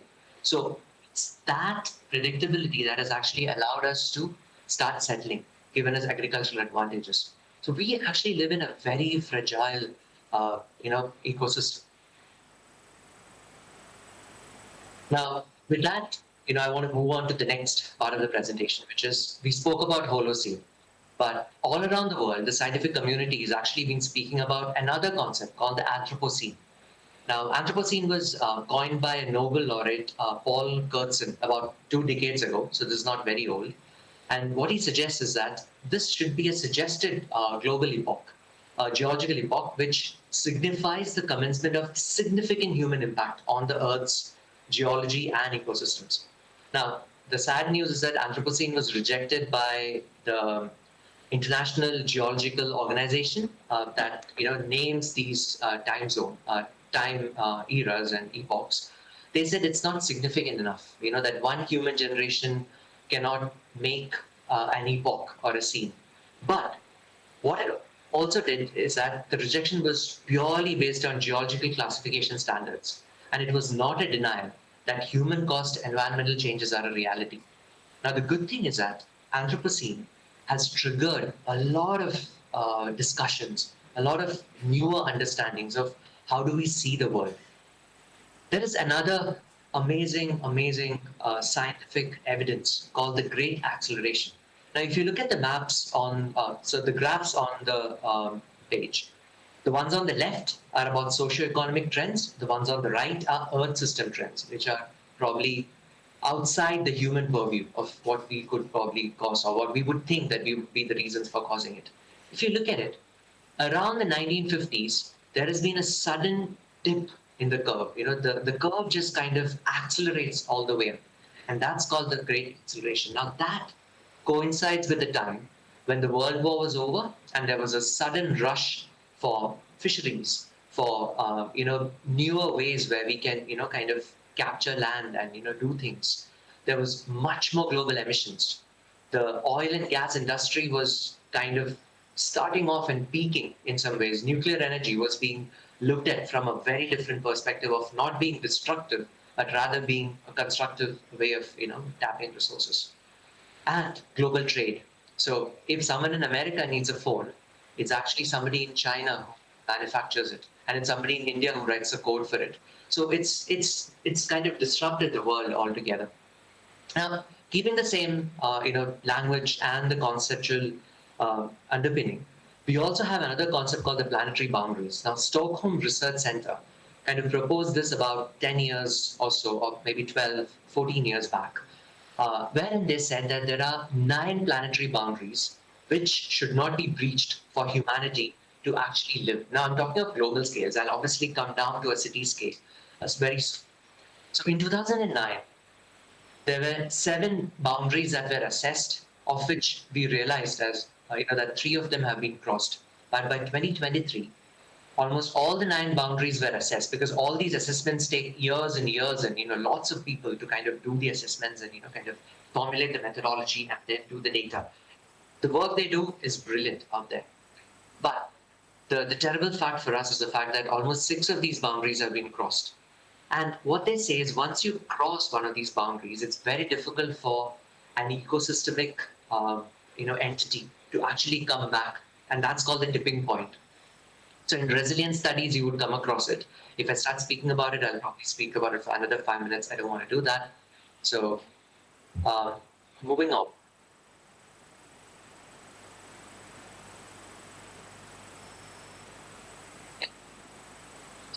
So from a pizza to a donut. So the problem with planetary boundaries is that it flattens out humanity as one. So somebody who's a really rich, jet flying owner of a business in America, and somebody who actually lives in a very meager accommodation in, let's say, Dharavi in Mumbai, are all the same when you talk of planetary boundaries. So there was a brilliant economist. There is a brilliant economist in London called Kate Raworth, who actually said that maybe the planetary boundaries is actually an inadequate way of looking at this. Maybe what we should really look at is a donut model, which looks at the planetary boundaries and also the social foundation or the social ceiling, as one may call it. So what you see outside are the planetary boundaries, the boundaries that we should not ideally breach. And what you see inside are the social foundations. The basic bare minimum necessity that every human should possibly have. And in terms of governance and in terms of planning, I think that level of understanding, that nuanced level of understanding is actually a really brilliant way of starting a conversation. Right. But there are two different ways of talking about cities, right? So we can talk of cities from around the world. So when I propose my topic that I'm going to pull out some global lessons and then speak of what is it, one of the key questions that came up to my mind was that, is a project in London actually replicable for Bombay? Maybe not. Maybe Mumbai has a very different reason why the city is the way that it is. And London has a very different reason why London is the way that it is, right? So I have to be sensitive, I have to be nuanced, I have to be extremely, careful of what I present to the world, right? So that's why I dug a little bit deeper and I looked at the two different scenarios. So there are countries which are called the global north and countries which are called the global south. So they don't necessarily mean the geographical north and the geographical south, because you can see Australia and New Zealand are actually part of the global north. But the idea here is that these are in socio-economic development terms, right? So the global south is basically a corrected alternative for the third world. So third world was never an economic term, even though we use it as an economic term for underdeveloped or developing countries. But right now, but in reality, it was a political term, right? It was all those countries which did not align with the first world or the second world. So global south is essentially all those countries which are developing at the moment. And this is a map which is in flux, right? So this is yesterday. Maybe 5 years from now, India and China may be in the global north as well. So, one of the key things that that I face when I speak to many of my colleagues here is their understanding of cities in the global south is very different from what they know as problems of a city. Like, for example, there is a lot of discussion going on about densities in London, right? London population is very high. London crams in 10 times as many people from the other city. I'm amazed when I hear that. So just as an experiment, I actually went ahead and did a bit of study, right? So in Greater London, there are about 14,550 people every square mile. Now, if I were to compare it with Bombay, that is about 73,000 people in Mumbai as residents in every square mile. And it doesn't end there, right? Dharavi, for example, actually has that many number of residents per square mile. And these places work, right? Of course, there are problems, there are issues, but these places work. So that's when I realized that, oh my goodness, cities in the global north and cities in the global south actually need very different ways of understanding. And for us, just to replicate something from the West and kind of replicating it in India will never ever be the right answer. Now, again, speaking of these densities, this was another very interesting graphic that I thought, really deserves some attention. So the World Health Organization recommends about 9 square meter per resident per inhabitant for a city to ideally have as an ideal. While Mumbai has a very, very low number, and probably the number is changing as well at this moment, right? So we have urban experiences, our expectations versus the realities that we see. And that's not a problem, because Indian cities, we have to look at Indian cities with a very, very different lens, right? So one is we have to understand densities. Excuse me, Sandeep. Sorry to disturb. 5 more minutes. Yeah, that's it. I'll end in 5 minutes. Yeah, Thanks. Thank you. So the idea of the densities, and secondly is disparities. So the economic and the social class divisions in a city is very, very stark. And then we have complexities, which many of the cities in the global north do not have. And then there is the presence of the informal sector, which is actually a backbone for the city, right? So, for example, if a colleague of mine actually problematizes slums as a problem, I have a counter argument for them that probably for a slum dweller, that slum or that informal sector is their first right to the city to actually own a piece of land, have a roof over their head. So there are different lenses with which one can look at these, right? Now, how can we as designers and planners and as governance officials, kind of help in making those spaces better is actually the key challenge. Now, here is where another key thing that comes into play, which is the whole point of reductionism versus systems thinking. So in reductionist thinking, what happens is complex problems are usually broken down into a series of simple problems, and then each simple problem is then solved with a very simple answer. And these simple answers are then aggregated and then presented as the solution.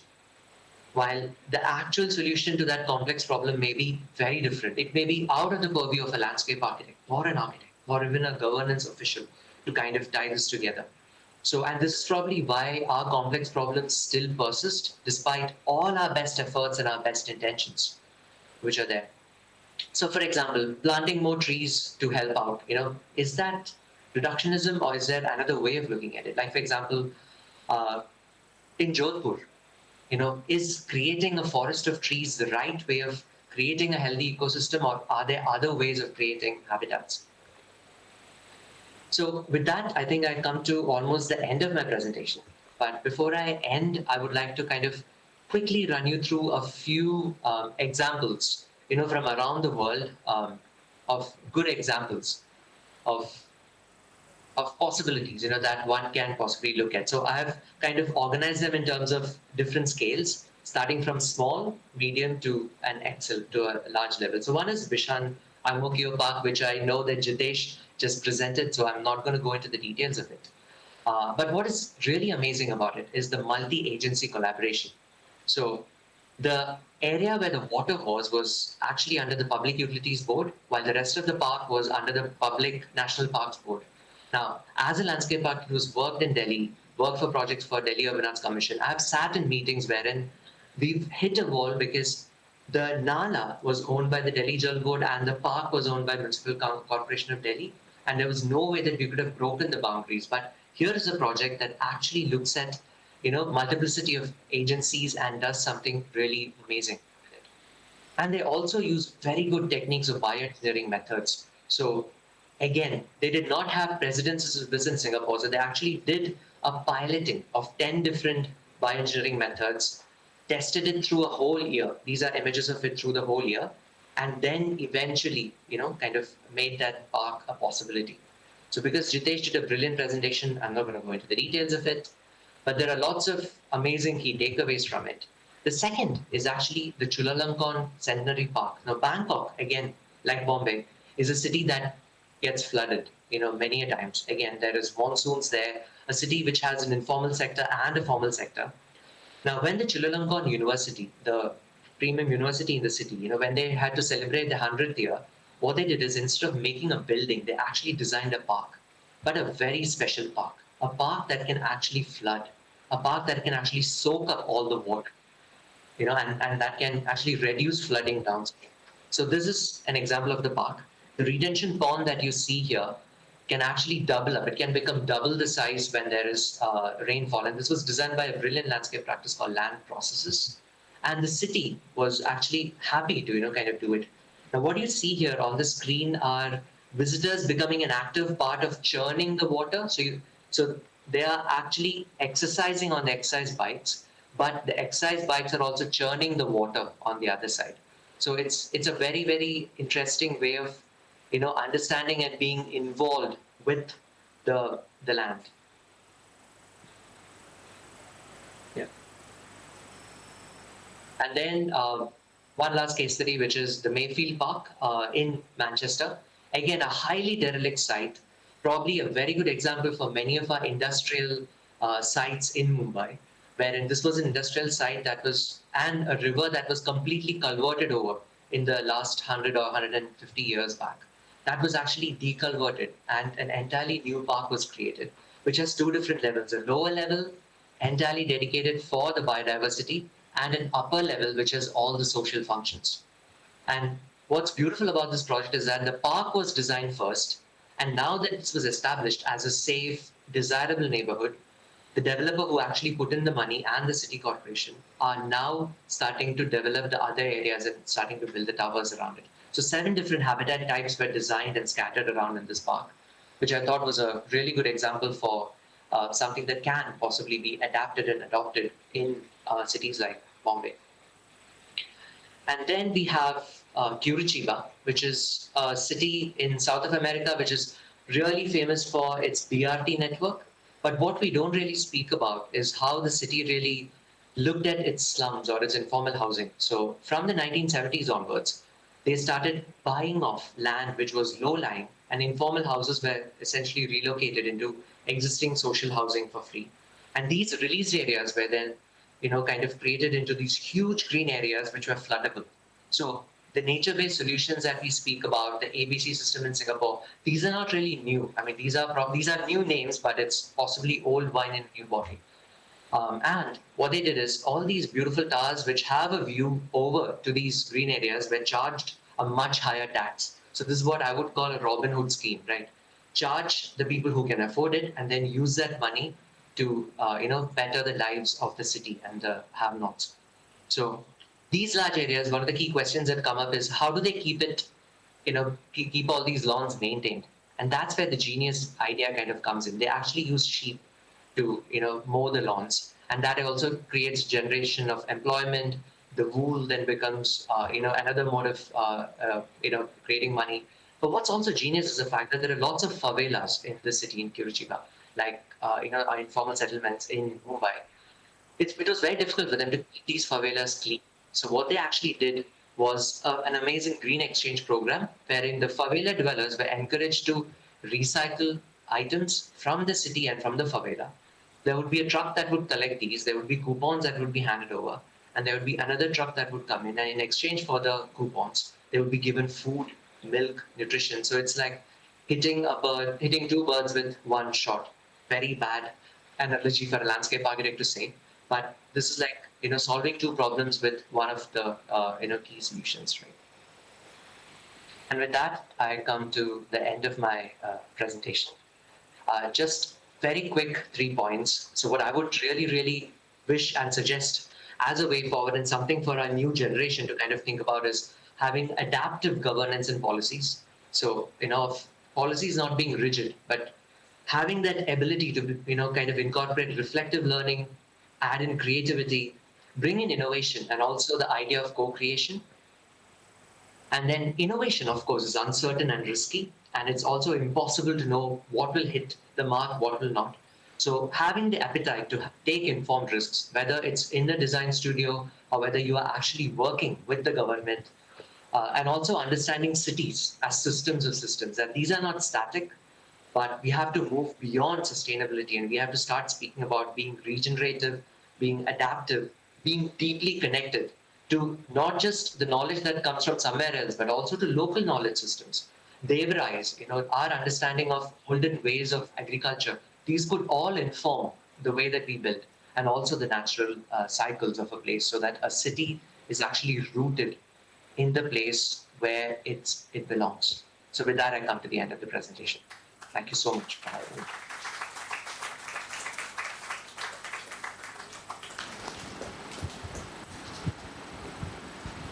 Thank you, Sandeep. We'll now take questions from the audience.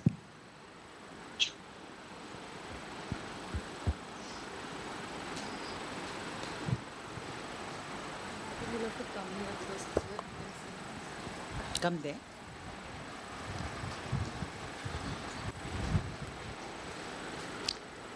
Hi, Sandeep. I'm Urmila here. I don't know if you can see me as of now, because there are just some parts of the hall which are visible. Yeah. So that was a nice journey and a very beautiful way of explaining the interconnectedness of the world that we live in, and probably bringing home the fact that we need to think of resilience now more than ever. So thank you for that. And I think we couldn't give you enough time for your case studies, perhaps. But if you were to pick any one of them as a reference that our students should really look into in detail, which one would you suggest of them? So thank you so much, ma'am. Firstly, I mean, it's such a pleasure to actually see you, on the screen. I can see you now, so thank you very much. Whoever is handling the camera, they're doing a brilliant job. So if I were to suggest one of the case studies for the students to see, I would possibly suggest looking at Curitiba, primarily because of a few reasons. One is because we are also speaking about governance and planning in this session, right? So that is a classic example of how a trained architect who was working as a planner in a government organization actually climbed up the ladder, became a mayor, just by the sheer power of the real life changes that they made in a city. And and how the knock-on effect of that had for not just Curitiba but for many other cities, because this was a time in South America wherein Brasilia was being made, Lucio Costa and Oscar Niemeyer, right? So it was like Chandigarh, it was a car-based city, lots of concrete being poured in, very high, very heavy investment that was required, very high maintenance that was required. While Curitiba just flipped the coin. They did everything that was the other way around. So instead of putting a flyover, they pedestrianized some streets. They reduced car dependence by not by putting a very costly metro system, but rather by inventing the bus rapid transit corridors. Right. So there was lots of ingenuity with limited resources, which I believe would possibly suit our cities much better than, let's say, a case study from London or from New York. So that's the one that I would say that they should definitely read. All right. Thank you so much.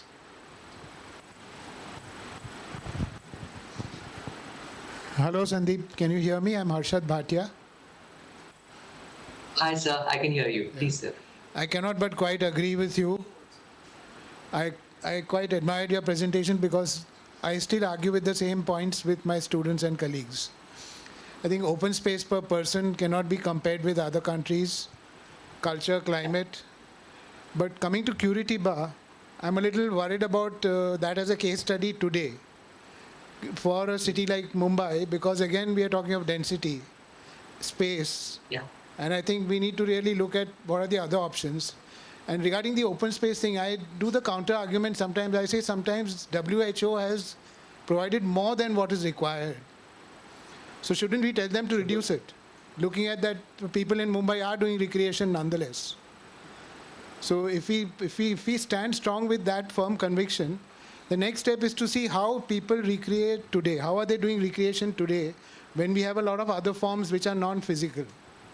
So I think we need to get to the root of the problem here is, rather than compartmentalizing recreation as a separate activity, for me to really even stand here and talk is probably also a form of recreation which I would consider for my age. So I think according to the human lifespan also, we have to look at recreation and the numbers. And I think the densities you mentioned, I feel we have a catch-22 situation over here.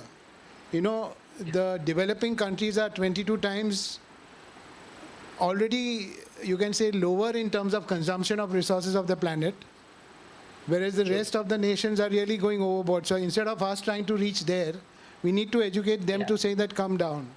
And I think our culture is not doing that. We are trying to look at the West as an example. So anyway, thanks a lot. I'm glad you mentioned those points.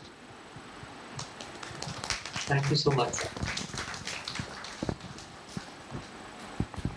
Thank you so much. I mean, actually, while I was making this presentation, I realized that maybe I should do a part 2, of learning from the global South for the global North, because the points that you make are absolutely valid, and I completely agree with them.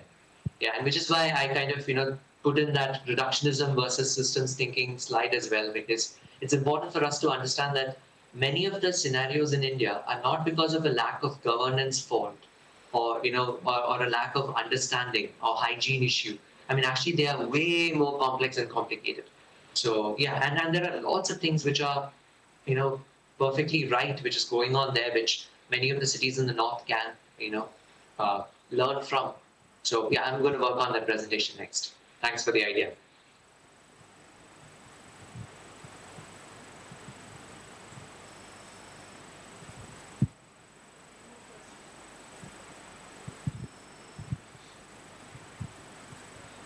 Do we have any more questions from the audience? Yeah, I think, Sandeep, we don't have any more. Just a second. I forgot to mention this, that, you showed the slides about us making a choice through the QR code, right? I mean, the options. I feel you should not have shown where the dots were going, because there's a herd mentality over here. If you see dots going somewhere, a lot of us would just click that as the choice. So I think we need to start thinking. And the question she asked to the previous speaker also regarding zoos, like why can't we look at it as in the soft copy format? Why should we do it as a real? I think we should not look at displacing things which are there, because the zoo is not a zoo only for us to go and see animals. It's actually for us to understand how wildlife is going to live and how do they survive. So it's also a laboratory which we don't get access to as visitors. So I think we need to look at it, the whole form is zoological. Zoo is just a short form. So it's not an amusement place for us. For us, it's a learning laboratory of wildlife management, culture, etc. So I thought next time don't show the dots. Keep it blank. Sure. And then just open everything, and then you'll probably realize that everybody will say it's a hoax. And one more you should have added is none of the above. Yes, yeah, that should be the curveball at it. Yeah, I had two choices, either to show them or not show them, but I thought, well, people would choose wisely because you get only one chance to vote if you're using a proper phone, because it doesn't let you vote again. So yeah, so for the ones who chose the herd mentality, it's their loss. One chance lost. Yeah, but definitely I'll keep that in mind. Please. Yeah.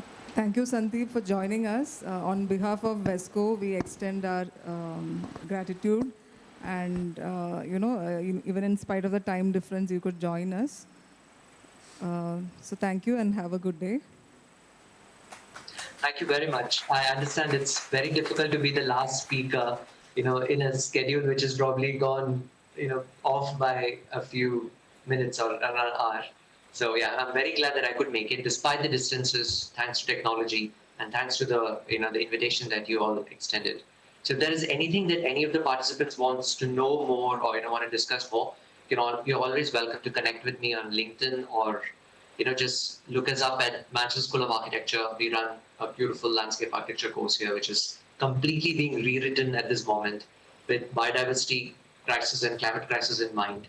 So yeah, we're very happy to have that conversation. Sure, thank you so much for having me. Thank you, Sandeep. Yeah, bye.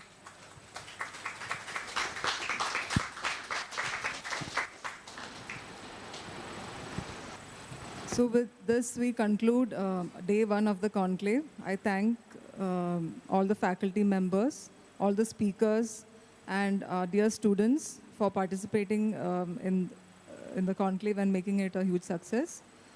So we'll continue with session 3 and 4 tomorrow. So we'll all meet tomorrow. Thank you. So tea and snacks are being served in the canteen for the students and for the faculty in the library. Please join. So please join.